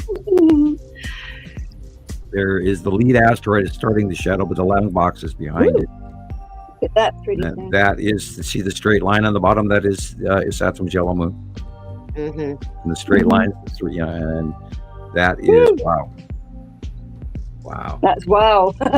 That's wow. Yeah. Planet wow. That's the planet wow. I'm trying to figure out where the light was coming from. Behind you? Yeah, but behind me to the right, but wow. This sort of that's on your right hand side? That's gotta be Yuri. That's directly behind. Looking at the Yeah, shadow. man, look at that thing. In your face, people. It's in your face. Yepers. Wow, mega! Look at that thing. But that looks like the lights on the left. Look at that And stuff. yeah, this is the cube, and those are Star Destroyers around it. Mm-hmm. Cube and Star Destroyers, and they're all putting off these little wispy tails. Yep. Because they're warming up in the sun as the sun's shining on them in space. Thank you, Tara. Wow. Tara, you got a great capture of the long box cube and mini Star Destroyers. Blow that up for yourself. You'll see at the lead of all of those little wispy tails. Yeah, at the lead of all those wispy tails, there's Star Destroyers. Yep. Take a picture from out of Star Wars and stick it next to it. Yeah, there you go. I was going to say if you hi need to one, Bill. I've got a few saved over the years. They're actual Star Wars shots, that is. So She was referred here we can from give you a copy. Of course, they're Matt. easy to look up on Bing or Google. It's Mark, isn't it? That speculation. Matt. Mark in I have it. Ireland. It's yes. Anyway, yeah. He Yeah, sent us he was Melanie. running a podcast at the same time. So Oh, okay. but Okay. it's good that he's mentioned more traffic this way. Good on you, Yeah. Mark. Good on you, Mark. Yeah, he sent me a copy of one of his podcasts, and I think I posted it on my wall, and I'm going to watch it later. Hello, Amy. Yeah, you know, the reason that this is show 122. Two? I Yep. can't see because 122. Stella Skywatch is here too now. 122. What an And we do this to warn you, folks. 122. Another achievement. We get here. It seems like 3 weeks. And how much fun do you have if you're sitting here going for 11 hours? My goodness.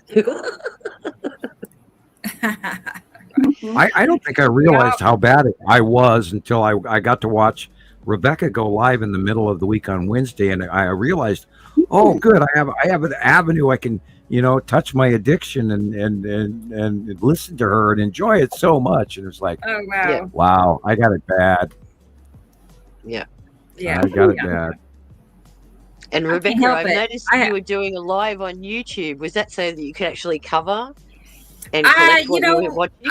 Oh no! No particular reason other than no particular reason other than I just felt like it. And then the next couple of days I went on Facebook because I'm thinking I'm like, there's more people out there than just my TikTokers, you know. So I need to like, you know, switch it up a little. So yes. And we need to talk about your domain a bit more. About your thing. So when you have plenty of time, just email me what your plan is and we'll talk about how we can get that up and running. Cool. Because it's like, I mean, it's running, only I can see it right now. Yeah. While I'm still building or putting it together. Is that what you mean? But I haven't released it for the public yet. And that's what I meant. If you need help on that side of it, let us know because we can do some stuff for you too in the background. I see. Because we've got programming experience as well. So. Oh, okay. Yeah. Need any of that kind of help? Cool. Yeah. I'll message you. I'll show you what I have. Yeah. Cool. So and you know, and then if you have any further ideas that you don't know how to put them in or implement them, just put them on a notepad or something and take a photo and go, this is the direction I want it to go and these are the categories I want and this is how I want it set up. So we can do the work behind the scenes for you. Nice. Yeah, I'm creating like tabs and drop downs and, you know, for each planet, each kind of asteroid, each, you know, it's pretty organized. This way you don't have to farm out the talent, use the talent that's within the pool already. I know. Exactly. Right. All that kind of stuff. That's what happened last time. We farmed somebody in and they wanted to go a completely different direction than all of us. And it took up quite a few months of our time and we got hopes set and we did a lot of work in the background. And then we had a bunch of wasted effort because that person really wasn't on the same page as we were. Yeah. Well, I'm here for that reason. So if you need any technical support or any Sharon, we love you. let me know. You're on the same page as us and you're, you know, I reread your letter the other day again for the second time and you were Sharon likes to write. Did you see the hand on forehead? Sharon likes she likes to pen pal. So I got the full Sharon story and I reread it again the other day. So thank you. Yeah. And that's something that was instilled in us when we were in primary school. You know, when we all moved our directions, you wrote to your friends. So that's what happened. People don't write letters anymore. I'm not great about a lot of letters anymore. I read a bunch of them.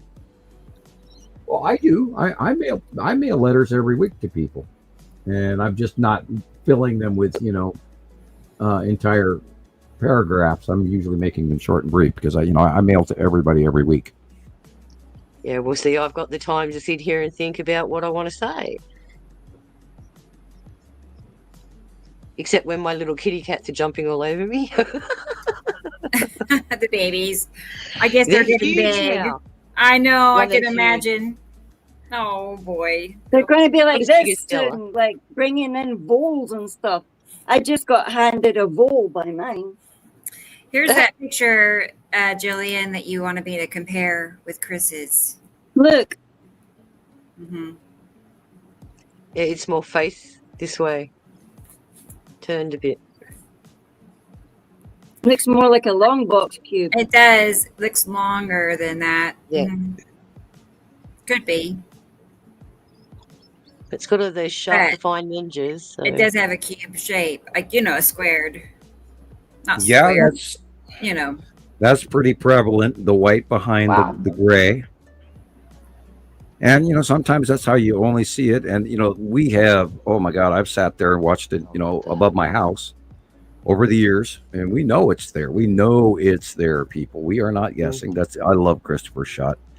And it's been matching for years now. We are not making this shit up. We're not guessing. We've got thousands of sightings over the years, people. So every time I look at it, it looks different. Sam, this is Lindsay's one, and it looks like it was on the right. But she's got the corner. We were talking about Christopher's shot, or I said to her, let's compare it to Christopher's, because Christopher's one instantly pops into my head. The second I looked at that thing, I thought, the shadow you could see a corner of it. Look at it. You could see the corner that's the corner shining in the light. It's the upper right corner of it. You're right. You're exactly right. And we've seen thousands of the sightings of these things, people. We've been talking. Texas, we saw it in 2009, 2008 in deep space. We watched it get here. We know why it came in Texas, over Texas. Awesome. I don't go into grave detail, but I know why the Empire orb arrived over Norway. I know why the Texas cube got here over Texas. I'll tell anybody across the campfire, but I can't say it here because then I'd be broaching classified. So, and little old me is, and the guy that captured the guy that captured it popping in through Texas. But I'd had pictures of it from captures from deep space years and years ago, and I was lucky enough to realize what the hell is this, and then take a screen capture of it. And I didn't believe it, and I didn't believe it, and I went, "Oh God, Borg, Star Trek, what?" Yeah. And I remember in 2018 when it was all over the internet. Right. Yeah. 2015, 2016, 2017, 2018. Especially the one of the lady sitting in her car, and she goes, "It just came out of the cloud." Yep. Yeah. And I sat there thinking, "Oh my God, how would you feel if you were just sitting there and you saw that coming at you?" And then 2019, they start offloading the Star Destroyers, and they came out of hiding, and they were captured for years in front of and next to the sun, and when they were tiny, but they were squares in space, and many sightings going next to the stereo A and B captures from the sun, and then they came out of hiding next to Earth and above Earth in 2019, and then offloaded the Star Destroyers. Dun dun dun dun dun dun dun dun dun. And oh shit, here we are. And we've been screaming this to people for, God, all these years now. And seen of them. Not one comment, even in the comment section on YouTube yet. Not one. Not one. I posted a comment on there last week asking a question. Didn't you see it? Yeah, I saw your question. You were asking about the asteroids. Right. Is there any chances of those more?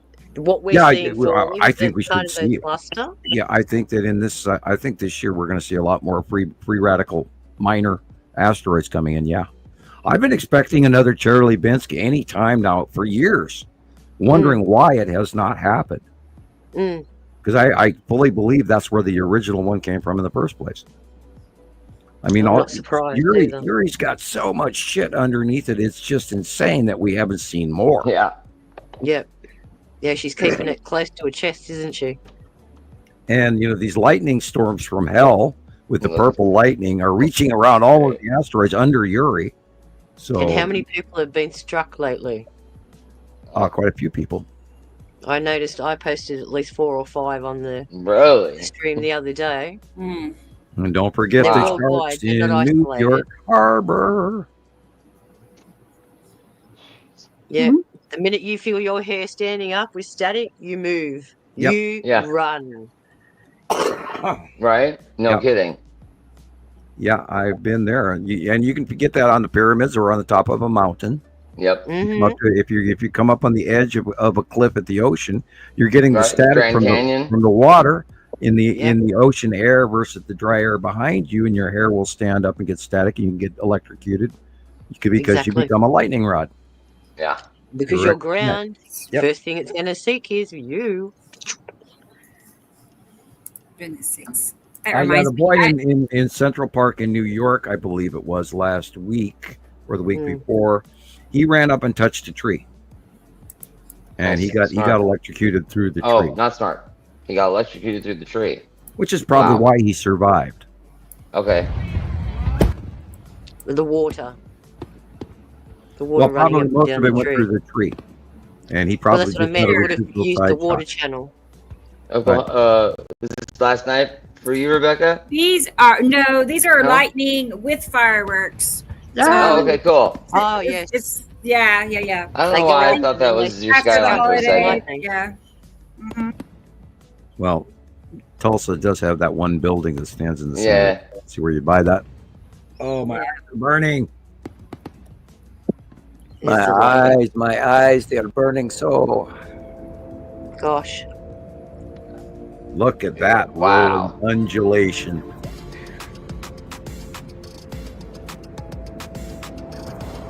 Notice the illumination difference between the horizon line and what's above.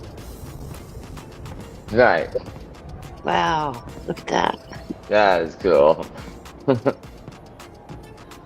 The better shows behind it, I promise you. Definitely. Planets. You know, and I'm to the point where I'm starting to believe that not everybody's going to get on board with this. They're just not. No. Well, a lot of comments I get is we don't don't want to know. Going. Tell them if they listen, they listen. If they don't, they don't. Oh, that was cool.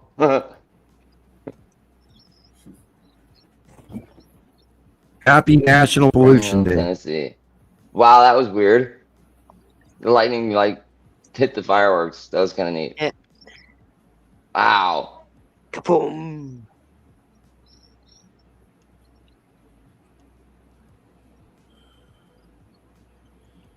Look at that one.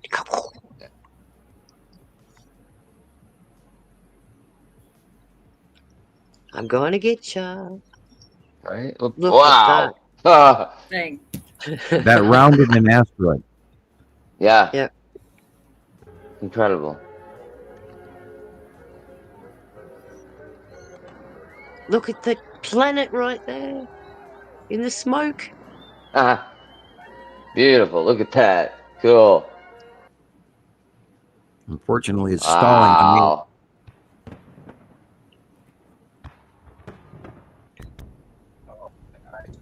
me.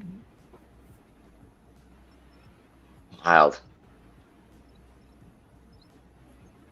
Huh? That actually generated from the firework.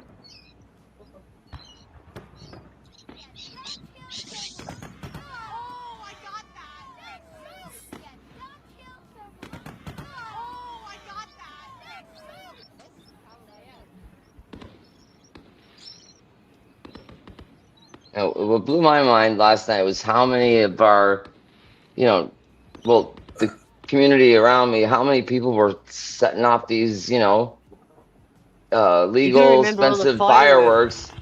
The fireworks contain metal oxide. Oh, so yeah. that's why they're getting attracted. Oh, yeah. To the different, the different chemicals. So primarily the white ones are made of magnesium, and that's why they're highly attractive to the lightning. Okay. Wow. So, yeah, and you know what happens when you burn magnesium, the bright white light, you can't look at it. Okay. So that's what's in the fireworks. The red and the yellows, they're all phosphorus, sulfur, copper. Potassium is orange. Fascinating. Yeah. And don't forget the electrical enhancement that we're going on between the planets right now and our universe right now. So interaction electrically is enhanced. And I think that's a correlation. I've been seeing the moving crap out of way more ghosts lately. They're more visible all of a sudden. They're the dark shadows and the flashing flybys are darker than I remember seeing them. And it's weird. I mean, shit's changing. There's the other show. Can you hear me? Am I talking okay? I feel like picking up. Yeah. You're okay. Oh, okay. And by the way, if I am breaking up, please tell me because I don't always realize when I am or am not. Oh, well, I clicked out on very good last today. week's show. You're not revealing so many secrets today. Well, yeah, I don't know if I know any today. I'm on antihistamines 3 days later. All right, we'll ride with it. We're here. Hey, I'm you. such a cheap date. It's scary. It's just you're such a what? It's scary. Hey, a cheap date. Okay. in my generation, that means you only have to buy them one beer. Right. Yep, because they just get happy and that's it. You just leave them happy. We call them two pot screamers here. You get through the first drink, they can't get through the second. Yeah, I'm such a lightweight anymore. It's insane. And I had one very large drink on my birthday, way too early in the day. And oh my God, it was like wow. And I don't. And it was rum, and it was really old rum, and I don't drink rum. but I had stumbled across a bottle that was above my refrigerator for the last decade, and I filtered it before consuming it. I assure you, I ran it through a coffee filter because some things can grow in sweet, sugary drinks, and usually rum. Of course. It's either really, really good or it's completely bad. Yeah. And if you've ever had an old bottle of whiskey that sat in a basement for 20 years, you'd understand. Oh, I got one of those. When I graduated from high school, there was this couple of professors that my best friend, one of my best friends, lived with his grandparents, and they were professors at the University of Montana, and they liked me very much, and I went with them on their Thanksgiving trips to Spokane, and they'd buy me a suit and put me in a hotel, and they were nice folks. Well, anyway, the doctor, he on my 18th birthday graduation, he handed me a bottle of Crown Royal in a bag, and it was the year of my birth. Cool. Wow. Cool. So he handed me, an 18-year-old plus 25-year aged bottle of Crown Royal. And when I finally opened it, when I was 20, now we were grandfather clause, we were allowed to drink at 18 up here back then. Right. But I didn't open it until I was 20, and I took one shot of the stuff. Oof. It was so old and so nice and fine that after one shot, I was actually giggling. And I was a strong beer drinker many years before that. But when you drink a really old Scotch or a really old whiskey, it really hits you because and it's probably very mellow too. I was actually giggling, and I put the cap back on, closed the bottle, and put it away.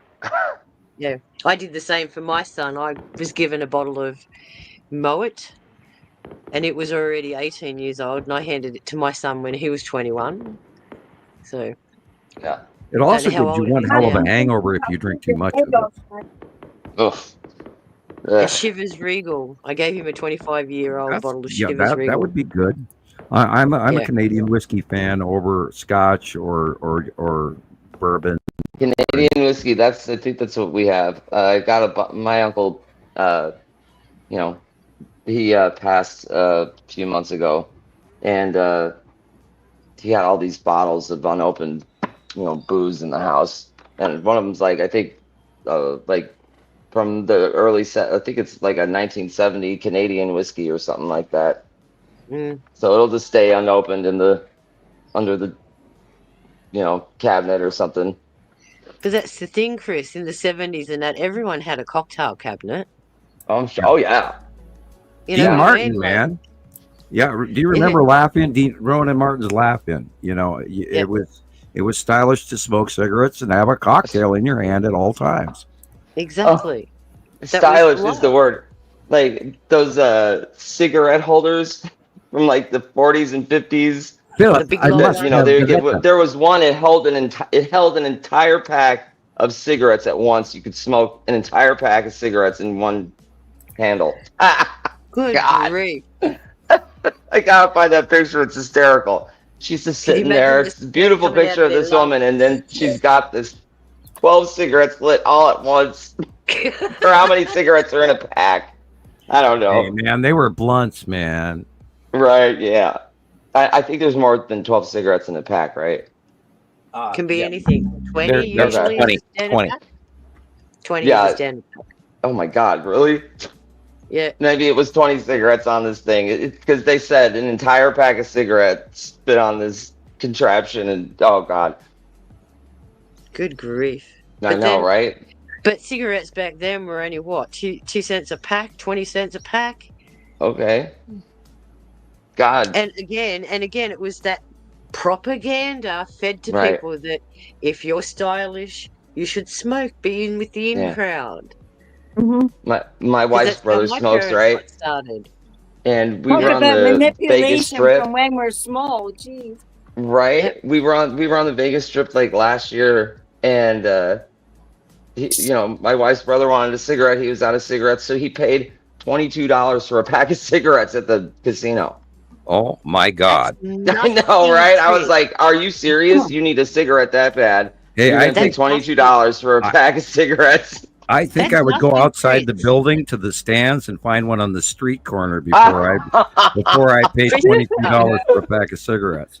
A pack of 20 here is double that. You're paying at least $50 for a pack of 20s here. My God. Wow. Yeah, so that's what our government did. They excised all of the tobacco industry. And because a lot of people said, no, we're not paying anymore, the bottom has dropped out of it. So they can't make as much money anymore. Wow. And then you got all the vapors. They put down laws to stop people from vaping. Boy, I'd be mad. And that's so dangerous. The chemicals that are in vape juice. Yeah. People don't realize. Oh, the chemicals they put in cigarettes now compared to what they used to be is horrible as well. And I am guilty of. You know. I went down to some cheaper cigarettes, and I am still smoking way too much, especially on these shows. I go through. Oh, okay. I sit here. I sit here like Art Bell. By God, I'm talking to you guys, and I've got one in my hand as we speak. I thought you would have worked that out, Chris, by the cranky voice. Yeah. Oh no, I know. I just think it's funny. He's sitting there like Art Bell. Yeah. You can imagine. That's funny. Art Bell would, during his shows, he would be smoking cigarette after cigarette after cigarette, and I catch myself doing that. There have been a few shows, like our 10-hour ones, where I get off the thing, walk out in the living room, and realize I can't breathe. Yeah. And you probably I'm not laughing at you. A high hell of tobacco. Man. Yeah. And so my father, when I was a teenager, my father was saying, now, if you ever end up in World War, like I did when I was a child, in World War II, my dad said they would break a cigarette, a standard length cigarette. Usually had no filter on it back then. They usually didn't have a filter. And they would cut that into 3 pieces, and they would put a toothpick partially like a 1/4 inch into it, and then light it and smoke it with a toothpick. And he said people would give an entire day's meal rations for one segment of that cigarette. Oh yeah. Wow. Oh yeah. So he always said, if you ever think about stocking up for an event like that, he says, buy tolerable raw tobacco and you'll never go hungry again. I bet. Or learn to grow tobacco. Yep. Which is what the Americas were formed around, was tobacco and rope, hemp, and cotton and all that kind and of wood stuff. and hickory wood and oak wood, and that was our early 13 colonies industry strongest. As a matter of fact, Australia, a huge portion of Australian fortune was on tobacco. There was many tobacco plantations all around New Zealand, all around Malaysia, all mostly Australian run in the early years. And there are many tobacco barons in Australian history. Yep. I look you guys up. Wow. Yeah, a lot of our imported tobacco products now come from Singapore. Right, which is much higher. On the commercial market, that is. Now, all of those markets around the world have changed recently. Like, look at the price of a pound of coffee. And look at all of the South Americans, Nicaraguans, and everybody that are moving. And the point is like, and look at the Amazon. The Amazon is in drought this year. Do you know how absolutely unheard of that is? You guys, this is a dire warning to our climate. Our Earth climate is now no longer what it was, and most of our oxygen is now, pardon the expression, Carol Ann, get ready. Most of our oxygen on our planet is fucked. Yep. Yeah. Period. We are in deep shit, people. I'm warning you. I do my damn homework. I'm studying world climatology. I'm studying geology. What's going on underground in these lava domes all around the planet? What's going on in our tectonic plates? What's going on in our weather? What's going on in our Arctic poles, north and south? And everything that I've studied over the last, 3-4 decades, it's all wrong, people. The damn sun isn't even coming up in the right place anymore. Right. If you don't believe I noticed it this morning, finally. Finally this morning I saw it. Yeah, about 4:30. Tell them, Chris. About 4:30 in the morning. I got a mountain in the east, but it's not too tall. So we do get to see the sunrise. But it's not like perfect horizon. But in the northeast, at 4:30, the sky is completely illuminated from the northeast to the north. There's no illumination in the east at all. And that's the first time I've seen it. So yeah, I was blown away. Mm-hmm. And then there comes the sun in the, here comes the sun in the, rising a little more towards the, the northeast. But it's arcing to the south, right? And we're in midsummer, and it should be. I don't know if I noticed that. It's supposed to arc from east to high noon, straight over our heads to west. That is the norm that we've always had. Wow. As of 2011, when the second star got here, the sun started rising in the northeast because the larger star outshined our smaller star, which was due east. And then it's from 2010, 11, and 12, they crossed paths and joined. The second star was behind our star for 5 years, and I think they were actually co-orbiting each other in a concentric orbit. But we couldn't tell the variation because of their proximity, because how bright the second standard red is. Right. And now we're looking at pictures that are being handed us from stereo A and B, and the horizontal depictions, the face of the sun that they've been showing us is not the sun that I know. And I have to go for a second and cut pizza. So one of you guys, please continue. Yeah. Looks like we lost Rebecca. Oh, she's back. I'm here, touching up, taking But care. I've noticed that too as well, Christopher, in the last couple of years, because I've been here now 4 years, and I've noticed that the sun has progressively shifted from east. And I used to use my flagpoles across the street as my marker bearing. Smart. So I've known they've gone from due east all the way to northeast. Wow. And when our sun comes up, because it's wintertime, obviously, our days are shorter. So the sun will come up in the northeast, hang over in the north, and then go down in the northwest. That's not normal.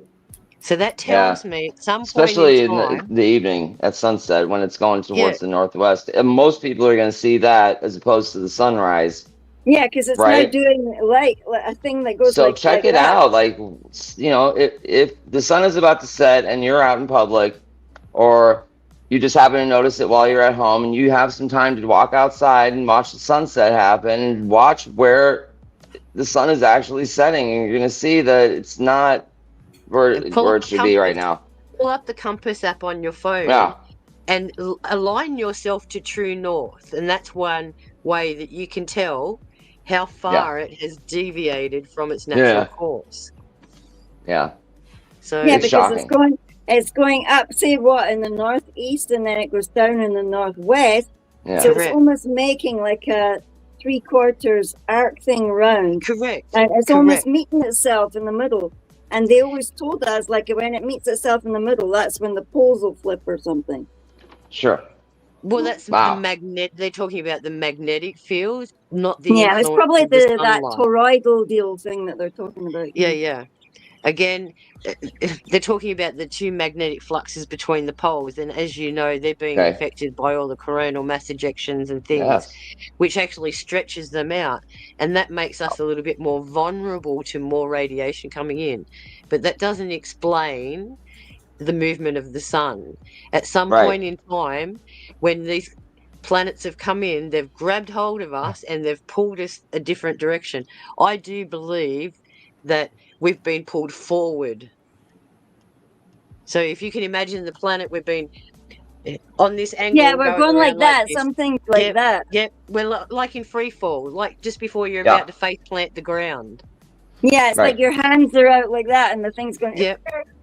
And that's why everything's skewiffed to the side. Exactly what Sam described last week. He believes the thing is tipped. The Earth is tipped forward, right? Like, he's basically saying like Las Vegas is in the the midst of where Mexico was, right? Like, you guys are now the equator. Yeah, our equator has changed. God, I hope not. Our equator has changed. This is why This is why the mid-ocean Atlantic undulation undersea currents have changed. This is why in 2018 the Gulf Stream changed. This is why the jet stream, normal summer jet, is no longer coming in off the coast of Oregon, and it's actually kicking in all the way down to Baja in Mexico, and which is where that hurricane came from, and the backpedaling hurricane, and the Pacific moisture, hurricane. El Nino, La Nina, is coming over the Mexican Rockies, dumping into the Gulf of Mexico, and then up through Texas, Louisiana, all the way up to Maine. All of that has changed because we tipped at a weird angle, and everything, including, that's why the coffee doesn't grow in South America the same way, or the bananas, or that's your telltale sign right there. That's why, Africa is getting and it's the camels have been swimming for 4 years in the Arab states, and why China is now swimming, and Russia, there's floods in Moscow, and you name it, on and on and on and on and on. The whole world's being affected. And the tectonic plates are also moving. Yep, which you've got Italy, causing... Greece, Crete, Sicily, they're now experiencing the earthquakes too. Oh, by the way, also the internal core, the core of Earth has moved. Yeah, shifted. Because Earth tipped, so the core moved. Wow. Yep. And they're able to measure that, right? Like how? Yeah. I gotta look it up. A magnetosphere from space through satellites. Yeah. Okay. Because Earth is not a perfect ball. We're kind of bulgy on one side, lumpy on another, and the middle is the bowl. Spheroid. What? The mid-Atlantic bulge has changed. The mid-Pacific bulge has changed. The La Nina patterns, the El Nino patterns have all changed. Wow. We're no longer in Kansas anymore, Toto. Which means around the equator, it was much more stretched. When the second star when the came up, equator's there, it's got more pull on that out under Tennessee, so the two ends are a bit more stretched. Now that we've tipped, because that middle bit is like this, it's changed the whole dynamic of the planet, including our weather, including our. Now remember the northern hemisphere, the weather goes one way. The southern hemisphere, it goes the opposite. The same with our flushing toilet. Effect. But not anymore. Mm-mm. So they're both the hemispheres are going the same direction, which shows the planet is tipped. Yep. Not only that, when the second star got here, all the normal planets' axes tipped. That's why you're seeing the ring on Saturn is going literally vertical now. But all our lives, it used to go horizontal. Right. Yep. Same as and all of these things same as absolutely prove that everything that we're talking about for the last 15 years is true. It all fits together. You find any flaw in anything I've said, anyone out there, if you think I'm wrong, say something. Type me a message on YouTube. Say, Sam, I think you're full of shit. I would love to hear it. I don't think there'd be too many people willing to challenge. And if you do think he's full of shit, then take Sam's pictures and his illustrations and use them for yourself. And over time, you will be hard pressed to not be able to debunk anything that he's saying. It's incredible. Yep, just look at the Matim photo we saw today. Sam said that we would likely be seeing it crossing over the left side of the sun, and here it is. At least one piece of evidence that it's always happening every month. We're seeing him say something months ago, and then it comes to fruition. It's awesome. It's like, look at Saru. Yep. Thank you, Katie Jo. That was intense. Oh, what a showstopper! I was actually missing Saru for so long. I was like, I can't wait till she gets back. And boom. She got back so fast. He was like, oh my God, you got to be kidding how big it got, how fast. And yet this summer to this fall, we're going to see her come really close and really big. Wait. Yeah. Oh yeah. It's going to be insane. And the way that the open core looks, the details in that open core is just awesome. And how it lights up right? Yeah, it's so bright. And it's so similar in all of the new shots we have. You've got chewies. Why It are gets you so eating bright Starboy? sometimes you can't even look at it properly. Then we have to take into consideration, what if she does a close pass? We've not seen a close pass of Sarah. Yeah, we don't know what her side effects She are. came up in our Oh, my face, and word. she was horizontally in front of us for a long time from 2014, 15, 16, and then 17 she started going away. But we've not seen a close overhead pass of Saru. We've seen plenty of Nepicities done it. Now, Nibiru did not go over us this time. Okay. Nibiru went over us last time before she went away. And that's why we saw the base causes. That's why we saw the land masses of Nibiru so up close and everything in the early years. But then Nibiru went in front of us and then past us. And then the other ones came in. So, boy, look at that. Guys, yeah, the whole Earth is changing, and gravitation is not gravitation, it's electrical. And the water is electrical. So all of this is interacting differently than anything we know. All the rules have changed.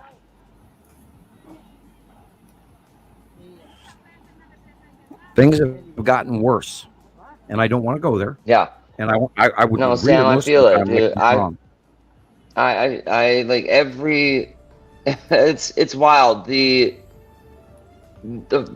sheer amount of footage that we're seeing all over the internet, and maybe sometimes in the news, even though they're not reporting it, you can still see it in their footage. It's just. But we're not trying to be soothsayers or doom generators or anything like that. All we're trying to do is make people aware that the Earth is changing, and that we need to be conscious of where we're living and how we operate in that system. Right. Like people And how in we can make communities it like better this for have ourselves no if this stuff warning. happens. At least we have the ability to, communicate and. If I had Look, no warning, no warning. If I had a large amount of money, I would collect off-grid supplies that I could get, like solar panels and generators and wires and outlets for light bulbs, and I would plan for more than one family, because there is no way that one person can grow a crop full of wheat long enough to feed enough for even your own family by yourself. Exactly. You're going to have to learn to get along with people, have social skills and community village, because this is what we're watching wash away, is a village. And there is so much to where we are with the anger and the hatred toward the guy across the street and how loud he plays his car stereo, or the fact that they're ethnic or whatever. Okay. Or, they didn't put their garbage can in the right place this week. Or they stole my parking Don't space. mention that, hey, we'll be Gillian. I was just thinking of you, Sharon. We've got to stop that and realize that community and being nice to each other is far more important, especially right now, because what we are taking for granted today, we're not going to have in the very near future, and that is what my science is telling me. And I'm not being conspiracy theorist minded at all. I'm under evaluating this, because in 2013 I thought we were deep in shit, and here we are 12 years later, or is it 12 years? 2013? Yeah, wow, it is. And it's only just ramping up. And it's getting more intense. What we value is going to change right before our very eyes, people. And the sooner that you start to realize that, the sooner or the easier the crush of it is going to be. You have to start thinking about, how do I do this? How do I do that? How am I going to, clothe my children? How are we going to have shoes for next year? How are we going to be warm this winter? All of that is important, because look what is happening everywhere around us. I can't state the warnings. And I don't want to be Henny Penny. The sky is falling, the sky is falling. And you don't also want to be the boy who cried wolf. That no one pays. It's difficult to find that happy medium where you don't sound too much like a nutball, but you do prepare for yourself. But You know, you have to try and warn people. You have to try and change the ideas of those around you to help them understand. You have to be the climate change I'm is the conduit. I'm the conduit for information that has to be shared. I am not crying wolf because my track record since 2010 publicly screams that I am not the boy that cried wolf. I am not handing out Zeta Talk dates. I didn't hand you prophecies. Do this. Come unto my ministry, into my cult, or anything like that. And only special people will receive this special information. Or, the angels of the latter days and all. I'm not doing any of that. I'm giving you my scientific, studied opinion, and it's tempered. I mean, my God, I've spent 15 years learning how to do this, to talk to people, and I do limit what I say sometimes because I don't want to frighten people. But look at that. Is that your neighborhood? Yeah. It could be tomorrow. No, it could exactly. be. And I That's had this terrifying. discussion. I had this discussion with Gillian, and I said, what do we do for the elderly and the infirmed? I don't know. I mean, they're the ones that I focus on, the elderly and the infirm, because they've got no chance. Right. No chance. So this is I why don't, if you're fit and you're especially vigorous and all the here rest in of a it, lot of our bigger cities, it's terrible. It's just terrible. I've aging never seen the population homeless is problem overwhelming. like this, and it's not a problem. I'm not saying it's a problem, but it is a crisis, right? Yep. Like I've never seen, especially where I live, this many people living on the streets, and it's all ages. It has hit every I mean, oh God, it's awful. Well, I suggest people learn herbal remedies. I suggest people learn how to farm and grow tomatoes and spinach and rice and wheat and barley and hops. And remember, if you want to work for us, grow barley and make beer. That's how you raise a barn through beer. And you'll be pretty popular. All the landowners in the early Victorian age and everything, they had a lot of beer available for their workers. Not only that, it's the only way they could drink water because their alcohol killed all the bacteria, and most of the water was pretty bad because people had bad skills in hygiene and diphtheria and typhoid and all that sort of shit. Now when the Romans came in, they were so strongly about the bath in London, for example. That's why they built and all bathing, that. And they would scrape all the nasty off of the gladiators and put it into a jar, and they would sell it to the female patriots at the Colosseum. As that sounds like selling someone's bath water. Right. That became a popular fad. A rather pungent brand this week. August. Yeah. 556 blind man. During the Constantine era. It's a vintage. Lovely. Reminds me of my favorite. The groom of the stool, the person that's responsible that had to go and check the fecal matter of the king every day and put it in a jar for storage. Oh, he had steak yesterday. It looks green today. So the holy bowel movement, it was prestigious in every way. He shits like a king. I'm not wiping that today. Yeah, some of the old practices, you sit there and you think, why did they do that? Wow. Purple sky, anybody? Purple sky? Yeah. It's an omen, my lord. You have pimentos. Oh. Yeah, look at that thing in there, Sam. Those are asteroids discharging. That's the 180. Because it was purple, people. Purple. Purple people eater. Purple people eaters. When it's purple, lightning is coming from way, way, way, way, way above Earth. We never had purple lightning until 2010. The ISS is, the local Disneyland. Maybe it's a local roundabout, but I mean. What I'm interested in is where they were advertising that doing a copy across Australia this week. So. Where are they sending the Space Marines? I don't know, the moon, Mars. No, I bet money there's more space stations up there than we're told. Oh, I bet with all that shit and the money that's they're releasing now. What? Look at some of the movies they're releasing now. Yeah. Just Oh look yeah. at some of the sci-fi Stop stuff. disclosure. I'm going to be right back. Again, if that's a soft disclosure, I'd hate to see what a hard one's going to be like. Yeah. I'm gonna get bashed hard with whatever, like, oh, here you go, aliens. Yep. They materialize in your bedroom. We want a blood sample. Hi guys, I brought you your alien babies. They're giving us too much jip. Here you go. They won't shut up. Here, have them back. They don't shut up. Yeah. These hybrids are being naughty.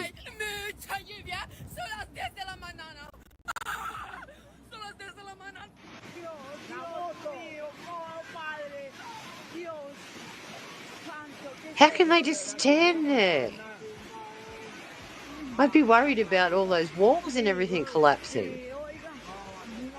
I wouldn't be on my balcony, no way. Not those balconies. Look at what have they built that house with? Mind you, what's this house built of? I don't know. Well, construction has definitely changed over the last 100 years. You can tell, you know. It changed since the last 20 years. Since the 30th of June, we have transitioned into a new era, people. It was the second step after the sixth seal. So everything is going to be direly different from this month on. I have even noticed a connective emotional change in what's going on above, where I'm supposedly, maybe, hopefully ready for the next meeting. And I'm not saying that it's happening, but I think it's happening. Not that I want it to, but I'm a little bit more prepared for it this time, I hope. So tell them we all say hi.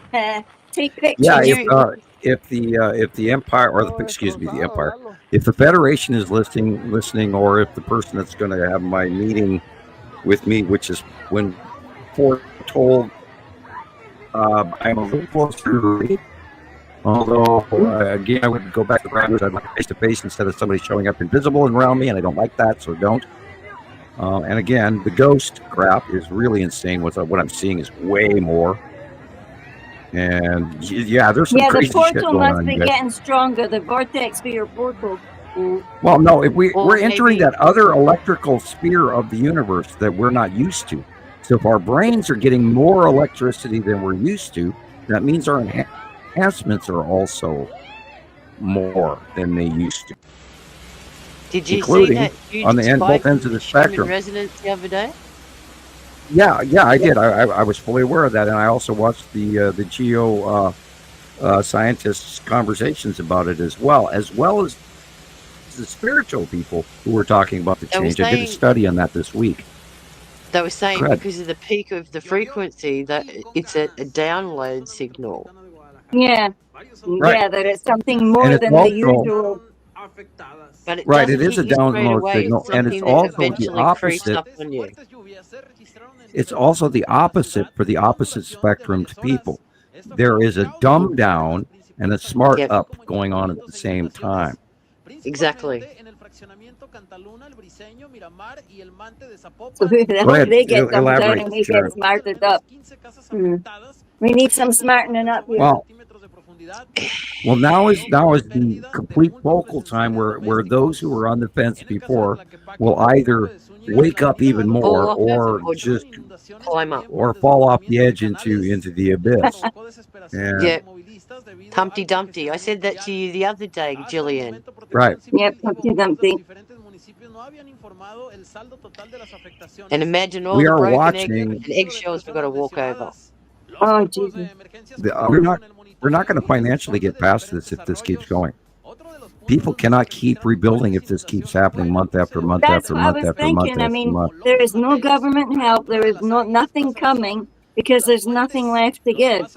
Everything's been cleaned out. All the coffers are empty because the coffers probably went upstairs and downstairs to you know where as well. And now with the there's little nothing left for the people. people in the middle. And the problem with that is the higher ups already know that's coming. So they think they're throwing money down a dark hole. And in actuality, the idea is that we take care of the people, and they don't want to do that. They know they have deep holes to crawl into. They're past the point of caring, people. They are. No help is coming. And if they've ever cared, it's all been a smokescreen. Come on. And this is why I sit there and I go, why are people sitting there saying, oh, the king is wonderful and the government's this and the government's that?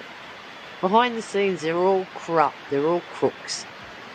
And that's why I could not work. I saw through them.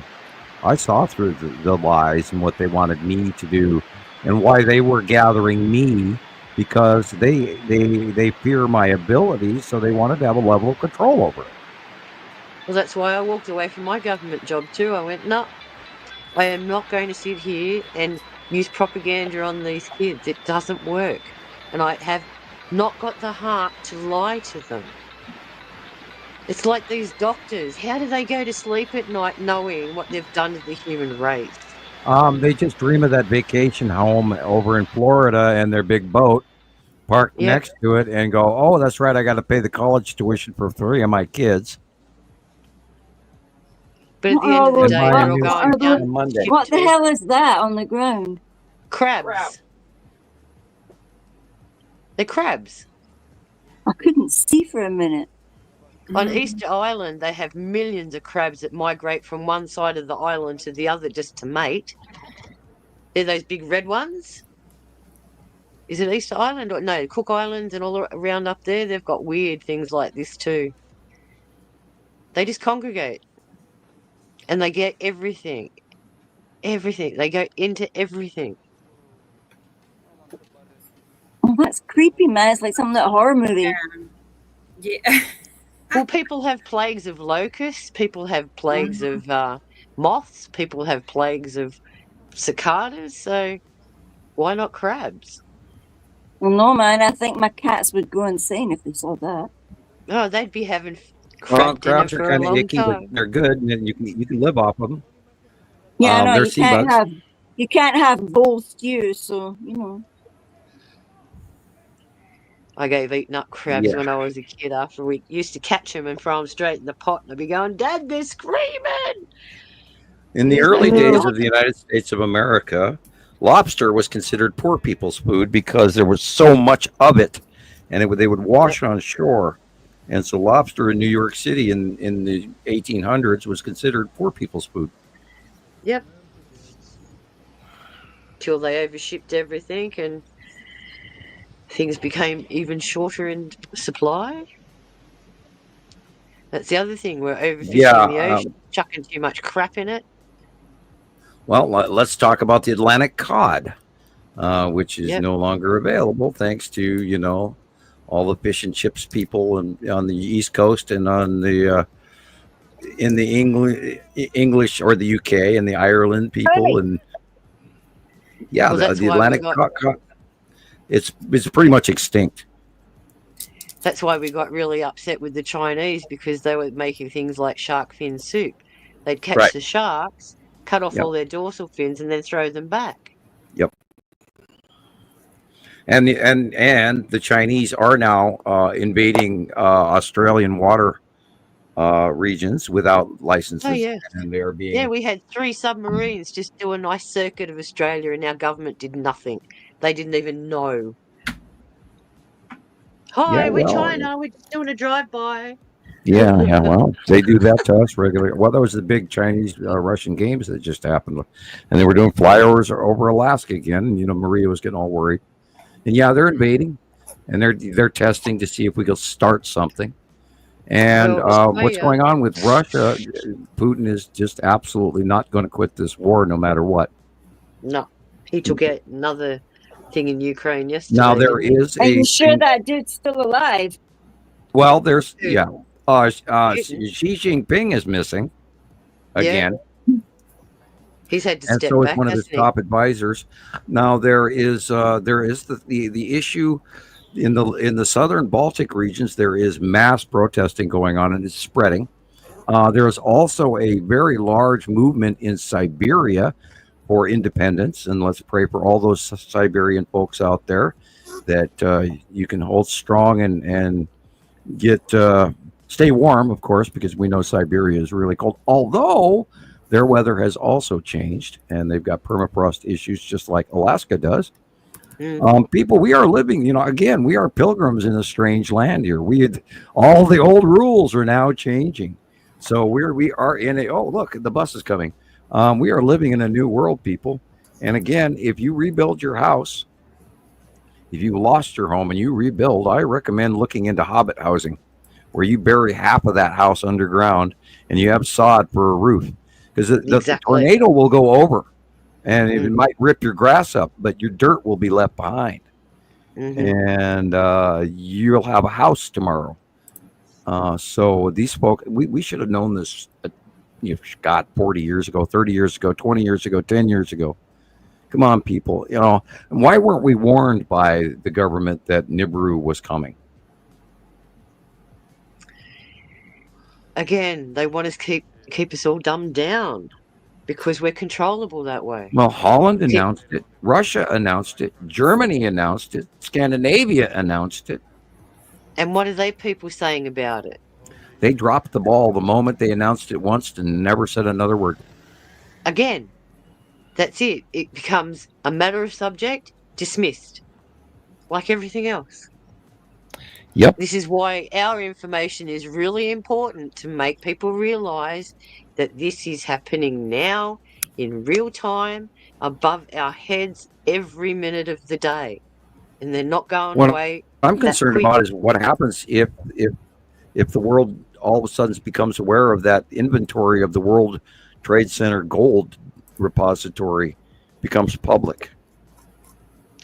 But not only that, all the secret ops as well, the things they've got going on in the background. Yeah, that's the Pentagon, yeah. That's what I meant. Why keep all of this information sequestered to the... All right. My project, I'm a former insider. My project was declassified. Major Ed Dames Farseeing project. You can look this up. It was G7 funded last that I know of in 2003. You can look that up in the congressional files in the Library of Congress. I do not remember the exact year because you can't look it up by year. You have to look up by the number of the congressional number. So learn that, and you'll be steps ahead. My information is kept, I believe, in Harvard. My paper was taken from me in 1980. Woo-hoo. Welcome to antihistamines, everybody. My paper was taken from me in 1980. My teachers were forced into non-disclosures. They wouldn't even talk to me anymore. I was sequestered for a period of time. They let me go. I didn't exist. I had to re-sign up to the world. I went into hiding after that. This is real. I am not lying to you. I'm not making this up for financial gain or for attention or for ego. And all of my friends absolutely know that because I've spent 15 years explaining it to each and every one of them. And I strongly beg, plead, wish, would love to have you please listen to me, because I'm very good at what I see and what I know and what got me here. And I have the government and other abduction scenarios from other factions that back all of this up. And my accuracy is beyond reproach, people. I'm so high off the charts in accuracy, it scares the crap out of me. And honestly, sometimes it scares the crap out of us, Sam. Yeah, I like to tease you guys with a little bit of a drama drop every once in a while, just to scare you a little bit into realizing that I am that accurate. I see stuff in people. I hold you up there. I see stuff in people I never even mention. I'm an empath. I see your fears. I see your childhood. I see things in people. I smell your home. And it's not by choice. It comes by itself. It's It's a knowledge that you know. You don't search for it; it just happens. And my accuracy. Go ahead. And that's part of the process because you allow it to happen. Your antennas are always on alert, just like some of us. We have our intuition. I became comfortable knowing. For years I had no when I was with the Parseeing project, we turned in our information, but we never had any feedback. We never knew if we were accurate or not. And then it's sort of like, so you're paying me money to eat candy canes in an office. It was that serious, but it wasn't. Yeah. And then after they let me go and you don't exist anymore, blah blah. It's like, why did these people go through all this effort to do this to me and to sequester me and then revisit me in '97 and all of that? And I got taken into the government basement courthouse and questioned and bullied and all that. Anyway, so why did these people do this to me? And why would they come after a 17-year-old kid to start with? And they don't come and abduct somebody for being wrong. And that was how many other people have gone missing for the same kind of scenario? They've invented something, they've discovered something, they've worked something out, they try to make it public, and then what happens to them? Tesla, for example, and all of his material and information was captured, and they used the same thing they threw in my face is in the national interest. And that was what they threw in my face. It's like, for national security reasons, we have to do this to you. So you become an enemy of the state, basically. Right. I am an actual physical dissident. I am a government-rated dissident because they held that over my head. If you refuse to work for us, you will be branded this. And I went, fine, because indigos do not blackmail. But that's what I mean. They're quite happy to destroy you as a person to get the information they want. What happens after that, they don't care. And that was that realization where I found out at a young age that my government was not interested in my best well-being. And then they brought me home for 3 days on a bus, 4 days, in handcuffs, brought me back to the bus station. The men in black picked me up. They brought me to the front of the Social Security office and said, you don't exist. You better go in there and sign up and get a new Social Security number, because they changed my Social Security because I didn't exist. And then when I came out of the office, they were gone. Yep. And then I had to walk across town to my apartment, only to find that my key no longer fit, and my roommates had rented out my room to someone else.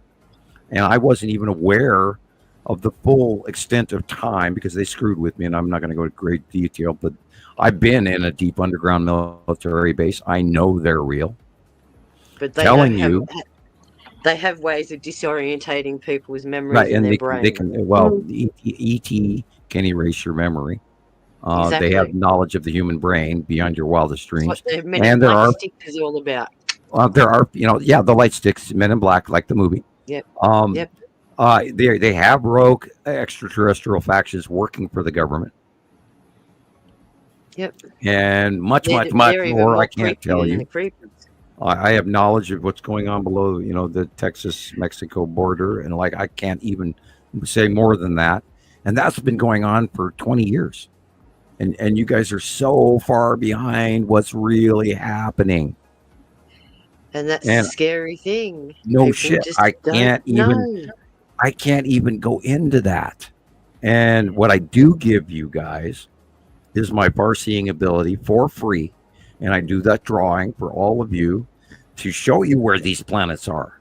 And my accuracy is so high, it scares the hell out of me. And fascinates us because, we just sit there and go, just wish we could plug in and see them right here. There it is in my face. I'll tell you what, I'll go to Elon Musk and have him put a USB port in the back of my head, okay? No shit, Sam. I'm joking. About that. That dude is like, fuck. If you just gave him half an inch, he'd go right here. You go. I'll tell you what. I'll have a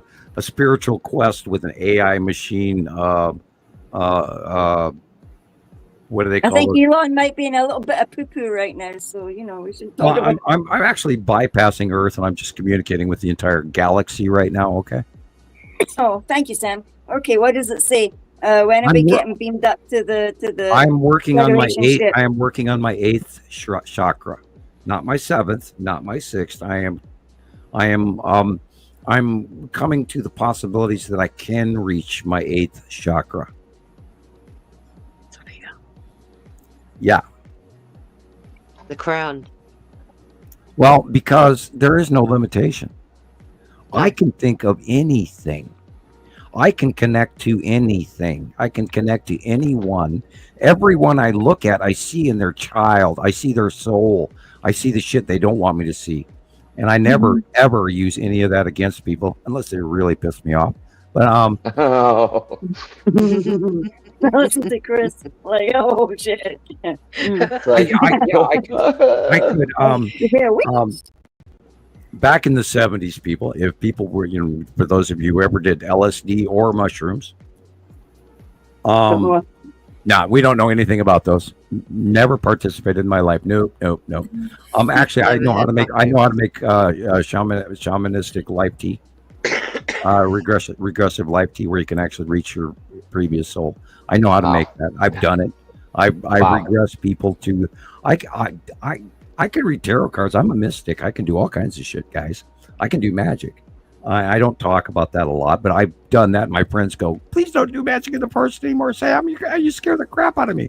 Anyway, many friends and many people, and I've shown my abilities to a lot of my friends. But anyway, I'm not trying to brag. People treat them as circus tricks. Yeah, they do. And indigos don't do circus tricks, but every once in a while, when he has a good friend, they'll drop an ace on the table in the middle of the game. That you go, oh shit, how did you do that? Right, Christopher? Yeah. Rebecca? Oh, Rebecca. Becca. I'm sorry, have I reached in to surprise you with skills that I shouldn't have? Oh gosh. Gillian? Oh gosh. Oh yeah. Then tell me this, Sam. People that have gifts, why is it they can never win the big lotteries? Because you know what mammon means. Oh yeah. And there, if we go to we'll use the Japanese for an example. The oracles in Japan were always female, and they were all virgin. And if they had carnal knowledge, what happened to their vision? They lost it. Oh, yeah. It's like the Indians when they cut their hair. They cut their hair. Exactly. Your chi, when you cut your chi. I do not charge people money to read their tarot cards. Right. But I do it for fun. I only read them when I'm comfortable. Me too. And I take not a deck of when they cards on my ask. cruise and I just sit there and do it. And people come up to me and go, can you read my cards? And I just love it because your vision of what you see laid out in front of you is totally what that person sees. You pull out the death card and, who's going to die? No, it doesn't mean that. No. It means a transition, an end of a cycle. Right. Something. The king is dead. Long live the new king. It's a transition cycle. Yes. Yeah. And reversed, it means something entirely different as well. Again, and yes, I have known and read tarot cards for since I was a teenager.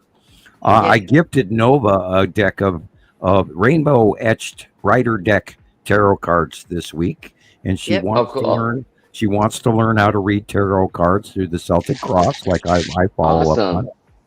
And she's interested enough, and I've already taught her, and because she kept asking me to read her tarot cards, and of course they were highly accurate, and I finally gave in. I didn't want to, but I did. I don't want to push her too far because Nova is highly powerful, but she also has the dual match of the dark side. And it has to be cultivated because all of us have both the light side and the dark side inside of us. And I'm always careful of creating Darth Vaders. And I've made a few in my time. So I've learned the lesson. Go ahead. It just reminds me of that silly cartoon you see with the devil on one side and an angel on the other. Go on, do it. No, you know the consequence. Do it. No. Yeah, and you're exactly right. That there's an old saying that I tell myself every day. It is such an intensely beautiful view from the moral high ground. And that we've talked about, I've said this many a time to many people, the idea of excellence, or to excel in what you do, the vision of being the best, and never shortcutting, never doing less than what you should do to complete the circle. And you make a dish, you cook, you eat, and then when you're finished eating, you wipe the table, you walk it into the kitchen, you rinse the plate off, you put it away. Yep. That circle of excellence. That is the difference between learning the gift of magic or becoming a Darth Vader and shortcutting shit. Yep. Again, it all comes back to a person's physiology too, and their exposures. What's their belief system? What are they being taught? What's the hierarchy of their dynamic of their family? All that kind of stuff comes into it too. The dynamic of an empath has a great deal to do with A, they've got all these beautiful gifts and skills, but B, they've also had the shit kicked out of them all the way along that path. Because you're only the trick with empaths is that you are hyper reactive in pattern recognition, and you're by God not going to let that crap happen again. No. That's what an empath is. And there's an old saying, it's like, woe to the narcissist if they discount the empath. Yeah. Yep. You can stomp on me, you can lie to me, you can cheat me, and I'll sit there with a smiling face looking at you from the moral high ground, but I will never forget that you're going to do it again. Exactly. Are you listening to this, Gillian? You can put me on the shelf and bring me back down later, but and that is Haven't why I been trying to tell you that all week? That is why good always triumphs over evil, because the view from the moral high ground is so much more than the short segmented quest for greed that is short-lived, short tolerance, and always paradoxical. See, I've been telling you this all week, Gillian.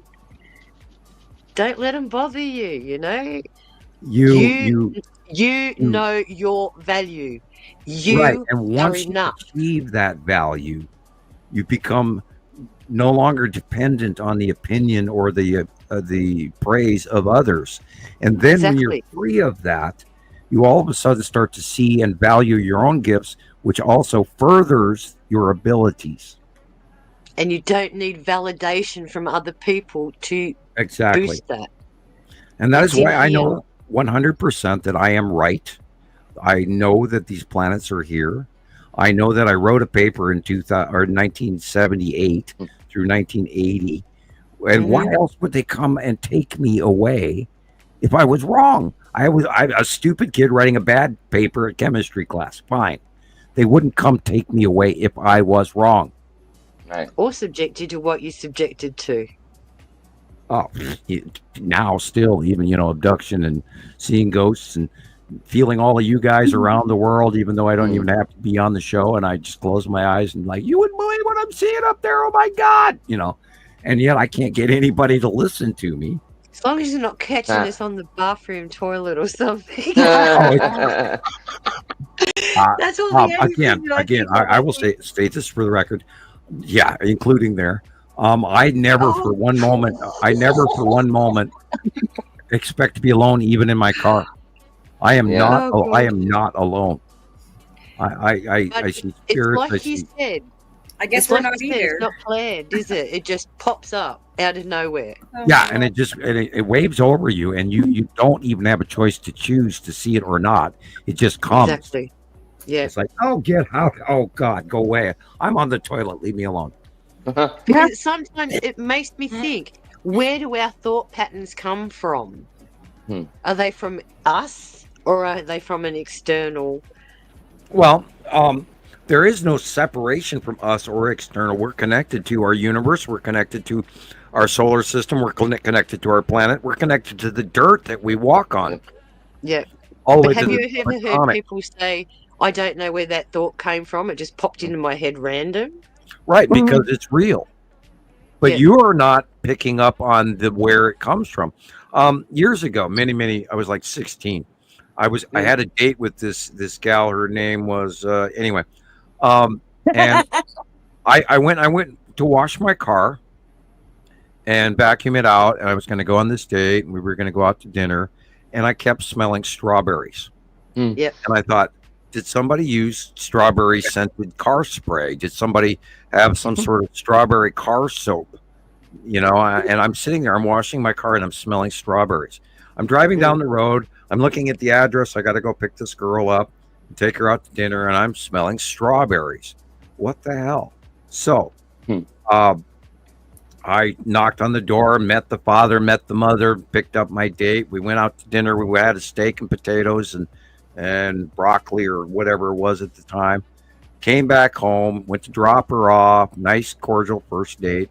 And her mother said, "Oh, would you like to come in?" And I said, "Well, okay, and get to meet us, blah, blah, blah. We have shortcake, strawberry shortcake." Man. And I've never forgotten that. All day long, I was smelling strawberries. Yeah. Did you tell your date about it or no? No, I that was. I didn't think so. Scare the girl out of her knickers. I know. I was just wondering. And we talked about this last week. I know when my grandmother's here because I smell roses. Oh, Right. That's nice. Right. Yeah, I can She smell was my very father. I into can smell my mom. I can smell the neighbor lady that passed away across the street when she's here. Mhm. I can smell a couple of ghosts when they visit here that have been here for many years. There's one in particular that smoked Captain Black pipe tobacco, and you can smell that blueberry pipe tobacco. That's very strong. Yeah. And that's a smell you'll never forget either. Right. When it comes in, Oh, man. and I can smell Jesus's meatballs. And I have a tendency to pick up electrical You're gonna have to put those metallic and electrical. right. Yeah. Okay. I can taste blood at 40 or 50 yards. Interesting. I get a metallic thing on the front of my teeth. Yeah. It's like biting your tongue. Oh no, God. No, God. Sorry, Chris. That's I don't know. I just had a flashback of being a teenager. I had braces. Yeah. Oh boy. And my parent, I had a step parent that used to threaten me with a 9-volt battery. Jesus. I have a really gross lesbian joke. Oh no. Imagine. Anybody So what ready? happened to planets, guys? Okay, I mean, let it rip. No disrespect to the LGBT community. No, I'm we're in the making of this I'm on video. your side. Okay, I saw this on TV the other day, and I just got to share it. Okay, so what do you call a lesbian with braces? A bear trap. A what? A bear trap. Christopher can't stay Are you guys Please ready? tell us, Sam. Okay, Sam, what is A it? box cutter. Oh! A box cutter. Okay, Oh dear. Sorry, I had to share that's where my brain went. At least it was clean. Blame the antihistamines. I swear, I blame the antihistamines. Oh man, that was funny. Yeah, we're waiting for other downloads, Sam. Come on, it must have loosened up something. Well, hold on. Speaking of, Tell me something. you guys are nice go through before really. we go to bed. In the next Okay. couple of weeks, we're all going to be having really weird dreams, and we are going to be stepping forward into our future of the next stage. We have now crossed into. Remember, a couple weeks ago, I was saying we're walking through the threshold. We are now in the other room. Nice. Okay, so I hope I'm going to start looking out the windows soon. Yeah, say that. Say that one more time, the Sam. You kind of clicked out. We were before November 20th of last year. Mhm. The door opened. Right. We entered the threshold from November all the way until the end of June, where the doors open and we're walking through the threshold. And after June 30th, now that we're 5 days into it, we are in the other room of the next age. We have stepped into that electrical cloud in the next top of the universe. And our brains and our evolution is now in the full. We did it. Yeah, we're there, and we put it in gear, and we're going forward, or you're going backward. You choose. Yep. Mm-hmm. You can either run back out of the door or step forward into the next realm. Right. Yeah. And a lot of people aren't prepared for that. No one is. I'm not. And yet, right. I gathered a level of calm in the last couple of days, and I've been cleaning the whole house. Yeah. I just been cleaning. I swept the bathroom. I swept the hallway. I did laundry. I did the kitchen. I cleaned the stove. And I just kept going. Cool. So come over to my house. Look up, people. Yeah, right. I'm when you're doing all of these tasks, what's your mind focused on? What? When you're doing well, the funk and the depression is gone. That depressive state that we've been going through for the last 5 months, is lifted. Yeah. So everybody, get a nice cup of green tea, move forward, take your vitamins, wash your face. Don't fidget when I talk to you, comb your hair, and don't put on a better shirt because that one's wrinkled. Yeah. Go on it, you bugger.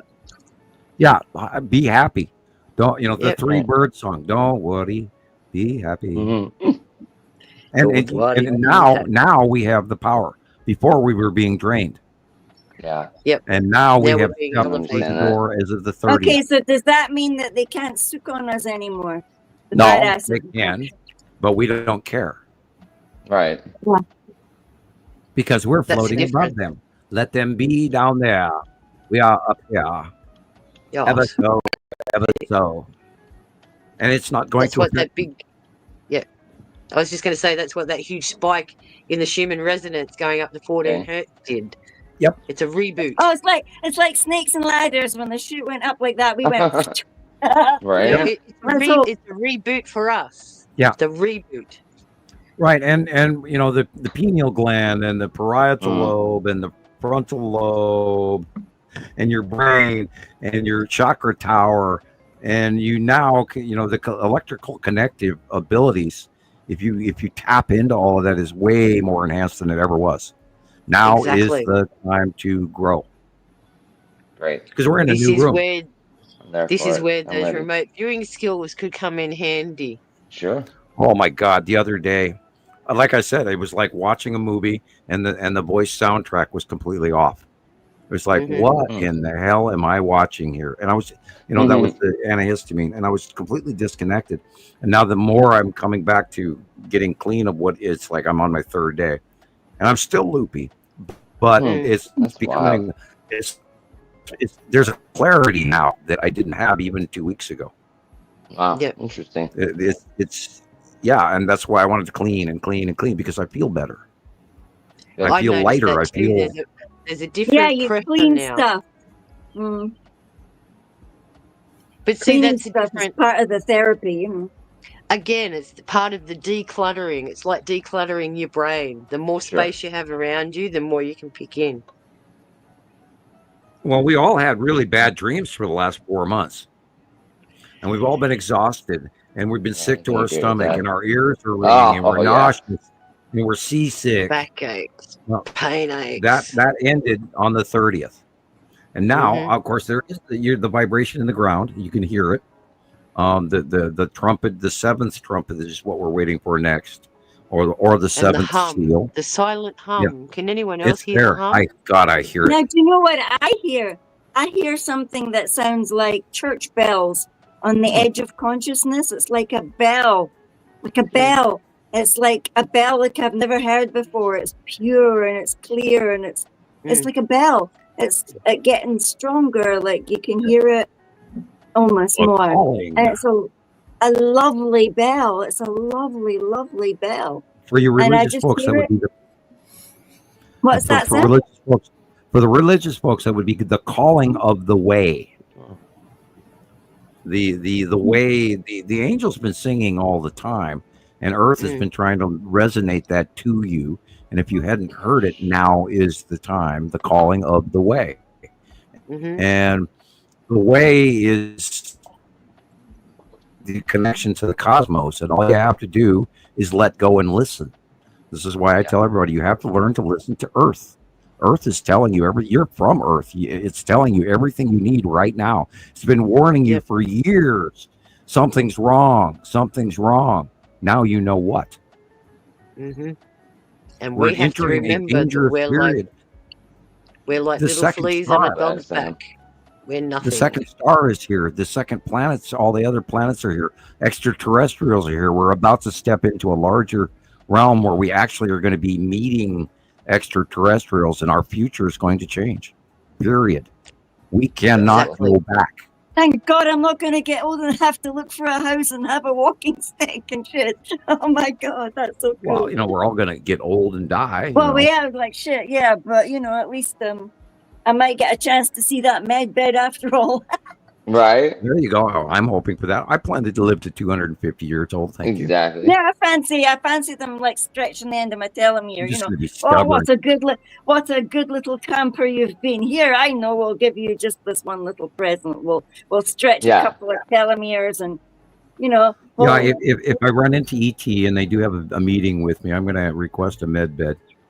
Tell them your pals want some too. I don't want to show up at the White House like Zelensky without a new suit. But bad joke. Yeah.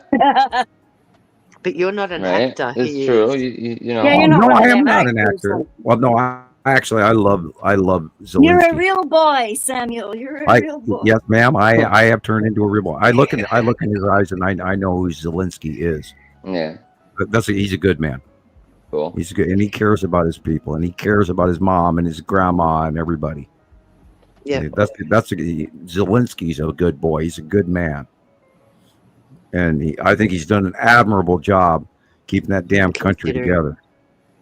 Those people have been beaten 5 times over, and they've stayed the course. Yeah, and they're protecting all of Europe, and I congratulate Europe and Belgium and Germany and the EU for stepping in after our idiot walked out.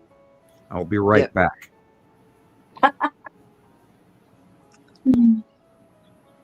It'll be time to go to bed soon because, I actually have work. I know. I have your video whenever you're watch it. What is it? Nearly 1 o'clock there, Gillian.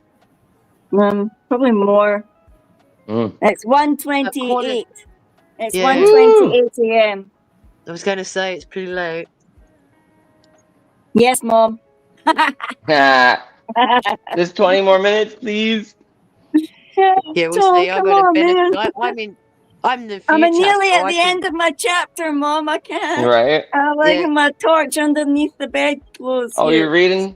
You're reading, no, huh? Okay, yeah, we're making an analogy. We're stating a point. Yeah, I have to always try to get out of bedtime, so. People, I don't want to get political, but we are at a stage on our planet right now where everybody should be talking, not fighting. We are all watching. We're all big boys and girls. We shouldn't. We're watching millions of people starve to death on this planet, and we have ways to ship that food to people that were excess growing, would not except for this year.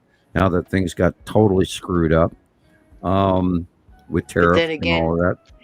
But then again, some of the relief stuff isn't making it to the people because of, again, corruption. Right, and costs and shipping and shipping tariffs and trade deficits and arguments. And we went to the store, but we forgot to take the family. Sure. Mm-hmm. So family doesn't matter. Is it okay to do my video now so that I can go and... Yeah. We can do that. Catch some Z's, yeah. All right. Well, I did sleep 12 hours just about earlier on, so, Good. But doesn't mean you get any tired when you get up. No, well, you get tired. Oh, look at my kitty cat. Depends on what your dreams are like.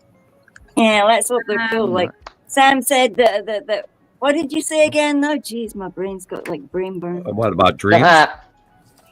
Our dreams Yeah, should we're gonna improve have from now. Mm. We're all weird and we're horrible. going through. We're regrowing through some really harsh moments in our life in our past, and we're sorting through some of our mistakes, and so we're having these emotional dreams that literally cut us in shreds and make us sweat out of our personal guilt. But we have to go through those to clear them off the shelf, so we have room for transgressions, and we also have to forgive ourselves for those mistakes, because we don't have one life. We have whatever life we choose to change it into. Now, some very old philosopher says, look at that. you only have one life, but you don't appreciate that until you try to have a second one, and then you have one life. Because you're separating it and you're thinking you need change, but that change is also included in that one life. Because the idea of that one life is growth. And you wouldn't believe how many people I have met over my many years around doing my thing, where people feel like I did this mistake, or I did this, or I was cruel in this manner to this person, and oh my God, I'm going to hell. And they never think they can grow past any of that. Yeah. And the thing is they have you to can't. forgive themselves. You have to forgive yourself, not them forgive you or anything. You actually have to go past it. And like David Gregg is saying, I have no guilt or fear. You grow away from it and you grow past it. You forgive yourself. We're all kids. We're all idiots. We make mistakes. You have to be able to say, okay, but I'm not going to make any more. Yeah. Right. So that's where you come to the fork in the road and you go, I'm going to go right instead of left this time. We are the change. We are the thing. Yeah, that's a planet. Look at the bottom of that planet right there. Now, whose video is this? That's Atu's moon. Gillian. Yeah, that's Atu's moon right there. Cool. Looks just like your drawing. Beautiful. And what time was this? Oh, wow. Night time, yeah? Yeah, that's 20 past 10 at night. Incredible. That shouldn't be. That looks like it's like 8:30. Yeah. Exactly. Looks That's like why we're saying we've tipped forward, because you're getting more light coming through. Wow. Yeah, that was 10 o'clock. It wasn't even 20 past 10. 20 past 10 was when I posted it. That's the side of Uri, and the asteroids are the orange area. That's what we're seeing at 5 o'clock in the afternoon.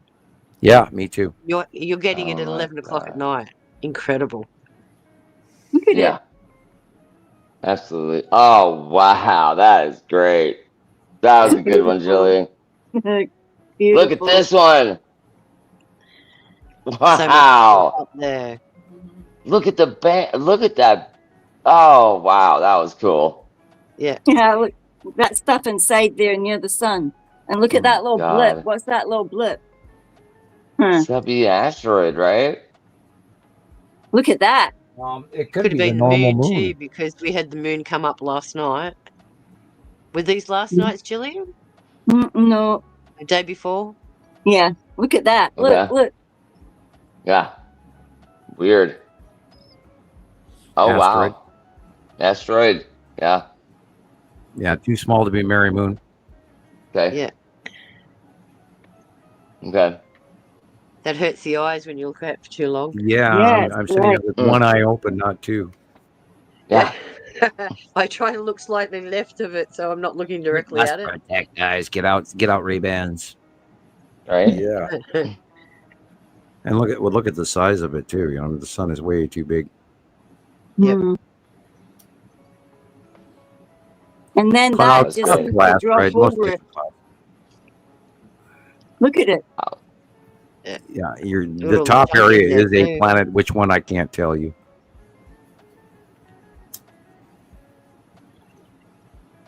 You don't think that's like Uri in front of Saru, or? Well, it'd be the bottom of Saru and mostly Uri, but you know, You got your rainbow. is material, micromaterial sand to baseball to asteroid-sized material, which is why it's rainbowing out.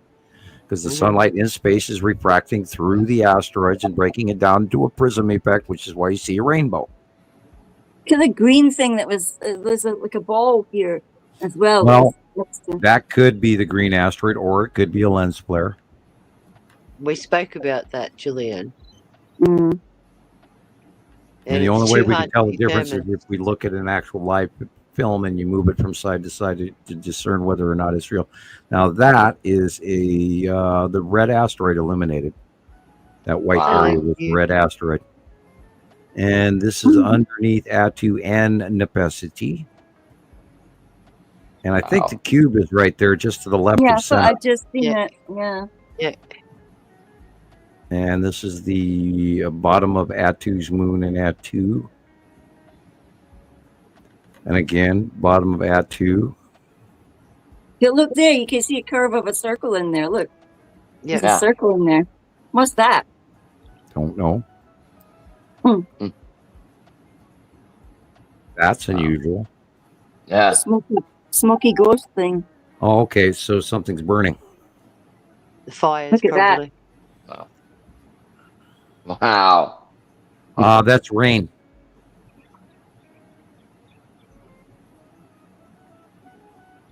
That is the bottom of Uri. Look at the top right. That's cool. That's the red asteroid. Wow, that's cool. She's been big the last couple of days. That's too. 1 in the morning. Look at that. Again. Look at that. That's 1 in the Beautiful. morning. Wow. And that must be affecting. It looks your brighter than circadian Vegas. rhythm. I mean, the bottom look of at that. That's Uri. right. That's Yeah, that's that's the bottom- brighter that's the bottom of skies Uri. than it is normally here in Vegas at that Okay, time. now that's Uri past crazy. Earth. That's why Uri is past Earth, and we're seeing the illuminated bottom facial illumination of Uri.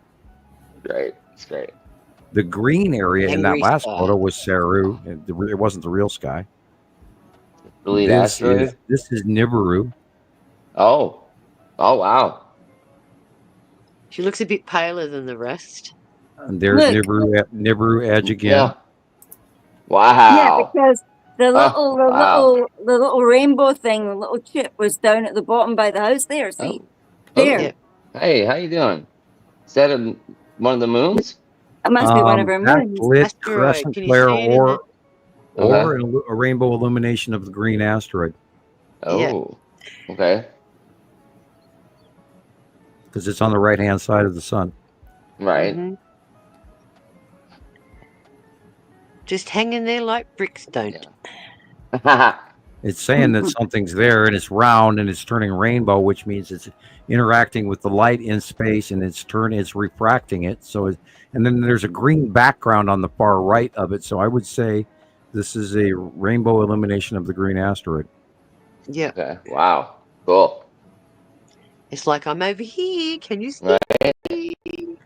Yeah, it's different than a backlit crescent flare, isn't it? Right, because it's Yeah, it's Look- different. Look, oh that's my it from another God. angle. that But again, I that's got think the is smoke rain. from the fires too, hasn't it? Yeah.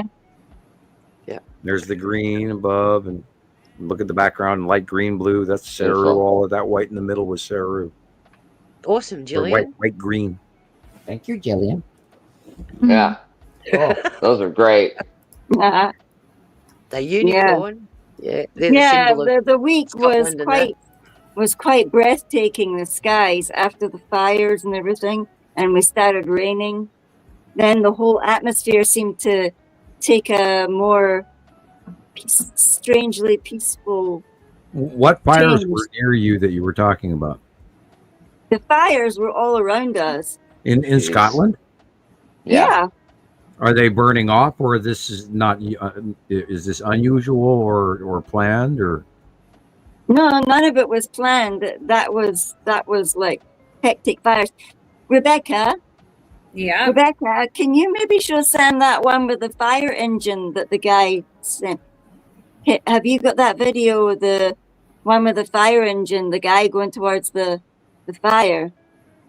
For Sam, that one kind of says it all. Is it something you sent me? Yeah. Oh, I'll have to look and see. Let me look and see if I can find it. I did not know Scotland was burning. Look, Yeah, I couldn't was get in hold of tears. you all week. I'm sorry, I was dealing with pollen. Me and pollen. Yeah, he was dealing with Zysol. Yeah, and Idaho fire smoke. There is a fire immediately to the west of me, and we're downfield. Saw it this morning when the sun came up. You could see everything was just smoky. It's like, oh, great. Yeah, this is what's left. That I'll send the back that of my one. throat is burning. My glands my nose is burning. And that's why you got all the inflammation right now. Right, and sinus pressure and all of that. Yeah. And a couple of nights in a row last week, the girls left the windows open at night, and I don't do that. Has it been hot there, Sam? It was for a little while, but thankfully, we've had rain the last week, off and on, and then in the middle of last week as well, we had a couple of days of rain, and boy, did we need it. We needed it, and yay! This morning, the sun came up. There's puddles everywhere. The grass is all wet. Awesome. Yeah. And that rain bomb that we were supposed to get wasn't as dramatic as they made out in the media. Well, good. Be thankful. Yeah, no, you didn't have to go swimming. Thankful. Rebecca, I just sent it now to you. It's at the end there. Did you see that? It's the last video I sent you. Yeah, when it rain bombs, people get displaced and mountains come down. Yep.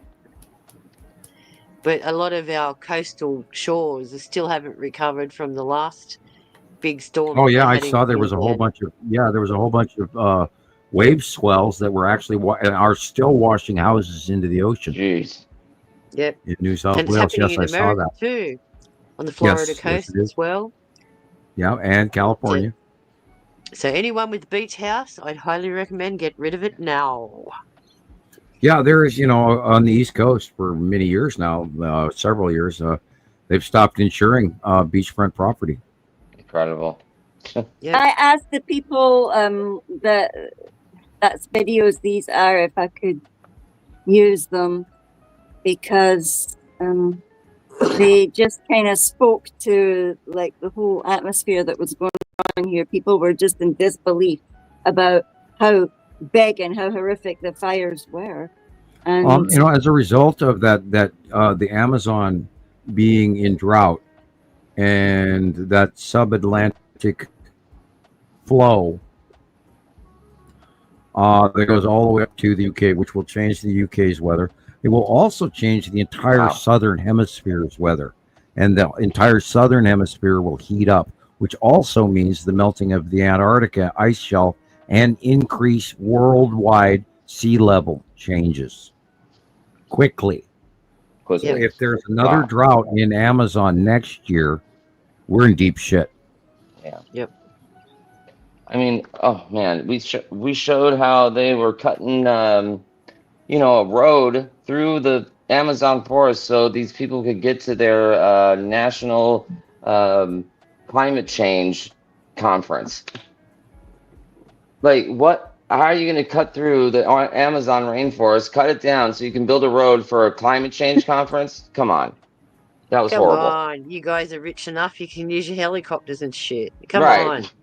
That's like a hot dog company going to a vegan Right, and that's probably what they'll do.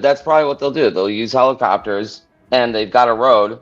Well, at least they have a road, that they probably won't use. The road isn't for that. That's probably for all them trees they cut down so they could use them. Of course, I know there was like a, they gave numbers of how many square miles they cut down or whatever, how many trees or plants, like all of the square footage they destroyed or whatever. It's just terrible. Yeah, it makes no sense. Like, how sick are we to do something like that? It's just insane. Right. Who made the decision? Right. No one consulted anybody. This is the bit that irritates me. Right. Exactly. It's like, I understand that it's in a country, right? And that country has control of it. But this is a region of the world that affects the entire world, and that just. It just doesn't make sense to me how one country gets to control. Like a national heritage site. Right, exactly. Like this, Samuel, look. This. Let them feel this like we did. So they're off to go and deal with a fire? Watch what it's going to.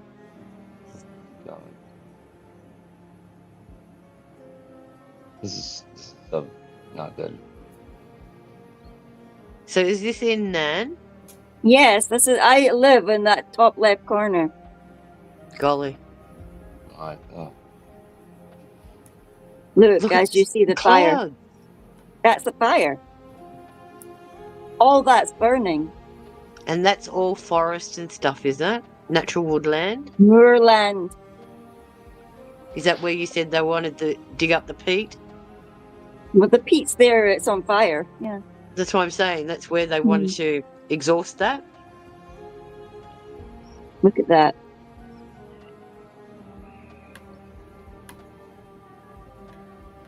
Wow. Hundreds of kilometers wide.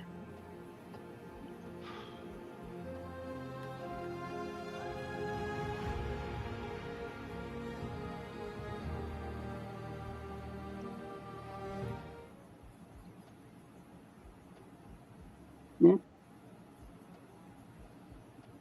Oops. Yep, that's it. I can't almost tell the difference between the smoke and the clouds. But you can right there. You can see it coming up. Yeah. But yeah, a lot of it looks like clouds at first. Yeah, when I looked out my window and I looked at it, I thought, "What the fuck? That's smoke. Yeah. And that's a cloud. That's smoke. That's a cloud." And when I looked out, I looked at it and I felt such a wave of sorrow coming towards me. I just could feel the animals and the ground. It was like it was weeping. And I thought, where did I get this feeling from? I could feel it all over me. And it just stayed with me. It stayed with me for 3 or 4 days. I could feel it. And the ache was just palpable. I couldn't shake it. It more than anything affected me so deeply. This whole week I thought, what's wrong with me? What's wrong with me? And that's what an empath does, Gillian. Jeez. Yeah, that was some hard images to look at, for sure. And the actual fire images is here, like here, Rebecca. Here's the other one. This is what was left. Ninja's here. Hi, Ninja. Hi, Ninja. Here's the other. Here's the other one. The drone footage of afterwards. You've studied all of this, Gillian. You're an empath. This is why you're where you're at. Why you've done all of this. Because you are supposed to see this stuff, and that's why you're on the panel. It's our calling, Gillian.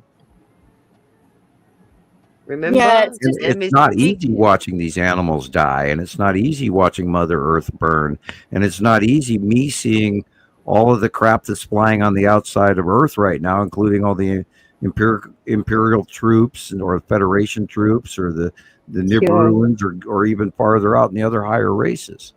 And this is where I get my stress level from. And everybody around you like insulting you and ignoring you and laughing at you. It's just...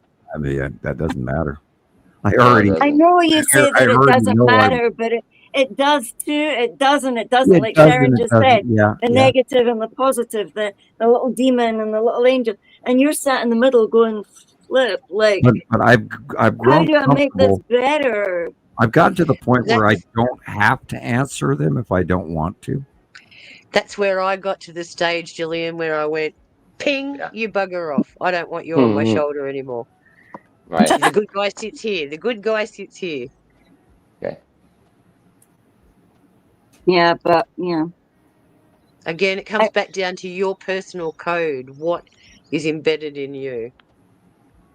Yeah, I know, but I sent that other one to Rebecca, the drone footage of afterwards. I just sent that one now, Rebecca, but I can't believe that people would do this. I mean, look at this, Sam. Why would people do this? Now they're talking about different reasons why people would burn and insult the land, burn other people's property.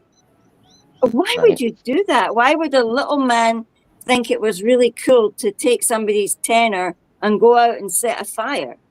And are there people like that suddenly all over the planet? Is it arsonists or is this something else? or demons getting into people's heads as well to make them do this. I've got 500 different reasons and thoughts in my head as to why this is. It's not like, oh my God, I'm sitting paralytic, not thinking about why is this happening. Gillian, demons are an invention of Rome. Yes, I know they're an invention of Rome. They're not what real. I'm talking about is the things that live up in the asteroids, man. That stuff is not natural. Or something's affecting our brains, making us do stuff from like the food and the chemicals and the water that they're doing.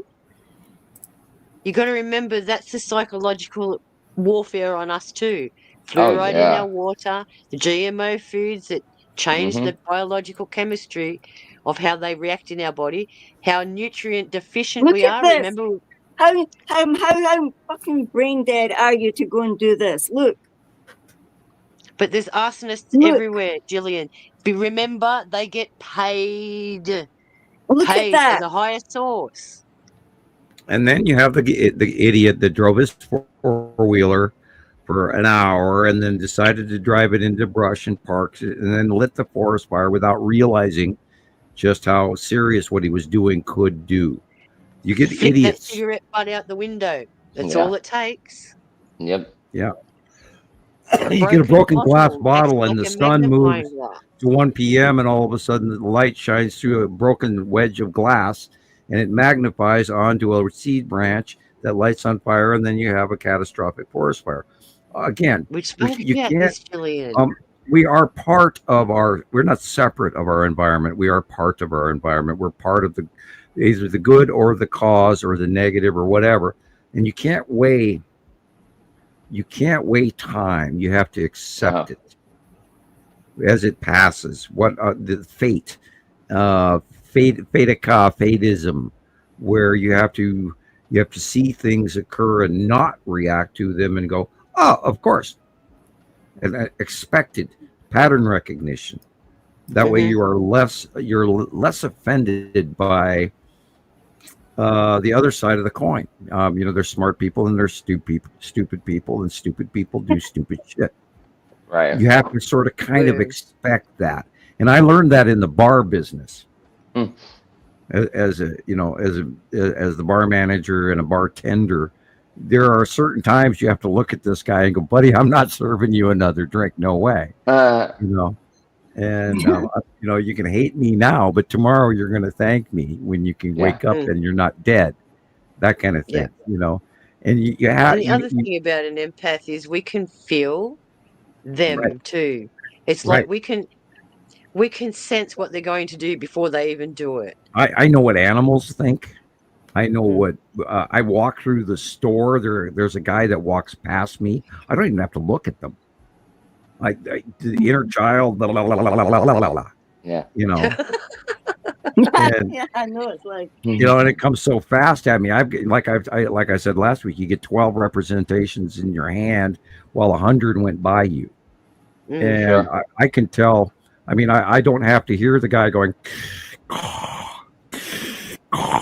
behind me and see his dark cloak to know that Darth Vader just walked behind me. I don't have to look anymore. I know there went before Darth Vader even walks in the building. Yep. And when the more you become free of these precursor worries of enlightenment, the more enlightenment takes over and teaches you, because you free yourself to be less bothered and less confused. And you actually start listening because it talks to you and goes, hey, this is happening. And you go, oh, cool. Yeah, you have a different tuning method. It's like you switch the channel. And, your bullshit meter goes, bullshit, and that's constantly going off. Oh, yeah. I think these days bullshit's all over the place. I feel like you're in a there's that pinball prominent word where it's a distractive tactic where they embellish on one word, this fabulous hotel. Stay at our fabulous hotel. Well, fabulous is, covering up the lie that, their toilets don't even work, and et cetera. So, and they got bed bugs. They get the bed bugs. Yeah. Gross. Right. Ick. Yeah. They don't live.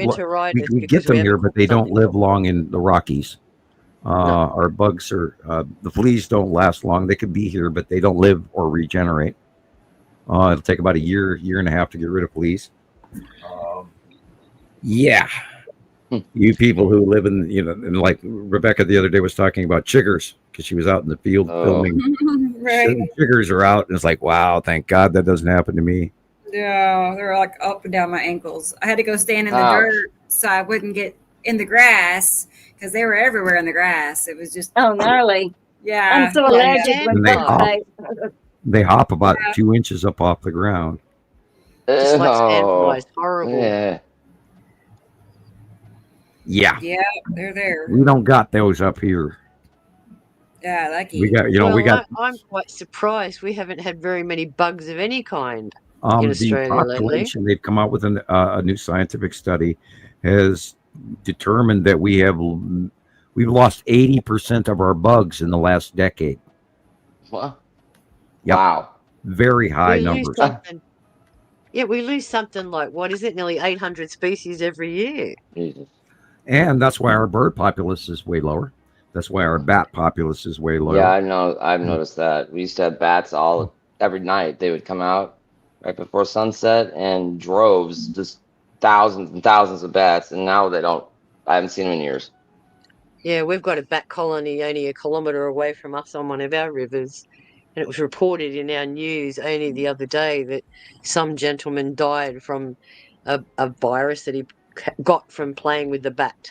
Yeah, you can get. So that's a new hype. Rebecca, could you send me that Nibiru video of Christopher's, please?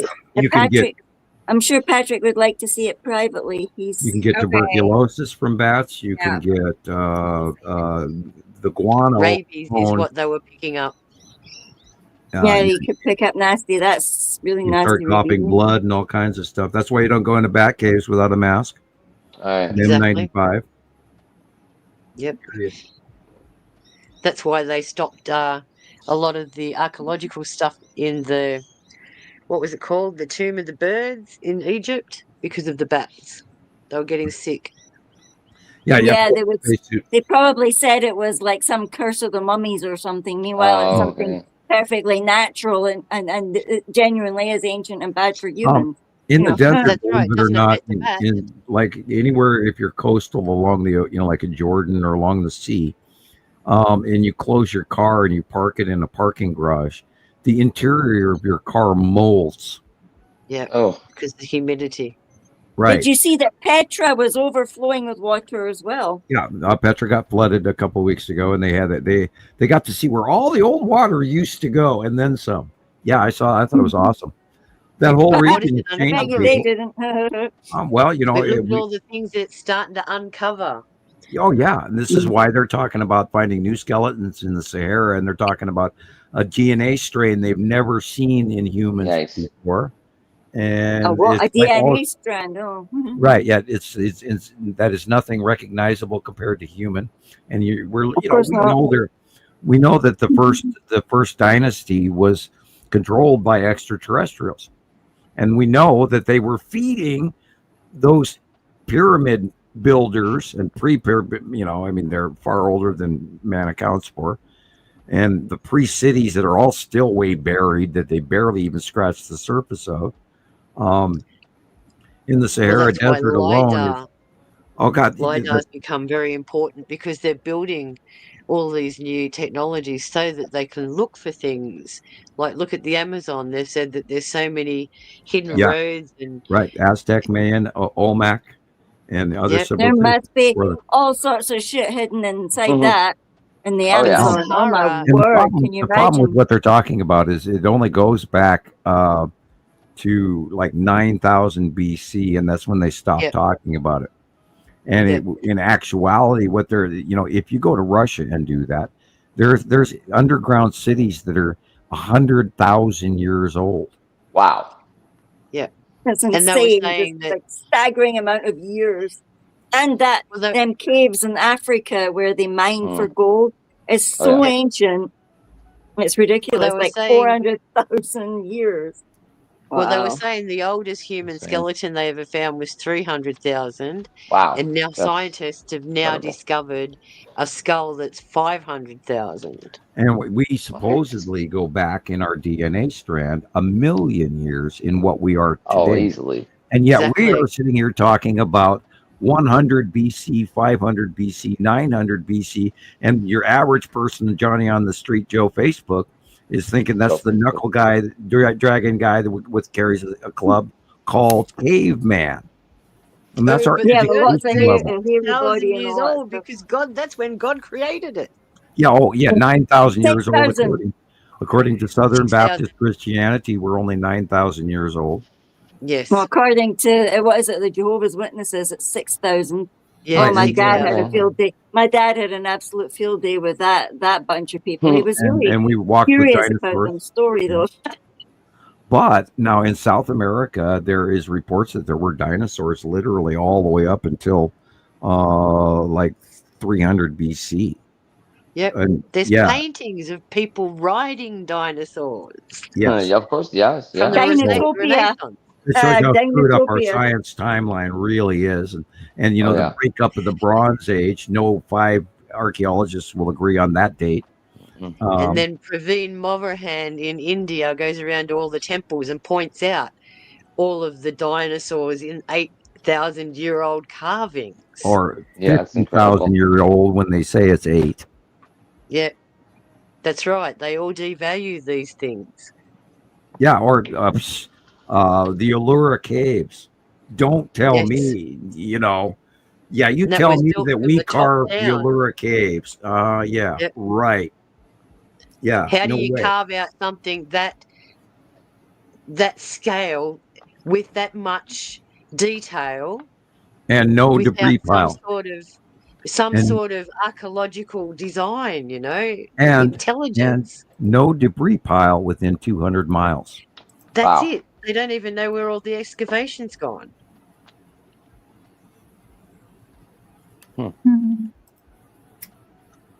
It's Gillian that's buzzing me.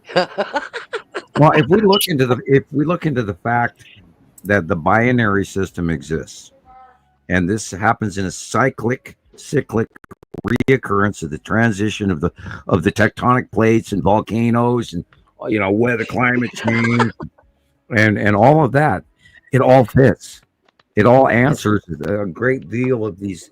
Why, at one point we were Pangea, and why did the continents break up and move all over the planet willy-nilly, and when they weren't willy-nilly? And that's what's wrong with societies. They take it all in, but they never ask the question, how, why? Why was Pangea one landmass? What made it shift? And nobody's asking these questions. Well, And Gillian, another one. Where did the water come from? What's that? exactly. I'm not the mama. We are a rock type planet. We had very, very shallow oceans in the beginning. Yes. And then we had creatures that were living in crap, icky water was full of sulfur, and then they started growing and putting off oxygen. But if you take into account the passing planets and like a Nepesity close pass, where she does this rain bomb thing. Yep. And that's what I mean. People don't realize that all of these things are cyclic. Things happen in cycles. And it all fits. Exactly. Time It's like after one big time after jigsaw. time fits. You go back through history and you go, 1650 BC, 5300 BC, and you compare through history. Yep. And it goes, well, no wonder that civilization died, because this shit happened. They had a climate change again, all blah, blah, blah, blah, blah, blah. Or where the origin of Goblia Tepe and where the origin of wheat comes from in the middle of Turkey, which is the presumed Garden of Eden, and on and on. But see, that's the thing. The scientists, they come up with a narrative. They sit there and they go, Göbekli Tepe was deliberately buried. And you sit there and you say to yourself, but hang on a minute, if it's written in history books from around 565 AD, where they had the darkening of the skies and all these cataclysms going on, how do you know that what they had written down there, where they said red soil came from the sky and all the rest of it, how do you know that what we're talking about with our object cluster group and all of those asteroids that are hanging around underneath the planets didn't just lose their gravitational field and fell to Earth? And this is why people sit there with this disillusionment that, oh yeah, they deliberately buried it because they wanted to keep it for time immemorial. Well, how about it's far older than they understand, and therefore somebody had to bury it? And yet they try and validate it with things like tree rings and core samples and all that kind of stuff. And they're not accurate, and neither is carbon dating. Because all you're doing is looking at it. If you look at the animals and the carvings and the sculpture, I watch the shows and they're attributing this and that and the emotional value of this. Those animals are star charts. Of course they are. They're how they witnessed the sky at that time in period of time. And they're far older.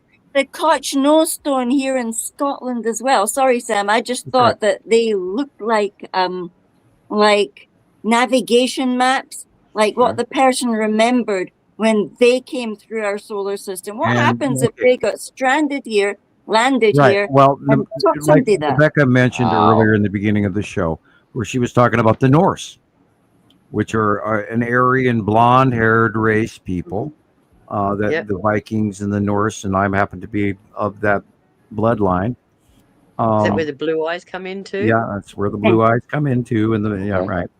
Now, remember, people, we talked about the Mayans and the Olmecs and everything having direct interaction with the people in the cube, the Federation. So there were races that landed here and tried to live here and tried to live amongst us and do, because you remember, we have to provide commodities. And we are not the first generation, nor are we the only faction that is here mining these products from other races as well.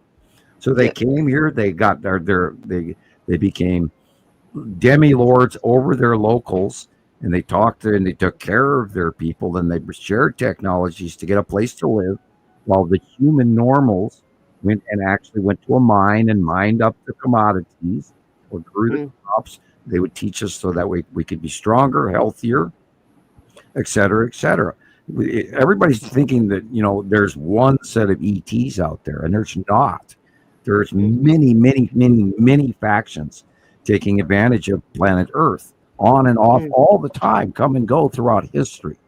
The last time that Nibiru and Saru were here was 3,600 plus 4,000 years in between. That's cyclical. But there's visitation constantly from other factions. Wow. That we don't know about because they're not made public. And if you were an alien and you sort of looked like us, and you landed and you set your crap down and you want to get commodities, but you can't do it by yourself, what do you do? You build a city. Networks. Yep. Create the networks to live. You show them how to have clean houses and how to have toilets and how to grow their grain and how to grow barley, and that's where how to look after all the farm animals. And in the Indian culture, Shiva came down and gave all these things. So how would you describe an extraterrestrial? You would describe them of a god. You'd give them a name of this and then a name of that, and Shiva, had 6 arms or whatever. Anything that descends from the sky is amazing. People would be in awe of it because we know we can't do it. And you see the representations of the Sumerian tablets where the big people are holding the small lion. Well, we know that we believe that the Nibiruans are the demigods, and being that they live on a larger planet, they are much larger than we are, although we may look greatly like them in some manner or other, because we are a combination of 12 other races, not just them. Well, it's written, when we used to look up at them, they used to look down at us like crickets. So if that's any kind of scale. I don't like the cricket aspect. They might just go. Well, in all of our legends and all of our lore, there's a torment process to the volatility of the gods, which meant man suffered in many ways, including the Roman religion, where we have what we call original sin. Yep. And that is because we are short-lived copies. We are not full-length versions of them, which is their method to control us. Because any uprising that we individual could raise would end within a short time compared to their lifespan existence. So we would be a minor pain in the ass rather than a major pain in the ass. Yep. And that's it. How much trouble can we get in with such short lifespans? Yeah. However, there has been a plan that has been in a process and in the workings for a few thousand years now, where other higher races above the Nibiruans or the demigods or the Anunnaki or whatever you want to call them, has been told that we are supposed to allow some of us to evolve because they believe that we are worthy. And that is... How do they pick those people? It's called the School of Hard Knocks, my love. Yep. They know who we are. Yeah. They well, it's like you walk into a classroom, a second grade classroom, and you got 20 students in front of you, and the one that can carry on a conversation with you compared to the other 18 or 19 that are digging in their noses or playing with blocks and are eating crayons, then you can tell the difference. They can read us in seconds because they're so much wiser and been around so much longer than we have. We are children to them. Mm-hmm. Babies.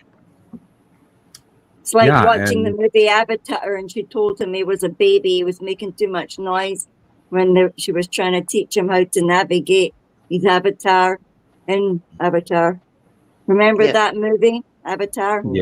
Yes, but I don't remember the baby crying issue. Was that in Avatar 2 or something? She told him he couldn't. He needed to learn stuff. He was like a baby. Okay, I agree. He was like a baby. Right. Yeah. The mentality you're talking about, the level of mentality. His childlike enthusiasm, when he first landed there, you know.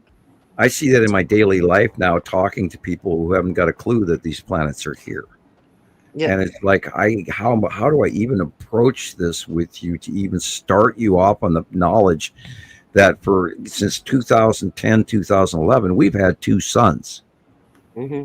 How do you even start that conversation with people if you walk up to them at a local barbecue? It's almost impossible. As much as you like people, you can't help them if they don't. And it's so embarrassing if you start talking about it and this person just completely writes you off from that second you open your mouth. I'm way beyond that. I don't find it. I find it pitiful where I pity them. Mm. But I also find it entertaining that you can actually see the ones that have got the lights on inside. Oh, yeah.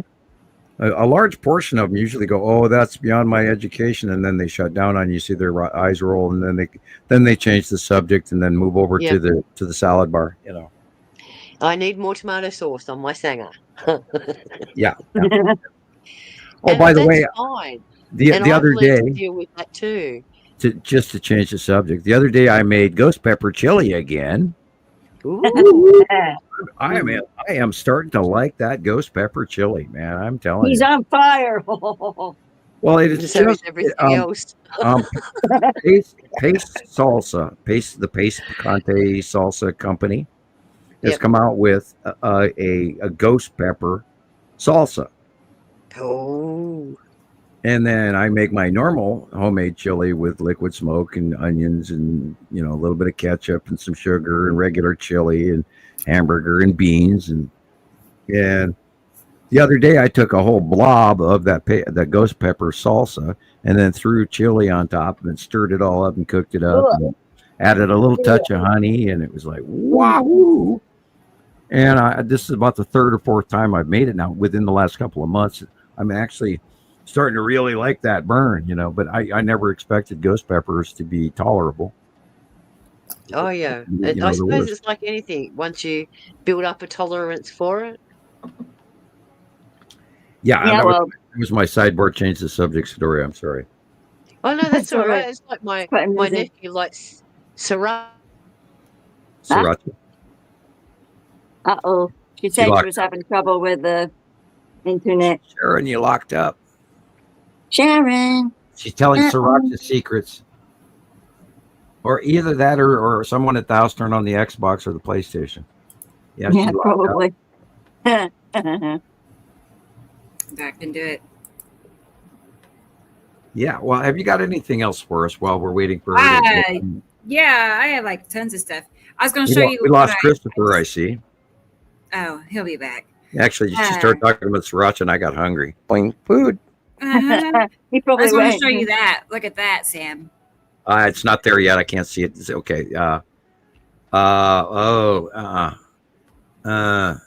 Green asteroid that would be way too big. Where you got it marked green asteroid. Look at it. But it's still way too big. Okay, well, it has those little dots around it. Okay, when is this photo from? Today. Okay, I might be wrong. It does have the blobs. You are right. I wonder, could the green asteroid have gotten that big that fast? No, and it's green. When you look at it really close, it's green. And I kept seeing little green shadows on my pictures. Wow, that would mean it's dots. Those little dots. I knew when I saw them. I'm like, oh my gosh, it is. I've not seen them yet till now. Well, Rebecca, there are times that you are right and I am wrong. Every once in a while. Yeah, well, it happens. It's happening more than it used to, but I thought that was pretty cool. I like it. I acquiesce. I know. I didn't think. I know it doesn't look like anything I've seen before. But right. It is big. I do see the blob and the little blips. You are right. There are some small ones right around there. You're right. You've got them circled correctly. It's crazy. Wow, entirely possible. Remember, I haven't seen the sky in a week. I've been staring at clouds. Canada. So yeah. And I want to show you this. I've not seen this like this before. This is something new and different. With all those holes in it. Like that many holes. Oh, I've got that as well. I've never seen it like that. Those are asteroids under Uri. I know. They're going vertical away from you rather than crossing from left to right. This is vertically down. Those are asteroids under Uri. Yeah, I see weird stuff like that as well. But we talked about what was going to happen in June, July. They were going to be going over the top of us, and they were going to be way closer. And now you're looking at them getting much, much bigger. Here we go. Yeah. On an adventure. See, the illumination behind it shows it. It's the bottom of Uri. Oh, it's Uri.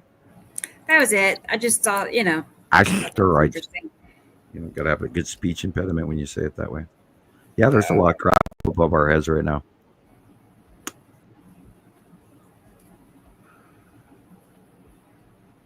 We still lost Christopher. He's out there playing hooky. He's there. And what Sharon said, her internet dropped. Okay. That happens. That happened to me. She was speaking. Yeah, what else we have? Well, I doubt Stacy is still here. If she's still here, let me know. If not, I'll just wait and save that video for next week. Because I figured she'd want to be here for that. Yeah, check it out. I took pictures of these things as well. It's like there's so many asteroids up there. Look at all that stuff. I sent you one out. That's bad of me. I have Sharon's pictures. I have Stacy's, but I don't think Stacy's still here. I have stuff from Robert Marshall, but I thought he might want to be here. I doubt he is. Are you here, Robert? His face and comb his hair. Andy Poole is another one. I'm going to be back in like 30, 40 minutes. Okay. Okay, Chris. We're gonna be we're going to my wife's mom's again, so she's still kind of moving out of her house. So I'll be back. It shouldn't take us too long to get there. Okay. Good. All right. Okay. Bye. I'll be right back. All right. Bye. You see that he was all cleaned up and combed. I know, right? That's what he was Little doing. flip on, Right. Yeah, my red was like that as well. All those little holes, like. I have a video from Monique Cervais. I love her stuff. She has some good. We don't have to watch all this. I'm just saying that's what we have to pick from. You know, Monique. I need to go to bed. I need to go to bed. Okay. Yeah, I know it's late. I know, girl. It's like I said, too I've late. gotten a good half a day's sleep kind of idea. Yeah, because you're I wired. slept from 10 o'clock Thursday. I'd gotten into bed even before that, so I don't even remember why.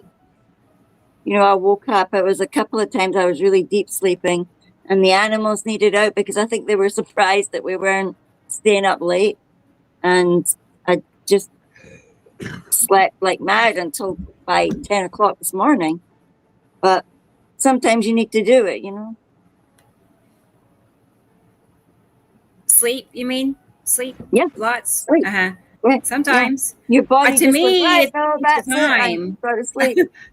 I just get annoyed because I'm like, I'd rather be doing stuff than having to sleep.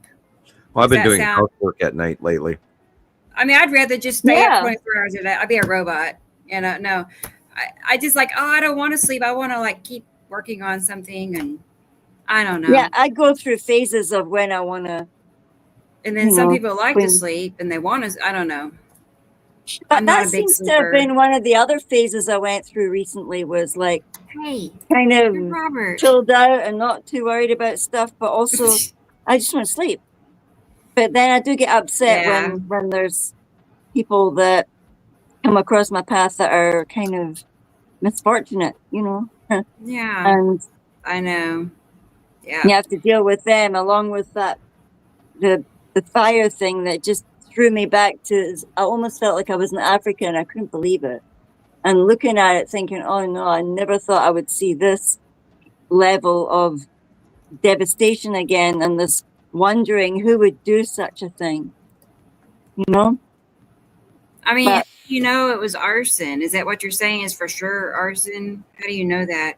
Well, yeah, exactly. How do you know that? People say, They said. "Oh yeah, well, oh, we found this intense ring burn at the side of the No. road," but that intense ring burn is so small. How can it turn into 5 different areas fires? I How doubt can there it. be 5 idiots out Well, at a it time? can also fly in the air where it lands, in an area, one spot, one fire, and then 4 spot fires. But yeah, I don't, we go through that up here every year here. So we don't, So we don't sweat here it. they'll be running it down and going through it and Yeah, they thinking about prosecute it a and few wondering. people every once in a while over this, the California fires included. But that's not. Don't get lost on that part. Just get lost on the renewal factor. That sometimes you have to have burning. Things have to be burned off from time to time, and it's good for the land in a lot of cases because then next year it'll be even prettier. I'll go to bed with that thought in my head rather. There you go. Yeah, the grass will be green. It burned off a bunch of the tough, and it actually made the path smoother. And then the grass and the flowers will all regrow, and it'll be beautiful. It's just the wee animals, Sam. Yeah, they run. Most of them run. Most of them run. So you reckon most of them run, even the little tiny ones? Well, if they're underground, if they're ground dwelling, they don't necessarily get killed. Depending on how deep, the animals know stuff. They know to dig deep enough below the area that would burn down into the dirt or a cave or whatever. So not everyone. Good. You might lose this percentage. You don't lose all the animals, and the deer run, and and the birds fly, and they come back, and that's predation and animal culling is natural. Just be thankful you're not like in Australia. Once they brought the rabbit to Australia, they had a huge issue. They had a rabbit population from hell back in the 70s that was just insane. Like crickets or grasshoppers or locusts, there were that many rabbits. Definitely experimental. Yeah, so nature takes care of it. So don't worry about the animals. They're either fine or they're not. But don't worry about them. Worry about you. I will. Yeah. Ricola. I'm going to bed. What? Okay, Gillian. Ricola. See you next Saturday. Take care of that throat, Samuel. Yeah, I just had to reach for the one I've been chewing on already. Right. I'll look for you on PM, and you can we missed your music this week. Look for me in the funny papers, like they used to say. All right, guys. Nice chatting to you all. Night, Gillian. Love to everyone.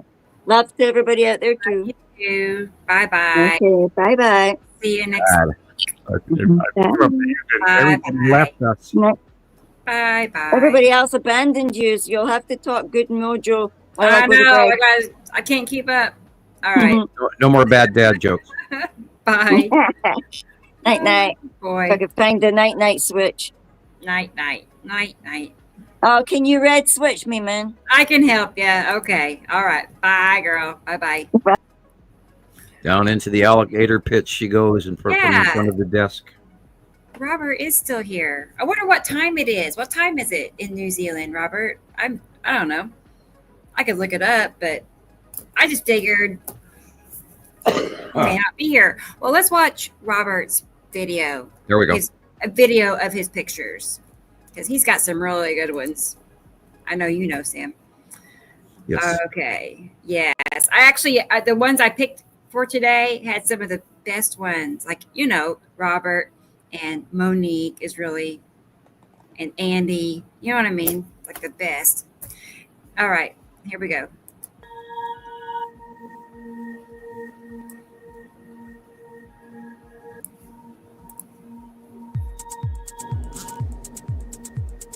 Boy, look at that.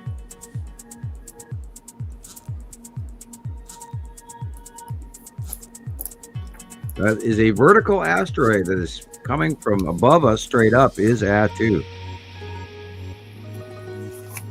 And the Attu's moon. And that pathway is going to a vertical, probably the red asteroid. Wow. Okay. And that would be that's the faceplate of a Saturn yellow moon right there. And that's the ion tail. Very large. Wow. Tara's back. Welcome back, Tara. You didn't miss much. Not much. Lots of talking.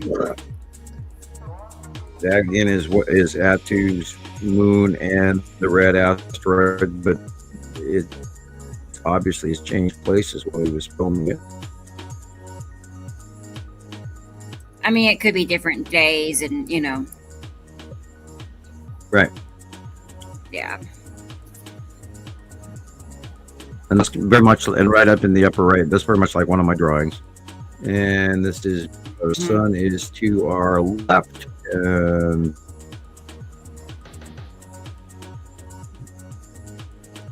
Hard call on which planet that was from the angle. It's Saturn's yellow moon, and the ion tail. Long box cube is in there.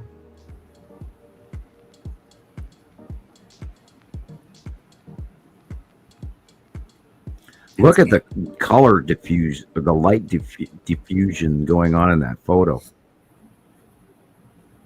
The illumination, you mean? Being that they're in the southern hemisphere, yeah, it's diffused illumination. Being that he's in the southern hemisphere, that was weird. Of course, this is the light shining on the bottom of the planet, and the real sky color is the orange at the horizon.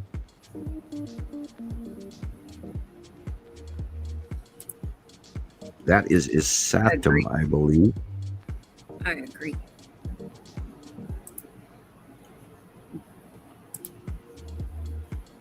Yeah, not much of a Saturn's yellow moon showing in that, but that's the Saturn. Okay, this is beyond Earth because the light is behind us. So that is probably the bottom of Nibiru. Light is behind us That's again. I just never see Nibiru at my angle, I guess. All I see is Nipicity in that northeast. Well, it depends on the time of day that you're out looking too. Usually from 3 to 8. Yeah, I think you probably have a better morning capture.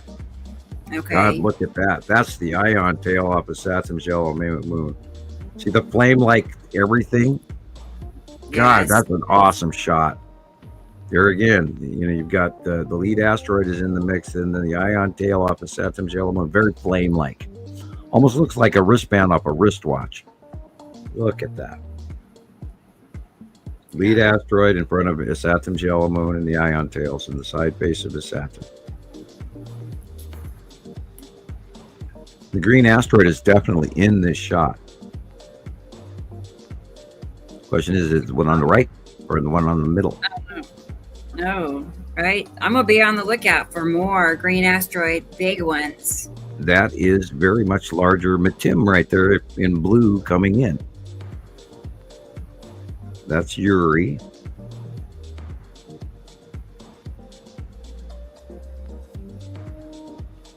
Much higher up down there. Wow, look at that.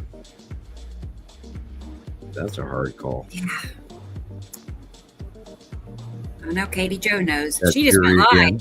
herself. That's Uri again. See the stripes?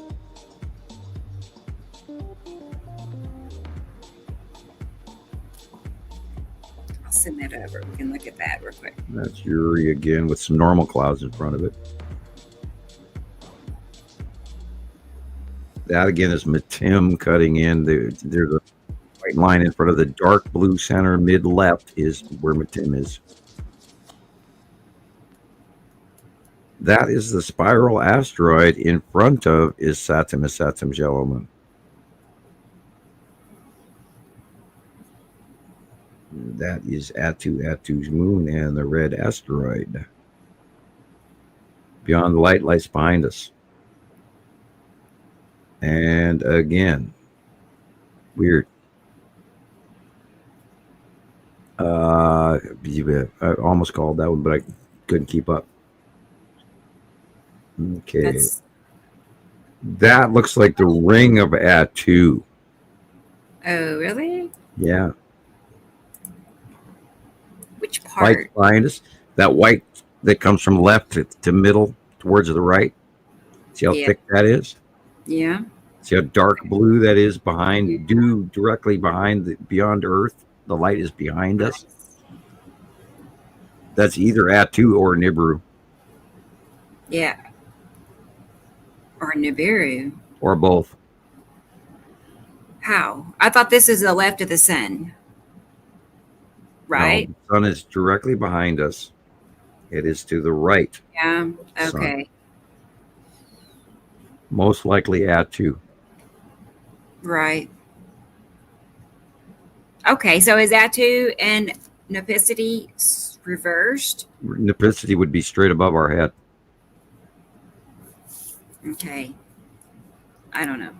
It's different from what I'm seeing, but well, they're doing the dance so fast now and so quick. In a matter of an hour, they change places over the top of us as in our out view. Now it's just really impossible to keep track of. You got to literally lay on the ground and watch it happen. Right. Like every time I go up for sunset, Nipicity is to the far, far right in the northeast consistently, just always. Always. Yeah, but it moves to the left side where Atu goes from the left side to the right. I've over still the top never of it. seen it over there. I'm gonna. Yeah, It's a transition during the day. That might be from what happens at 11 o'clock to what happens at 5 o'clock. I don't know. I did go up there the other day at 10 too. I went up in the morning. See these flame-like clouds? That's Saturn's yellow moon. Yes. The ion tail. That's mostly ion tail. And that, of course, is the side of Uri with Matim. This is older shot. This is from a couple of weeks ago. Right, Katie Joe. I agree. And the light is behind us, and we're looking to the southwest. So that would be Saturn again. I don't know what happened to the music. Long box cube. Wow. Long box cube and is Saturn shell of moon. And look at all of those tails. That's ion tail coming around to Saturn shell of moon. Wow. All of that in there. No clue. Could be Star Destroyers. Oh, boy. Up close. Those are bigger than I see. Oh, wow. Now I look at it again. Wow, those could be easily. Which part?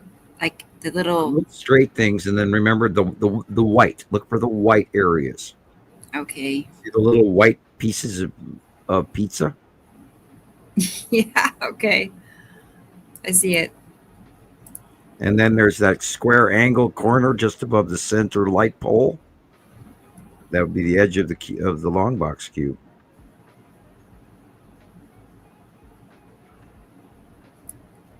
Oh, yeah. Okay. There's a 45-degree right angle there, and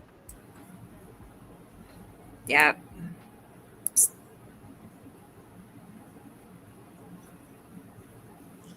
The fleet's here, space chemies. Those are all the angels that are coming. The angels. Yes, they're here then. They're here. The angels are coming, boys and girls. I wonder why people think that. Is it that's like an idea, or is it like a desire? Maybe it's just both, a desire. But it does kind of look like it, like a drawing of an angel. We always hear about fallen angels. Well, no, that's not what's going on. They were down here for a reason, and then they left. Because we think that we're just living on this rock and where everything's peace and tranquility in the Garden of Eden. No, we're a factory planet that's putting out commodities. We got work to do here. So they come down, tell us how to do it, show us how to do it, to help us out so we can eat. And then when they get what they want, they leave and come back and leave and come back and leave and come back. Yeah, that makes more sense. Which is why we have civilizations in stone all over the planet that we can't account for. It's not like we're, alone on the island and there's only 5 of us, I mean, that's not what's going on. God, yeah, that's just amazing. That could be Saru base cloud. Look at that. Yeah. That's insane. Right. Or could it be Uri? Or, I mean. It should be Uri, but I don't recall Uri looking like that. I know, but Uri's it does more bubbly. This is fingery. There's a lot of fingers and tendrils. Is that Saru? Is it Nepesity? I'm gonna go crazy until I see Nepesity on the left of the sun. I'm just. Is it ghosts? Is it asteroids? Is it? I know. I want to see it. Yeah. I'll let you know when I do. I'll be like, yes. Yeah, because this is a real weird group of pictures here. Look at that. What are we looking at? Busy asteroids. Yeah, we're going to be seeing a lot of them too, and they're definitely in this shot as well. Yeah, it kind of worried me when I saw that video of those holes going through all the clouds. I hadn't. Yep. That's not something we normally see like that. Yeah, it's changing again. It's direly changing. That's flame-like clouds of a Saturn yellow moon for sure, and it's just getting more dire with each passing week. What we're seeing, it's getting scarier too. I mean, we've never seen clouds like these ever. Look how diffused the light is on the trees.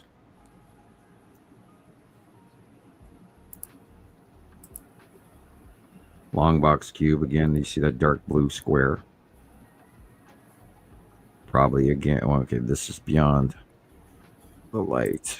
So the light's behind us. So this would be Atu's moon, red asteroid, and Pappy and Lorraine.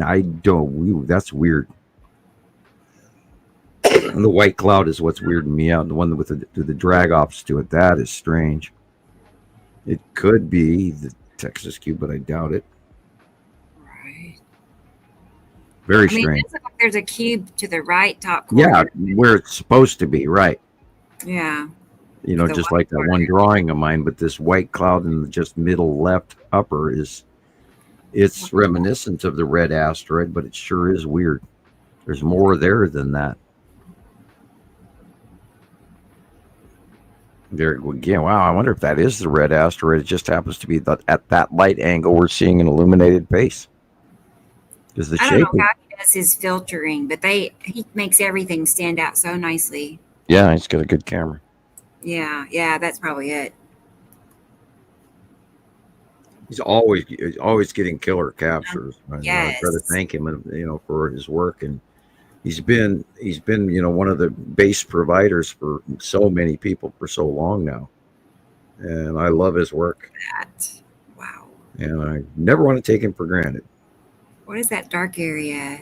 Lead object? That would be no, lead object is closer to the sun. That would be probably the long box cube and the side of a Saturn's yellow moon. Okay. Because it lead or long box behind is Saturn's yellow moon. It would be darker shadow.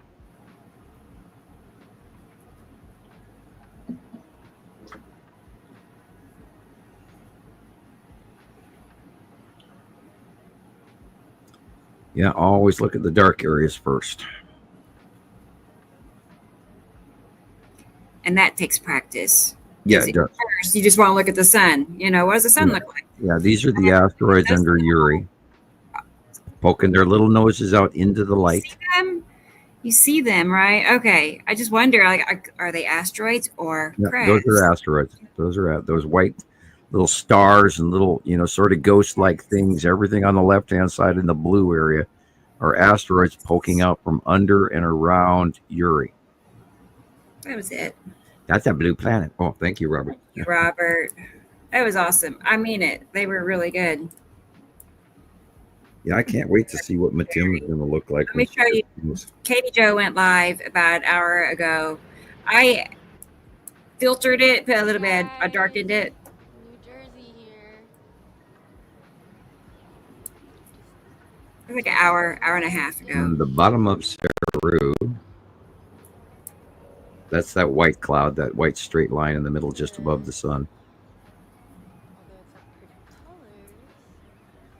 And that is where Saturn's yellow moon is. And that should be one of the, that's probably the green asteroid right there, if it's that big. Okay, now to me, that's Nepicity.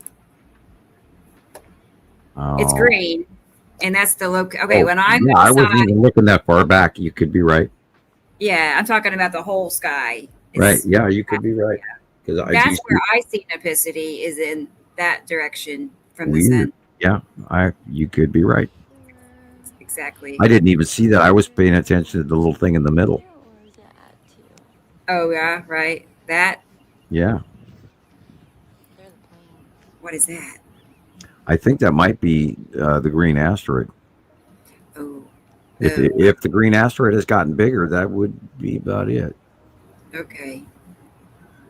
And that might be our moon. Looks like our normal moon. And over there is where Nibiru is, and coming back around to Natu's moon. And Uri. Did you say Nibiru? Yeah, it should be, somewhere in the background behind if you were staring at the sun, it would be behind you to your right shoulder. Okay, but not to the left. Not to the left, no.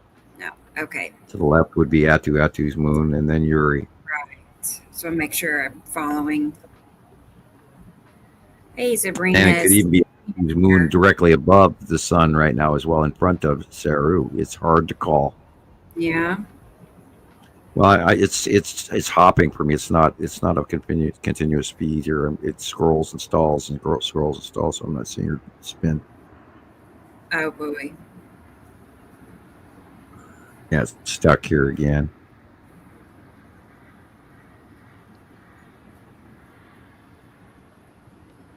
Are you watching it move because it's stalled? Yeah, it's moving on my end.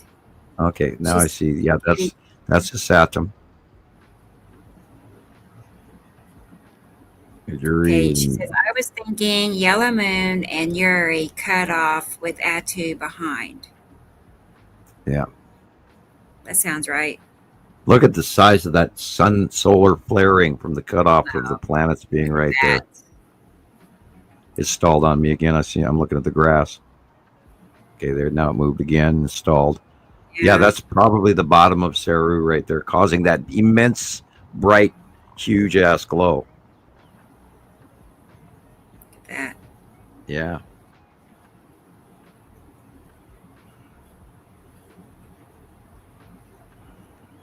Oh, the bird sounds so beautiful.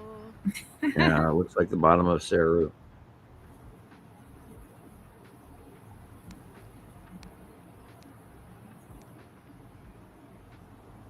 And you can see the Yellow Moon right there. Like that. Wouldn't you say that right in front of Saru? No, right in front would either be Atu's moon, because Yellow Moon is going to be on the right side because it's moving. It's not near the sun anymore. It's moving more to the right lately. So we're probably looking at Atu's moon directly above the sun in front of. Oh, wow. Saru. That's different. Now, right there would be a Saturn's yellow moon. Yeah, that's, I think.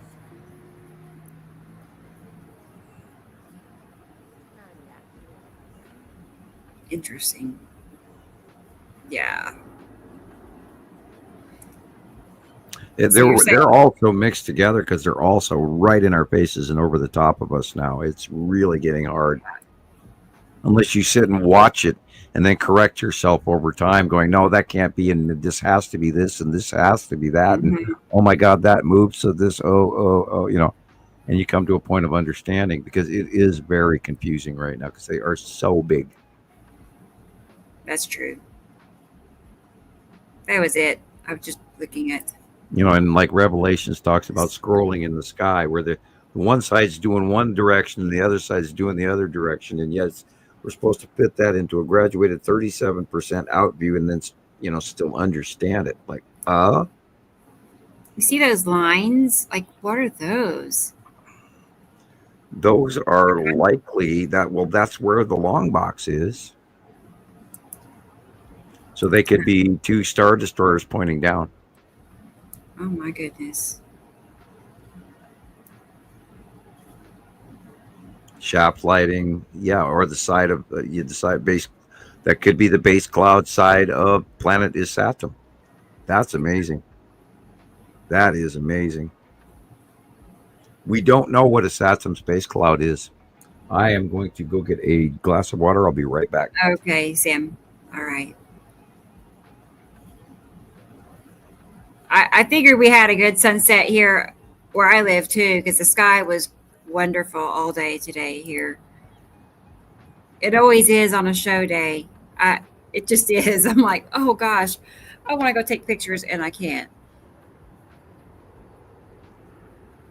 Anyone else get what looks like blue ripples in the sky on days it looks clear? Yeah, I see that. I do get it, but I see it more in other people's pictures. It just depends on what direction as to what it is, though.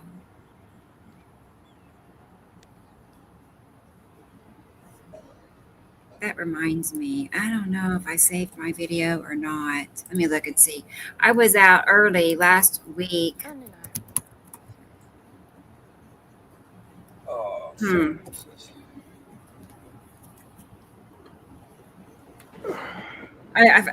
You okay, Sam? Oh, yeah. I'm not convinced of that. Did I make weird groaning sounds as I sat in my chair? Yeah. I had to sort of turn around and squat underneath the microphone as I sat down. I was not aware of the noises I was making. It's okay. It's okay. Yep, another birthday. Yeah. Yeah, this chair is not thrilled with me lately. I have to keep getting up every once in a while and, get some blood in my butt. Oh, yeah. Yeah, that looks like the bottom of Saru big time. See that white illuminated base just above the sun? Oh, that was basically it. I reversed Yeah, it. I definitely paid for this birthday. You feel every minute of it. Yeah, well, a little more pollen, please. And can I, while we're at it, Idaho, can I have some more, forest fire smoke, please? I know. I remember. I was getting ready to say it's not fair, and then you corrected me one time a long time ago, and you're like, "What is fair?" And like Yeah, that. no, there's no fair. It's all stepping stones to your future, because it's collectively, the more crap you have to deal with, the easier the rest of it becomes. Over easy, things don't bother you as much after you've gone through so much. So it's a proving ground. Okay. And I'm older than you, and I've gotten better at certain things where things don't bother me as much as it used to be, and I kind of just get through it. And then there's the catastrophic shit that keeps happening, which is another test and another chip in the pile. But like, for example, that damn eviction crap that I went through a couple of years ago, that was insane. I don't think I've ever gotten over that yet. Nor have my kids. I don't think they've gotten over it either. Right. It's like PTSD level. Yeah, I have definitely lost the appreciation for my yard. I don't do my yard work as well as I used to on purpose, because I don't give a shit. He took away my value of my yard because it doesn't really belong to me. Right. Because if he gets a wild hair, he can say, "Well, you have to move." It's like, wow, why am I, fixing this up for you? That kind of thing. Okay. I haven't forgotten, and I haven't done my weed eating, and the daisies. We had a whole yard full of daisies again this year, and they've turned brown, and I've got to go out and clip them now. So then just get back to regular mowing. Right. But anyway. Yeah, life teaches you, the school of hard knocks, and hopefully by your 50s and 60s, you actually can deal with things. Here I thought I knew everything when I was 18. I definitely don't get upset over things like I used to, and I don't have a temper like I used to, or agitation, and I'm pretty chill, really. Yeah, I've learned to actually shut my mind off a little bit better and actually go to sleep. Because for years I couldn't. I am sleeping a little better, not a great deal better, but I am sleeping better. I still wake up before the robins do. Me too.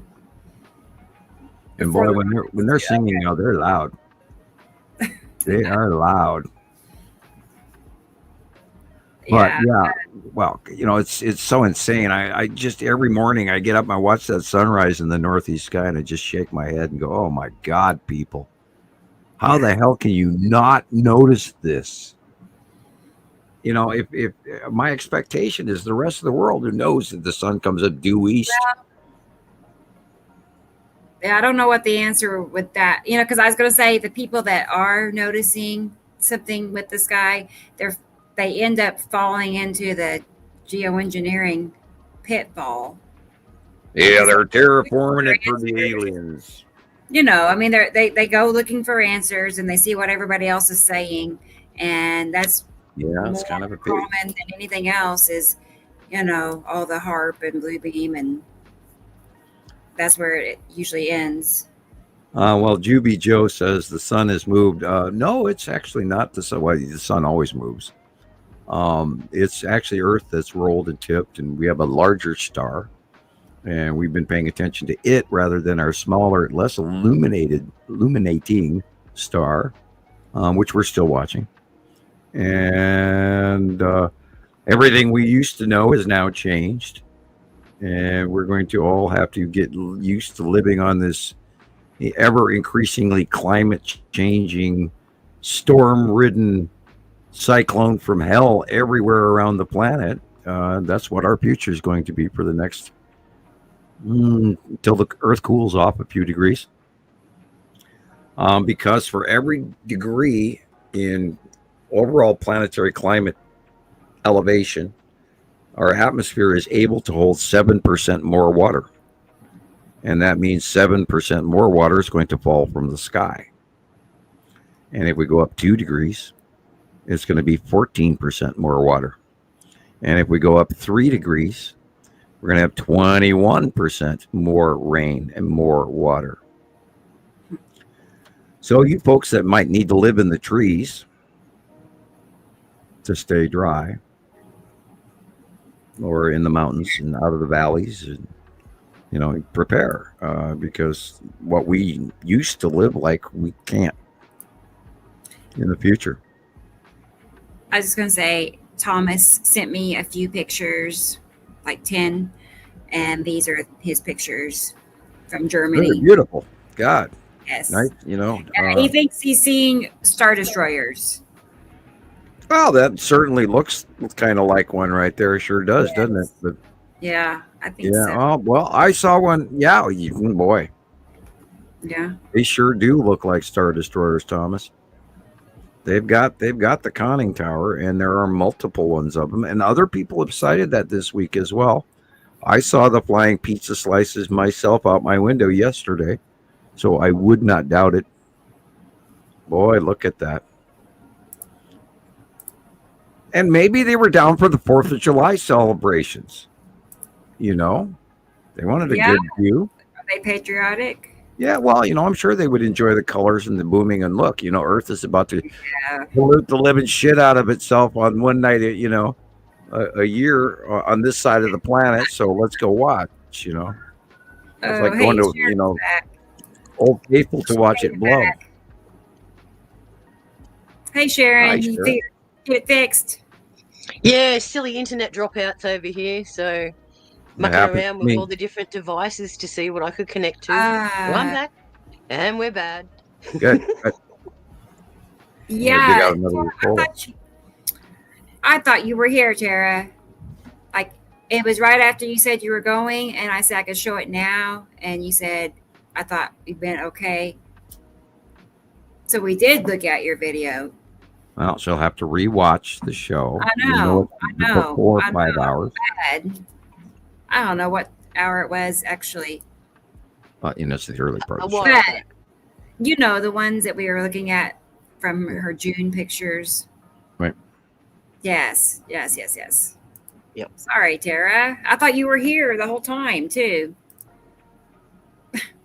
That's the benefit of going back and being able to rewatch. Juby Joe was asking a question. Terraforming. There's a group of people that believe that the alien races are terraforming Earth to bring it to a different temperature so that they can come live here, and that's not what the case is. It's okay. The climate changes every passing of Nibiru, so it's a regular cycle, and it's not done by one faction or another, or our government is trying to blah blah blah. That sure looks like necessity, doesn't it? Yeah, this is mine from last week, 6:30 in the morning. So that's west. Yeah, because the sun is rising in the northeast. And that would be necessity. That looks like necessity. Yeah, it does. Very large, as a matter of fact. Yeah, well, and you wonder why they had a rainstorm in her area where it dumped a foot of rain in 3 hours. That would be off the bottom of that thing right there. Kind of stuff. Yep. Sky fillers. Yep.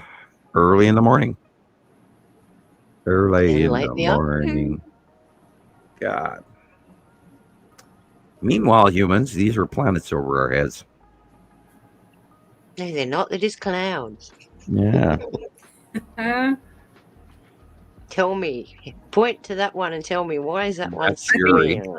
That's for sure, Yuri. Yeah. I think Jesus said it best when he said, clouds are not exclusive just to Earth. You know, I mean, that puts it all into perspective. Yeah, Correct. other planets have clouds too. Yeah, each one of these planets has an atmosphere and clouds around them. Well, people have to realize what is that red dot on Jupiter.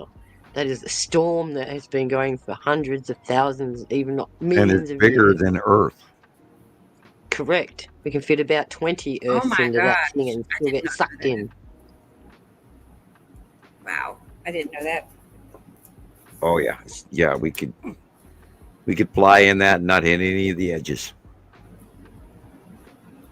It's like a big constant tornado just going around and around and around, picking up dust as it goes.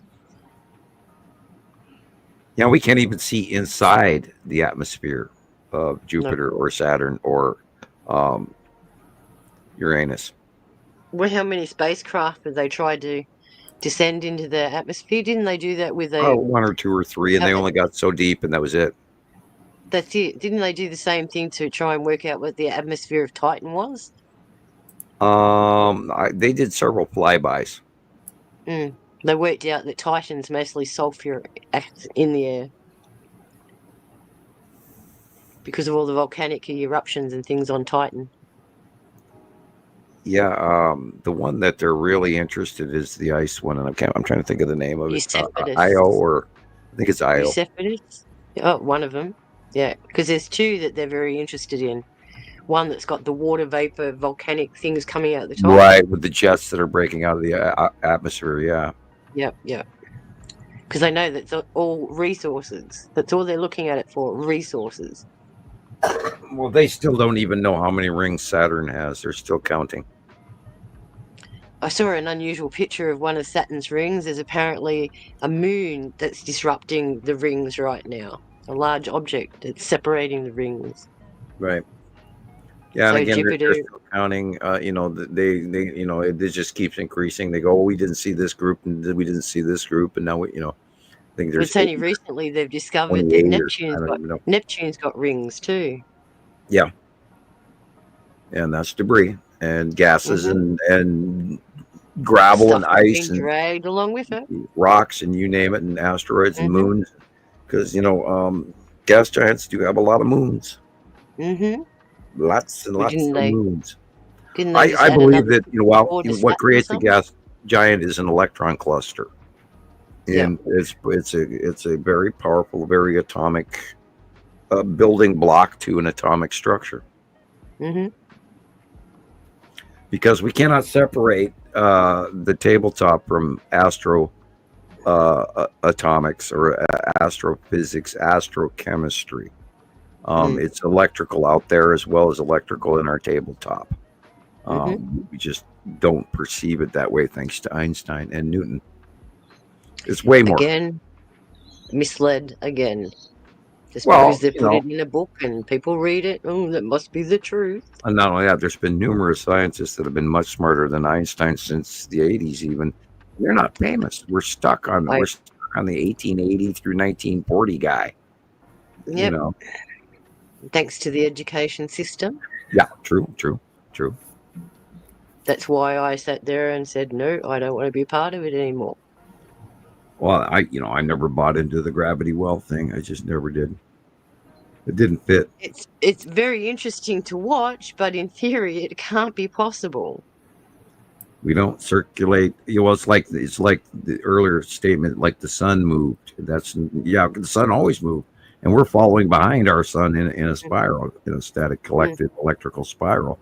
We're not going around on a dinner plate every year in the same place, being drawn in by the big sun and being held up by mystery, dark matter. Yeah. Again, people have been programmed as a belief that everything's on a flat plane. Yeah, it's not.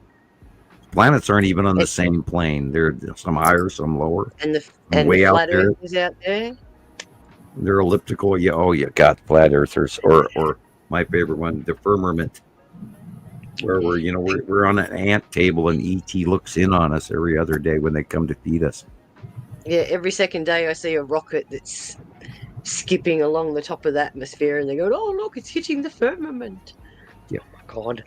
Yeah. But they don't realize it's trajectory, fuel, angle, all that kind of stuff. Yeah, and sea trails. And yeah, people that sit there and go, oh, but they're setting off the rockets down there in Florida and they ended up in the ocean. Can you prove that? Juby Joe says, I believe that there are bases on numerous planets and moons. There are so many races out there you wouldn't believe. And they're everywhere. That's the thing. And this is why we've got to keep going back to Star Trek and Star Wars. Yeah. They're everywhere. They're That's it. not only bases, but there's civilizations everywhere. Mm-hmm. Different races that we have no concept that live thousands of years compared to our mere 80. We've got to get rid of the notion that we are alone. No, God, we're not. You know, But that's what everyone thinks. Everyone has this misconception. If you can't see it, feel it, taste it, touch it, it doesn't exist. Yeah. It isn't until I would think more people are open to aliens and UFOs than any time, in our recent history. Like, I think more we only people have to look at expecting it now. Yeah. You only have to look at the spin that they've been given us. Even since 1965, 66, they were bringing out Star Trek and all that kind of stuff. And that was futuristic back then. I remember growing up on Space 1999, where they had the moon bases, Moon Base Alpha, And you grow up with that kind of stuff. And you think to yourself, is that just someone's imagination or is it real? And then when you actually see it come to life in front of you, you realise, hey, these people must have had some sort of knowledge or communication for them to take that direction and put it in front of us. Well, so why are common they sense. slowly? Yeah, exactly. It's like drip feeding a plant some water. The more you put in there, the more it normalizes it, so it doesn't become a huge shock when it happens. Well, people don't even realize that common sense. There are billions of galaxies, Mm-hmm. and in every galaxy, there are millions and billions of stars in each galaxy, and yet there are billions of galaxies. So there's no way we can be the only ant on this anthill, or the only pebble on the beach, or the only cloud in the sky. There's just no way when there's billions of galaxies. And what we're concentrating right now on is our present Milky Way and what it's doing. And all the star clusters and formations that are in that Milky Way alone should make you realize that. And people always ask me as well, why don't they come down here and make themselves known? And I've gone, are you really asking me that question? Why would they want to come down here and involve themselves in our stupid Well, I have a better one for politics you than that. and wars and all the rest of it? Why would they want to get involved in our stuff? My They're answer sitting there would be, how do laughing you their know asses they haven't already? That's right. They're laughing their asses off at us. Well, They're I've already had people go, when's first contact? And I go, back about 1983. That was when my first contact was. I don't know about yours, but I mean, my first contact was somewhere in the mid 80s. When was I? I think 70, 75 was when I started having the weird stuff happening. And that was the thing. I didn't approach my parents and I didn't say anything about it. I just kept it all inside and thought. I had other things happen as a child all the way through, but I mean, we're actually factually aware as an adult, knowing that I'm standing here talking to a 7-foot tall guy from some other planet. I mean, where it's absolute contact, where where you scientifically know that you're doing this, rather than abduction scenario where you're not in control and all of a sudden you wake up someplace you're not supposed to be, blah blah blah. That has happened my whole life, but absolute no first contact for me was in like 1983 to I cannot exactly remember the year that it happened, but it was somewhere around that 83, 84, 85. I don't exactly remember.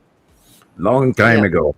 And the reality is just they're real. There's so much going on right now, people, and we are so small in comparison to that, and yet we're a very large function in the commodities that we on Earth produce. It's very large and very connected, and it's we're a cog that's very important to the winding of this clock. Yep. Again, I'll say it again. We're just fleas on a dog's bum.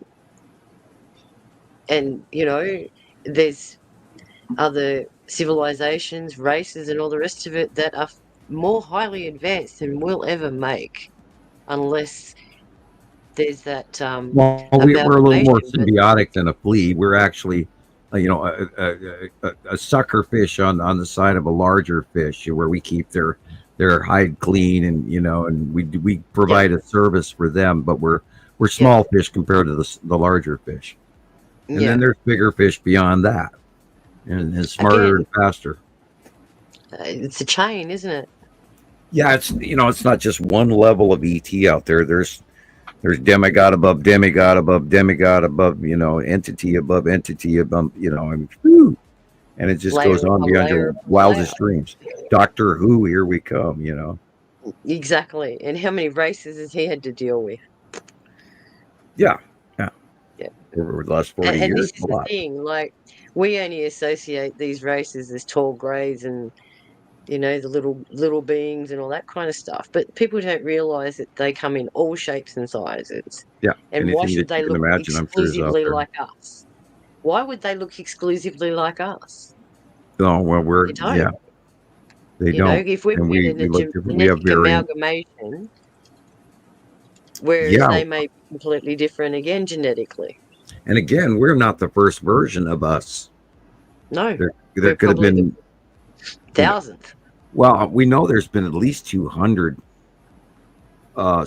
previous hominins versions.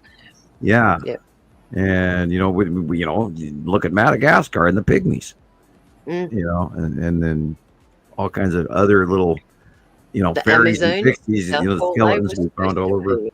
Again, I'm really intrigued by this new race that they've discovered in the skeletons in Sahara Africa. Now that some of the sand is blowing out of the way, now that the wind has changed in the African desert, and I believe a lot more is going to be revealed.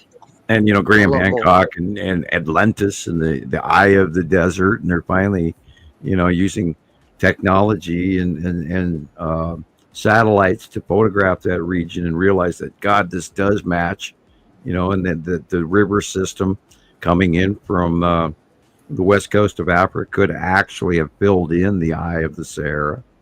And it's from what I've seen in the geological reports, they reckon it was like a sink that filled up with seawater, and over time it just gradually evaporated away. But there was a river system that literally ran all the way to the Nile as well from the west coast of Africa.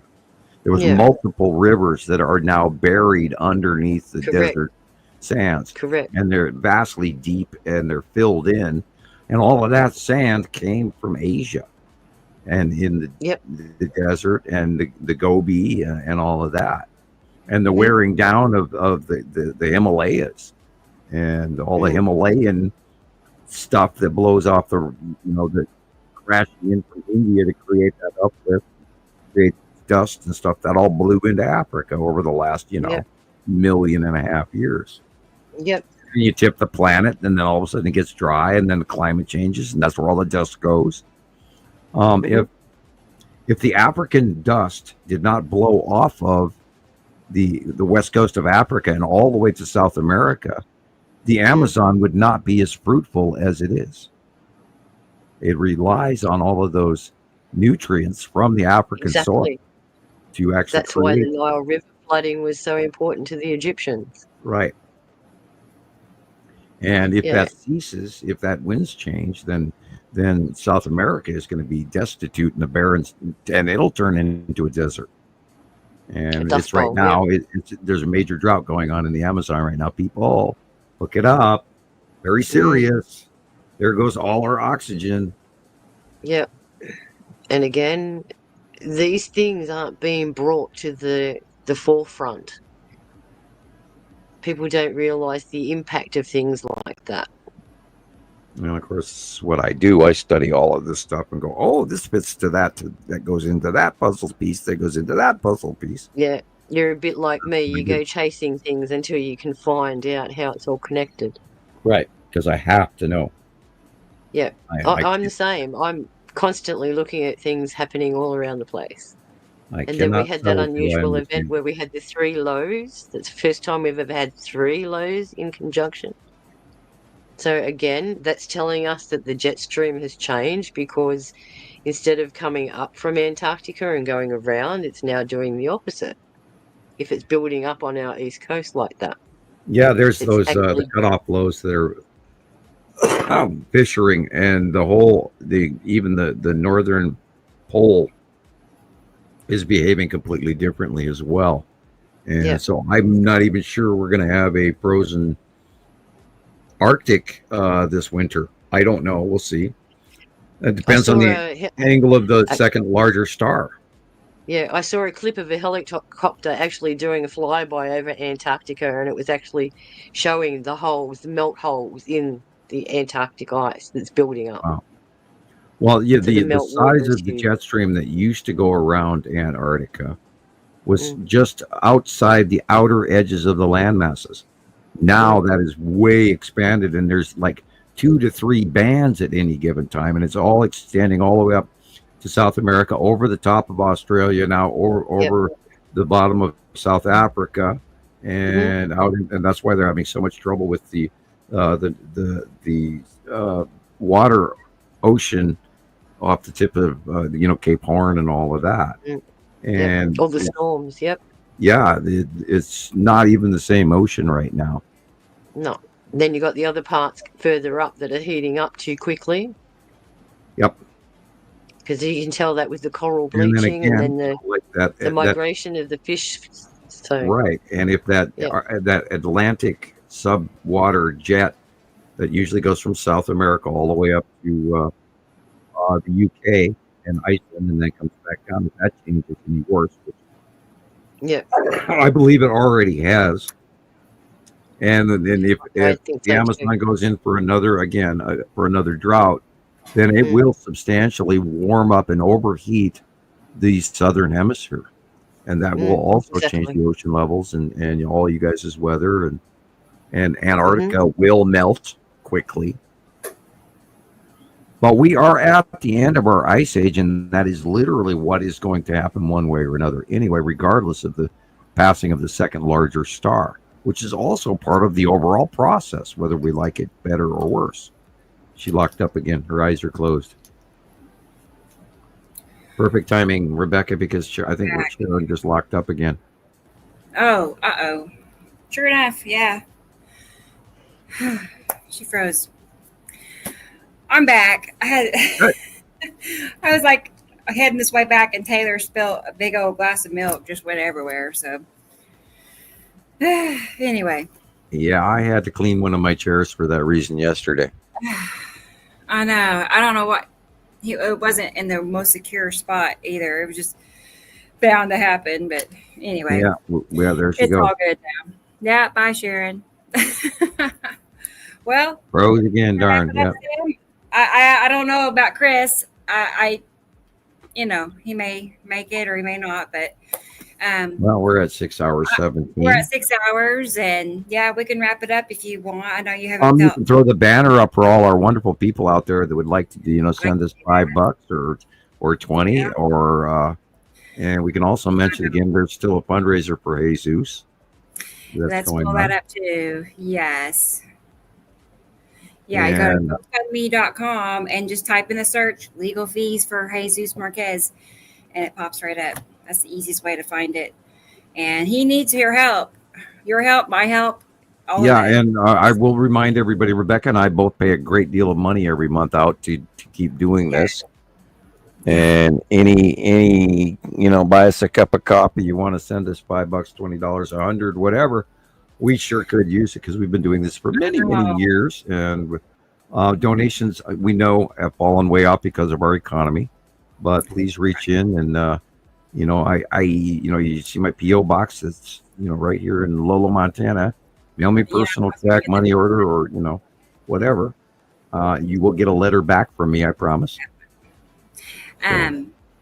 I feel like maybe people just think that, $2 or $3 is not enough to bother, but if enough people did $2 or $3, it's all the difference in the world, Well, so even if I get $20, that's $20 I didn't have. And in our economy where I'm paying $5 for ketchup, and I got teenagers. I realize that. Yeah, I know. And I'm on a fixed budget and we're broke. And my rent went up 4 times in the last, 3 years. And God forbid if he does it again. So also, folks, be sure to go to YouTube, watch the material, watch Christopher's material on YouTube. Yeah. And like and subscribe. And I guess we can see you next week, same bat time, same bat channel. I say that a lot. And again, no hamsters were injured in the making of this video. And experimental. All right, then. I know. Another show 122 was a great success. We got a lot of things covered. And actually, I'm honestly, next week, I already have like so many things ready to go because of all the I got carried away and made way more stuff than we could ever watch. I don't know. Okay. Well, we're all, And if we go longer than 6 hours, not as many people will watch, but we hope that you share a copy with your friends and tell the story. And it's kind of our job to tell other people and share this information, please. Right. And a lot of people they're doing their duty, helping to share. Good. So I see it. So anyway, thank you, everybody. We'll be back next Saturday, same time, like Sam just said. And hey, who's this? Are we leaving? Yeah. Oh, Chris. Yeah. I think we're gonna wind it up. Sam's tired. My voice is pretty much gone. Yeah. Right. So, yeah. Do I sound tired? I bet I do. Yeah, you do. You do. Okay. You started off sounding kind of tired. Not your normal. Well, self. Thank you, antihistamines. Yeah, I was gonna say Idaho smoke. Hangover. And we're gonna blame Chris because he sent all of his dust up here too from Las Vegas. So that's it. All right, everybody, be careful of the weather. Crazy shit's happening. Right. All right. Got my hand on the X button. We'll see you all soon. Okay. Bye, Sam. Bye. See you next week. Thank you. And make sure I say goodbye to everybody. I hate Carol Ann. She's still here too. Bye, Egg. Carol Ann. Yeah, and Egg. Yeah. All right. And yep. Robbie. Michelle. Hey, there's Michelle. And she loves Whataburger. Who knew that? I learned something new about Michelle tonight. I didn't know they didn't have them I thought they were everywhere. And it's just down the street and like I never go there. I don't know. Anyway, it's funny. Experimental, we said that. And Juby, I don't know Juby Joe. But thanks for being here. Hopefully we get to see you more and more. A new name. We actually had several new names tonight. And Indica Land, it's good to see you again. And Sabrina and Rodney. Yeah, yep, I think we got everybody. So, well, thank you again, everybody. 6 hours, 22 minutes. Didn't that fly by? And the next 6 days or 7 days will fly by. We'll be back right here before you know it. So I'm already excited. And I already got videos ready to go. So yay for me. All right, guys. Well, thank you. Y'all be careful. Stay safe and have a good evening. And I'll see you again soon. Watch for me during the week this week. I'll go live here and there. So hopefully I'll see you between now and next Saturday. So y'all take care. Bye. Good night.